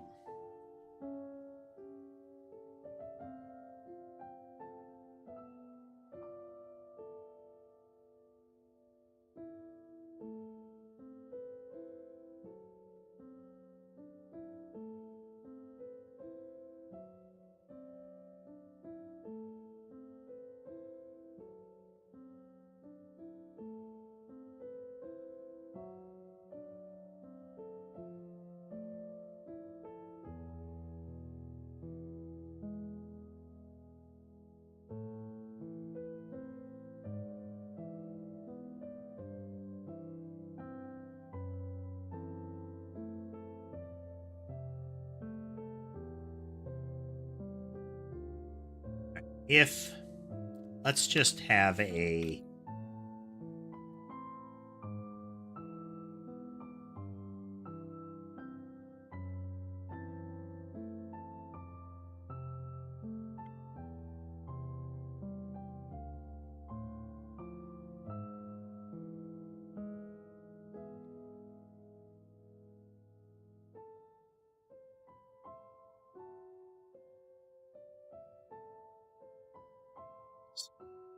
Godot. I thought the Godot random ones were in existence.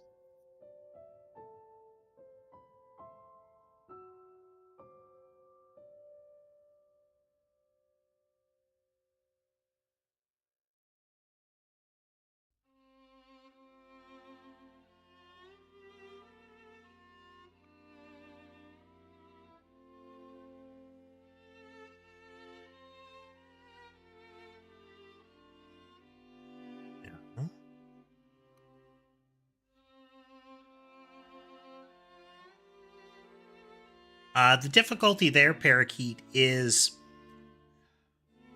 well, it's something that we could avoid in catalog construction.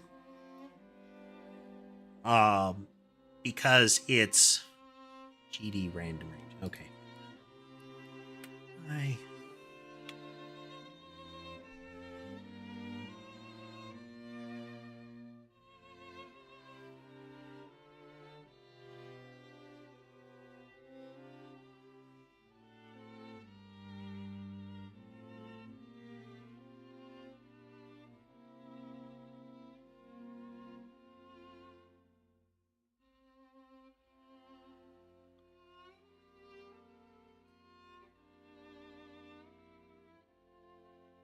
So this is to simulate that there's an offset.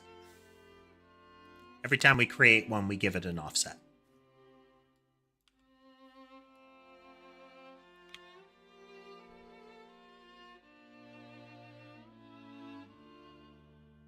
This is the extreme case. This is just where we randomize it.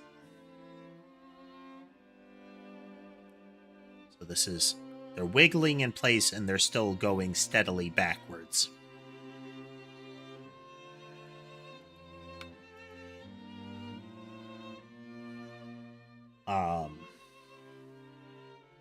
The ultimate problem is still there. We can mitigate it. Like, this reduces its intensity at times, but there's still an edge case where it will happen. Oops.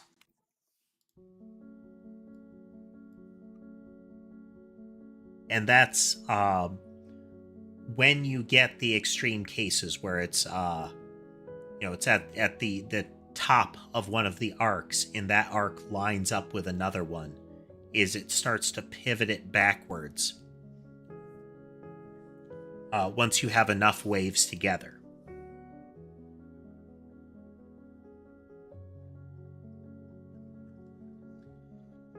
Well, hello, Dodds. Hello. We're working on wave motion.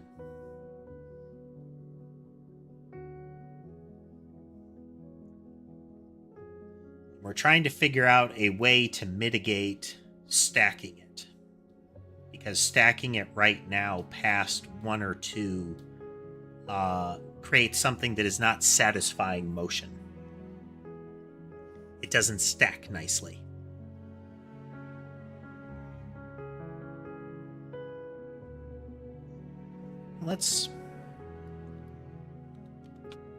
Let's exaggerate out the arc to see what it fully looks like here. And let's speed up the actual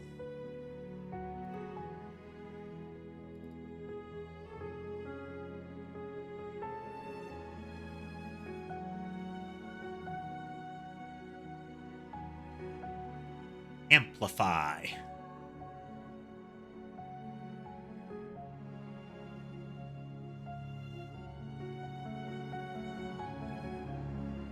Like, I don't hate the motion that it's doing right now. This is cool motion.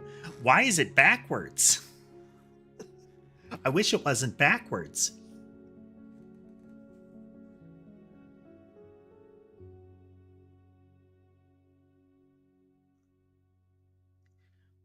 Well, I'm glad that you're getting something out of it, Dots. I mean, like I've said, if I were more familiar with the language and tools, if I were,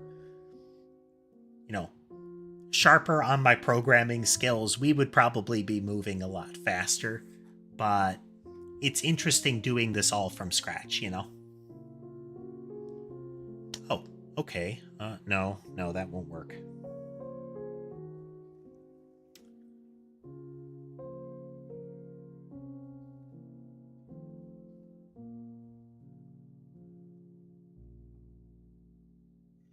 That's the thing, Lunar, is none of it knows what the other stuff is. So the wave motion that's happening now doesn't know that there have been any prior ones.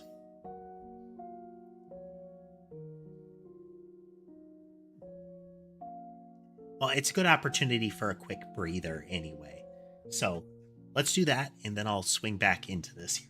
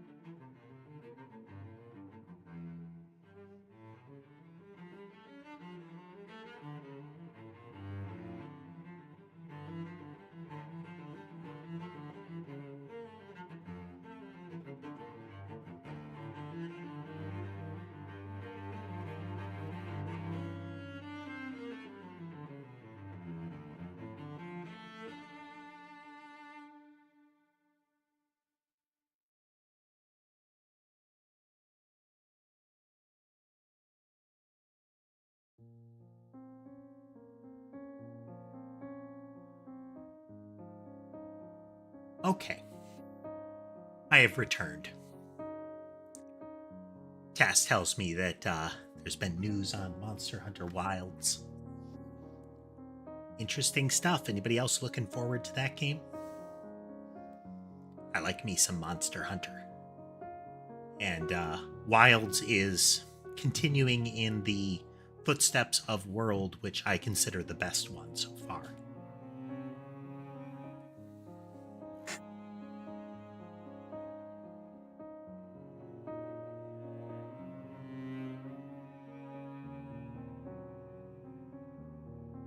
How can we prevent or at least make more predictable this concept here? If we only have 3 waves, what happens?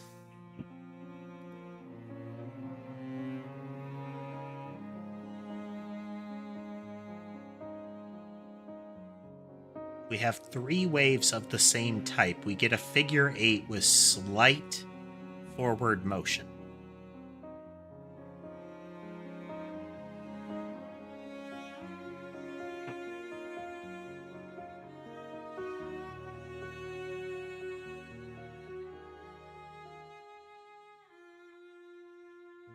Okay.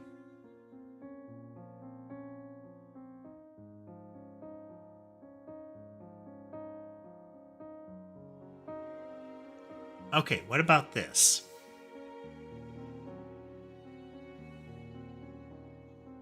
What we need is motion. We need more motion like this. You can see the move to the right is having an impact here. It's shoving the whole mechanism further along.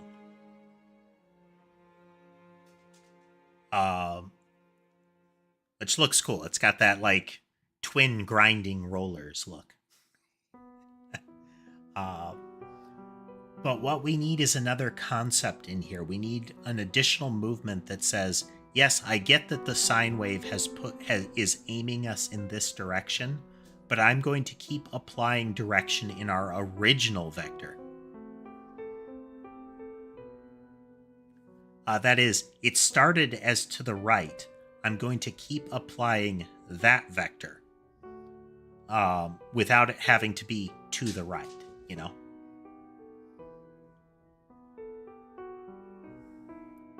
So what if we go into targeter, and when we update target,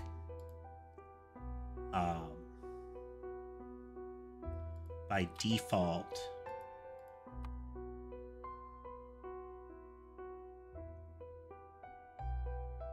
each targeter needs to do this individually. Each targeter will behave differently accordingly. Okay. So we have target direction. When it updates, at the end of it,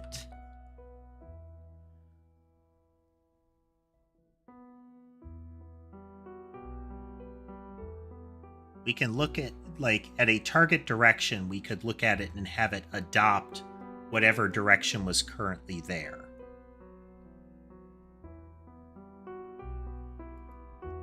So if it's 0, if it hasn't been asserted, then we can look at it and say,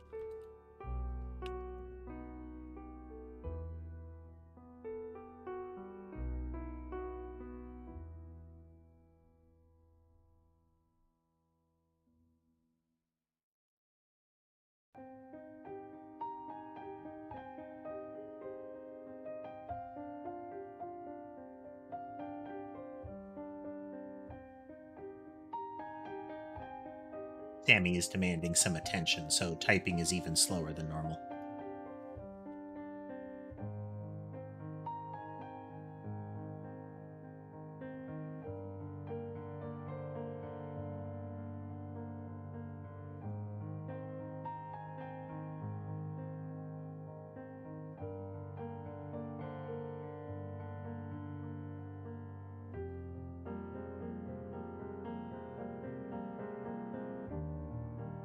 Okay.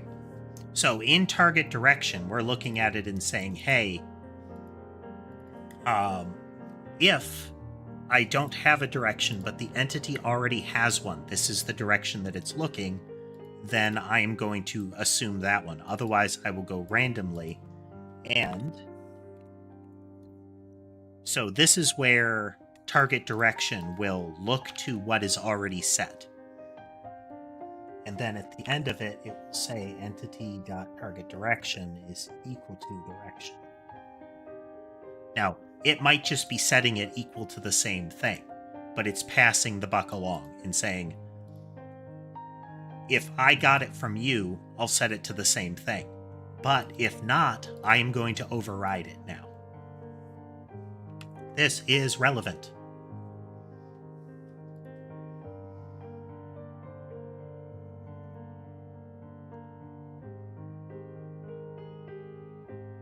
We're going to make these continues.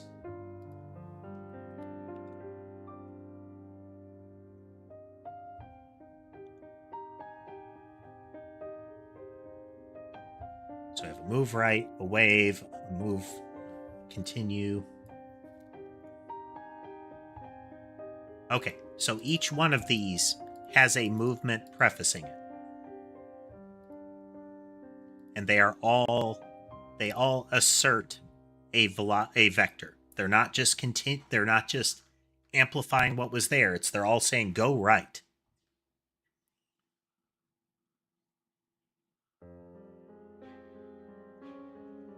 Okay.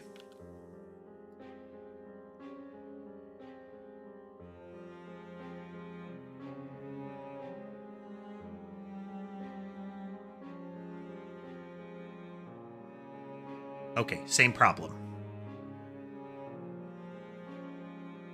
It also emphasizes the problem of we can't just keep adding to the speed. Otherwise, the first one won't feel as satisfying. We need a mechanism for subdividing the delta.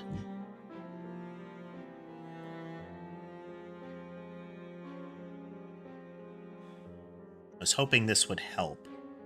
But all of these are saying go to the right, or at least they're supposed to. Oh, wait. Target continue. It's not. It's using proposed movement. It is entity.target.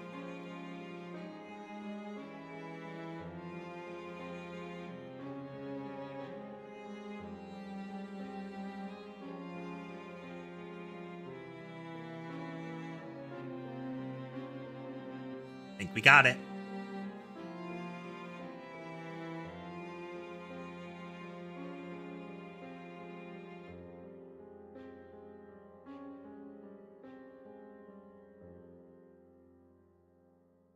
I think we got it. Okay, so how did this work? Or why did this work? This is not a I'm confused. I'm about to explain. So one of the concepts that we have here is composite motion. So you see behavior group. A behavior group is a behavior that contains other ones, and this is the basic atomic element. Or at least, this is the basic gameplay unit. The atomic element of it is an individual behavior, like these. These will not exist in the game. You would never have a power-up that says, hey, add just movement wave. Because as we saw, just movement wave can cause problems when it's stacked. But if every movement wave was instead a continue, then movement wave, then things should work out. So how do we... All right. This will be neat.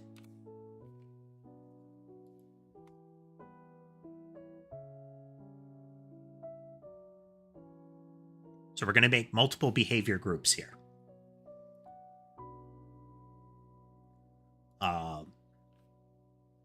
Just to emphasize what we're up to.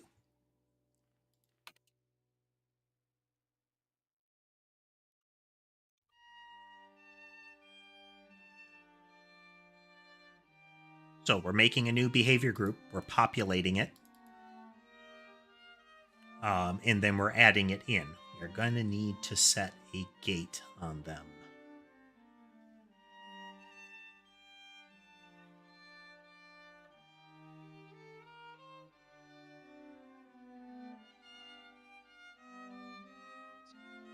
Gate, wait 3.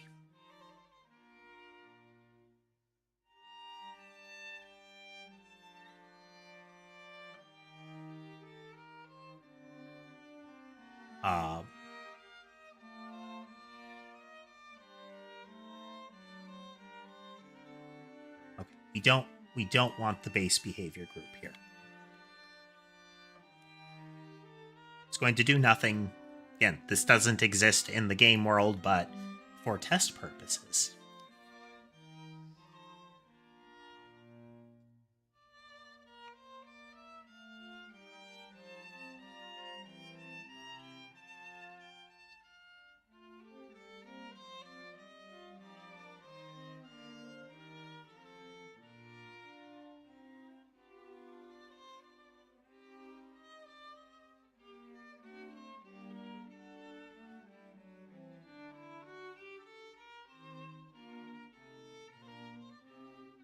Seconds.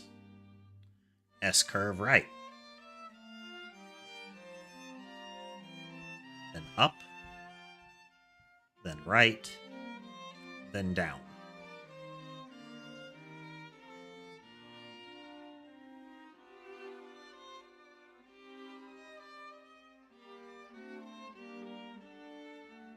And if we want it to be extra strange, we're going to have this motion always happening too.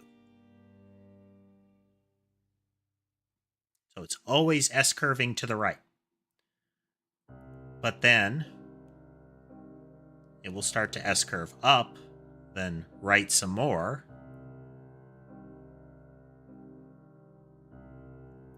And then sort of down.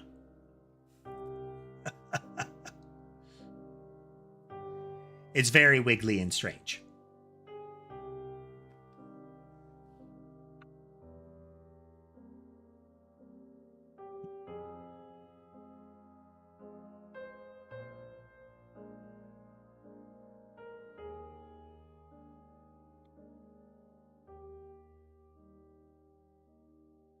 But it's this guy is the one that we need to...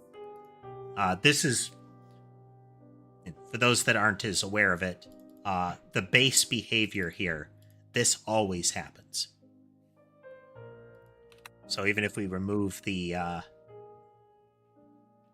we remove wave, instead we say move right.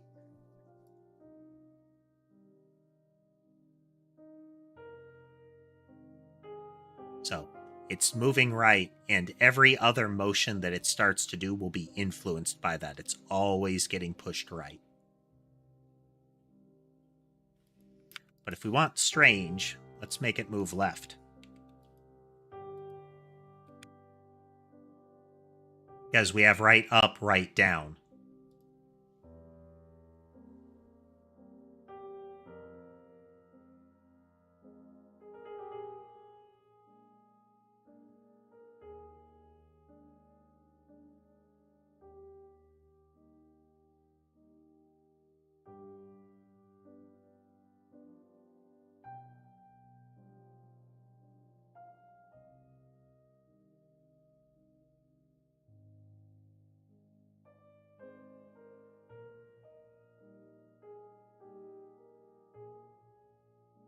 So we can see this, there's a stop right here where it went right, and there's a stop here where it went right. Those vectors collided with each other and stopped it.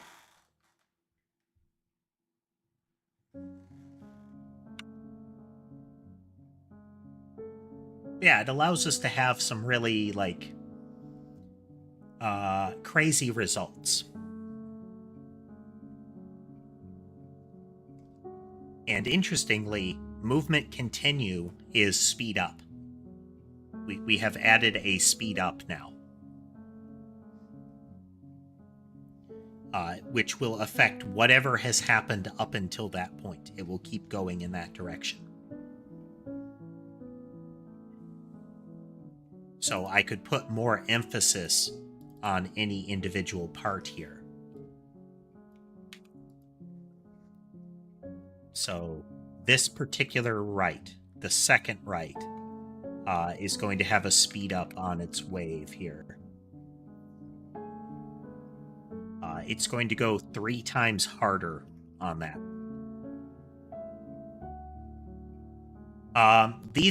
They're all blended within, but the types of motion we're operating with,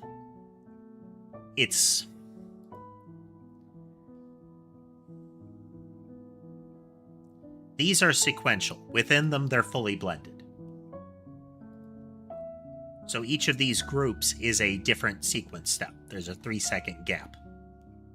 So moving left, halt to move right. This is a conflicting move right. This move right should push. See?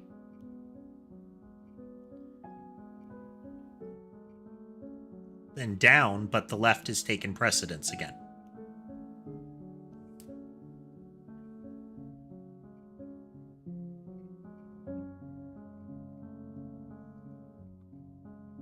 So again, continue is impacted by any motion that sets target.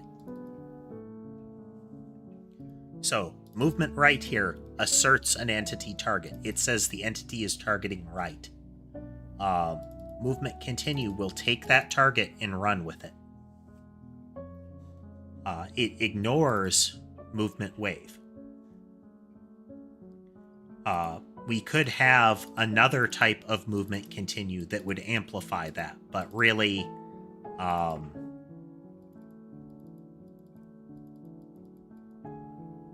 movement wave being amplified is just amplifying this first one.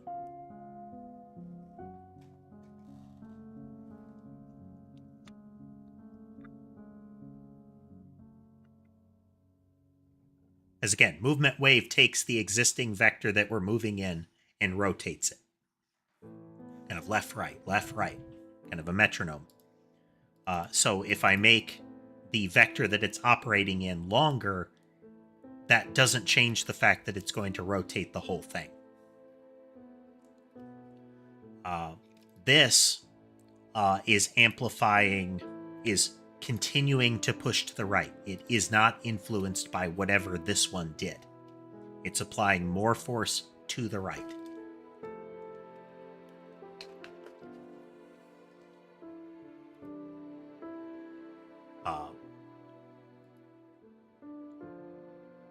So we're starting to get the layers of complexity here. We're starting to get a lot of layers of complexity. Yeah, we could have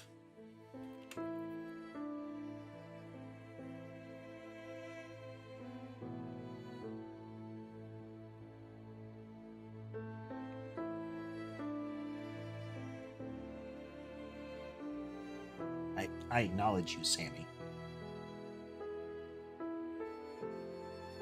Trying to type and she walks across one of my arms and kind of pins it down.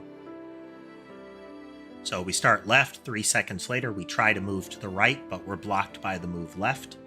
We start to move up, we're dragged to the left, and then 3 more seconds we get pulled hard to the right, and now we are rotating out very heavily. We have multiple simultaneous rotates, so we've got a tight spiral forming here.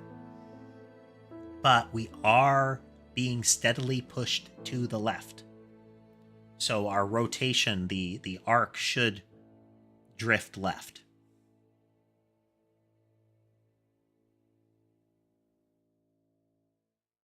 As in, the arc will be looser towards the left and it will be tighter on the right. Actually, no. No, actually, it would not be influenced much. It would have to be motion after the spiral that would contort it. If we have...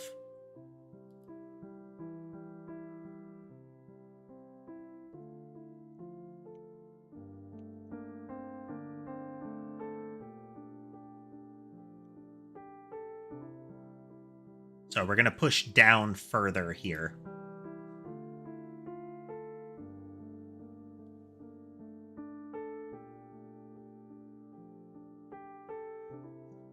All the steps are happening. I mean, it's coming together. It's taken us a bit. I mean, we're spinning our tires on some things, but we're making progress. Blobs be doing stuff. They be doing a lot of stuff.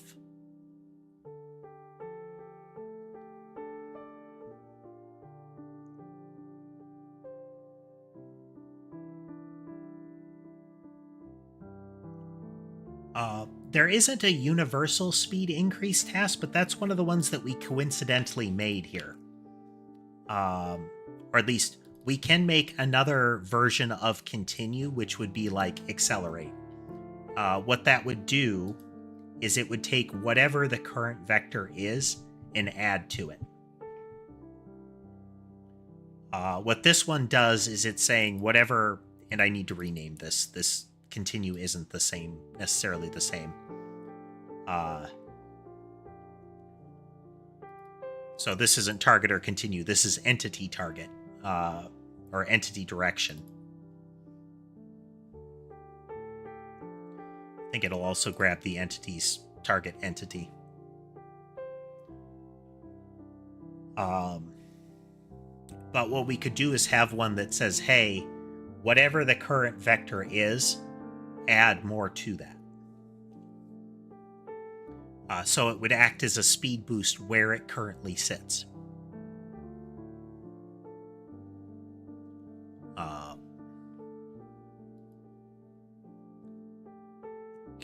Yeah, we can hammer that in real quick.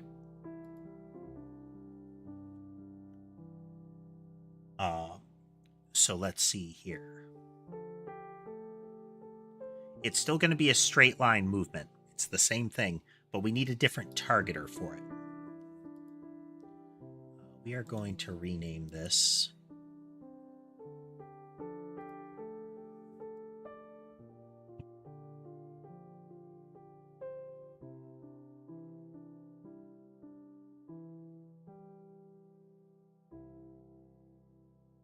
Right.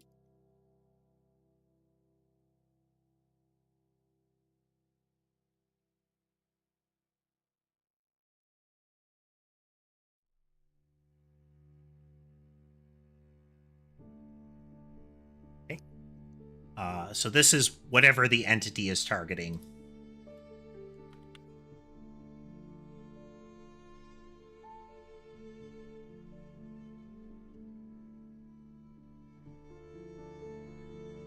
It's called in targeter entity. That's not great, but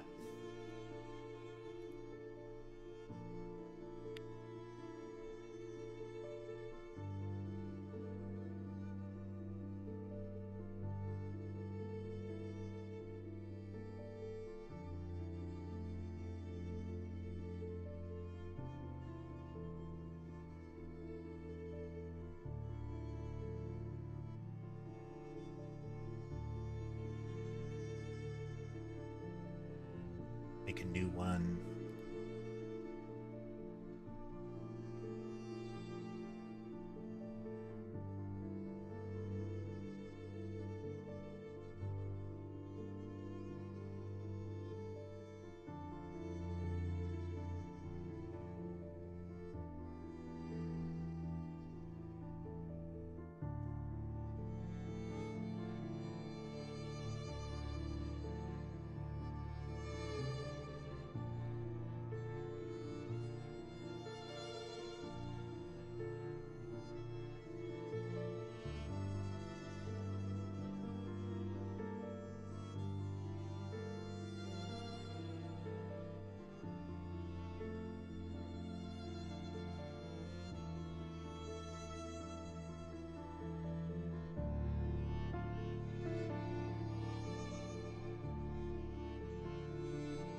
Entity.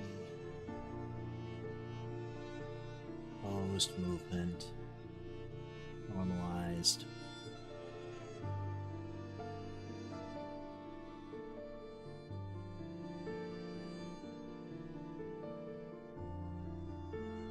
generally this will happen, but not every targeter would mess with it the same way. Okay, so this one always sets the direction equal to whatever direction the entity is currently moving in. Based on all of the prior motion, it will set it to that direction. So if it follows a wave, it will adjust according to that wave. Then if we go into our catalog,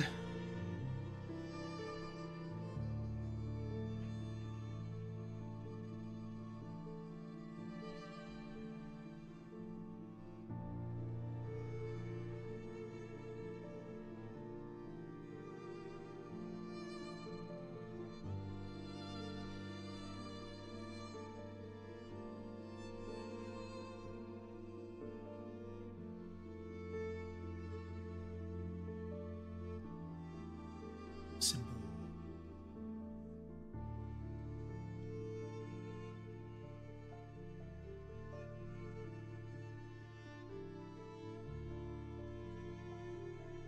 That. We should have just kept those constants because we're going to use them in just a moment here.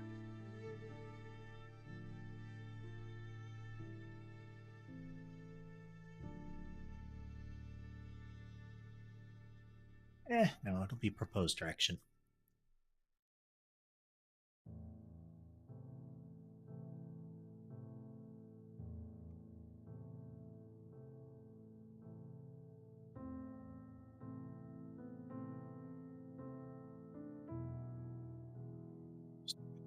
Is proposed direction. Movement.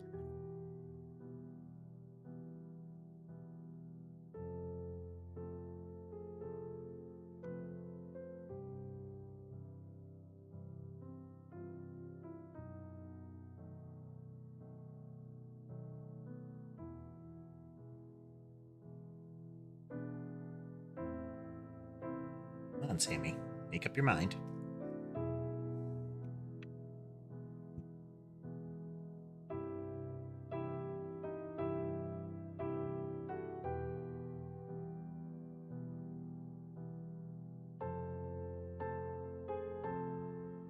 Okay, so move proposed direction is going to accelerate them.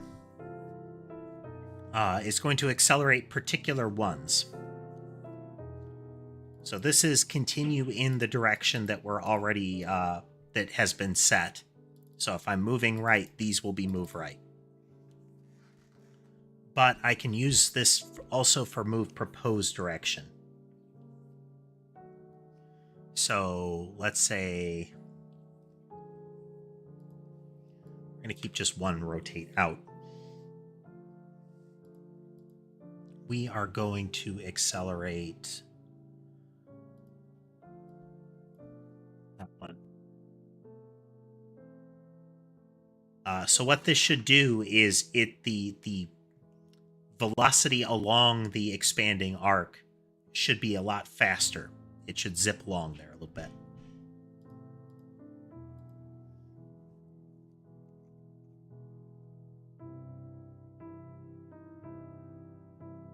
Again, left, stop, up, hard right. Then we're going down in this spiral, but the actual spiral part of the motion, we're getting a much wider arc here.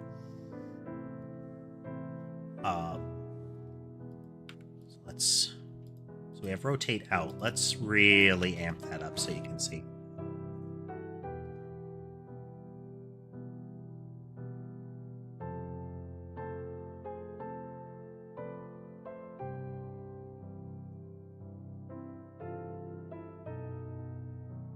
Up and left, hard right, starts a spiral going down, but it's zipping very speedily. So the actual size, the radius of the rotation starts out very big. Yeah, now we have a speed it up. Is as soon as that one comes into existence, all of the prior motion gets a nudge. And where it's placed influences which part of the motion gets that nudge.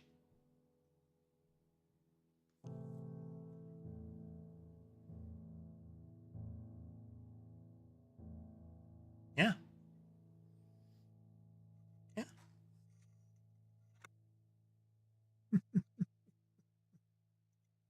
Oh. Okay, so we didn't get to entity multiplication at all, but I think we made a lot of progress on the front of kind of principle of motion. We have we have two solid examples of movement that doesn't accelerate the projectile anymore, and I like that. Acceleration of the projectile has always been kind of a problem as far as our movement model, because everything that you would add would make it go faster and faster and faster, and eventually that either makes it so that when you have too few movement types, it's too slow, or once you have a full movement array, it's too fast to see anything happen. We don't want either of those circumstances. So when it's going to go faster, it's going to deliberately go faster. There is a choice to make it go speedier or to slow it down, that kind of thing. Which we could also do. We could take the existing movement thing and cut it by X or Y kind of thing. Like, if you hit this node, it slows the whole thing down by 10%. So the entirety of the motion that would have happened up until this point is slowed down. All of this could be very cool. But next time, we're totally going to get to multiple projectiles. We need to get to that. Because that's where the weird stuff starts happening, and weird stuff is cool. Well, I hope everybody had a good time watching today. I'm happy if you did. If you like what you saw and would like to see more, remember to like, follow, subscribe. All that stuff is good for the channel. If you'd like to consider supporting the channel, you can do so through YouTube, Patreon, Ko-fi. There are links in the link tree in the description of the video and in my bios. With all that said, I hope the rest of your day is good, and I'll see you next time.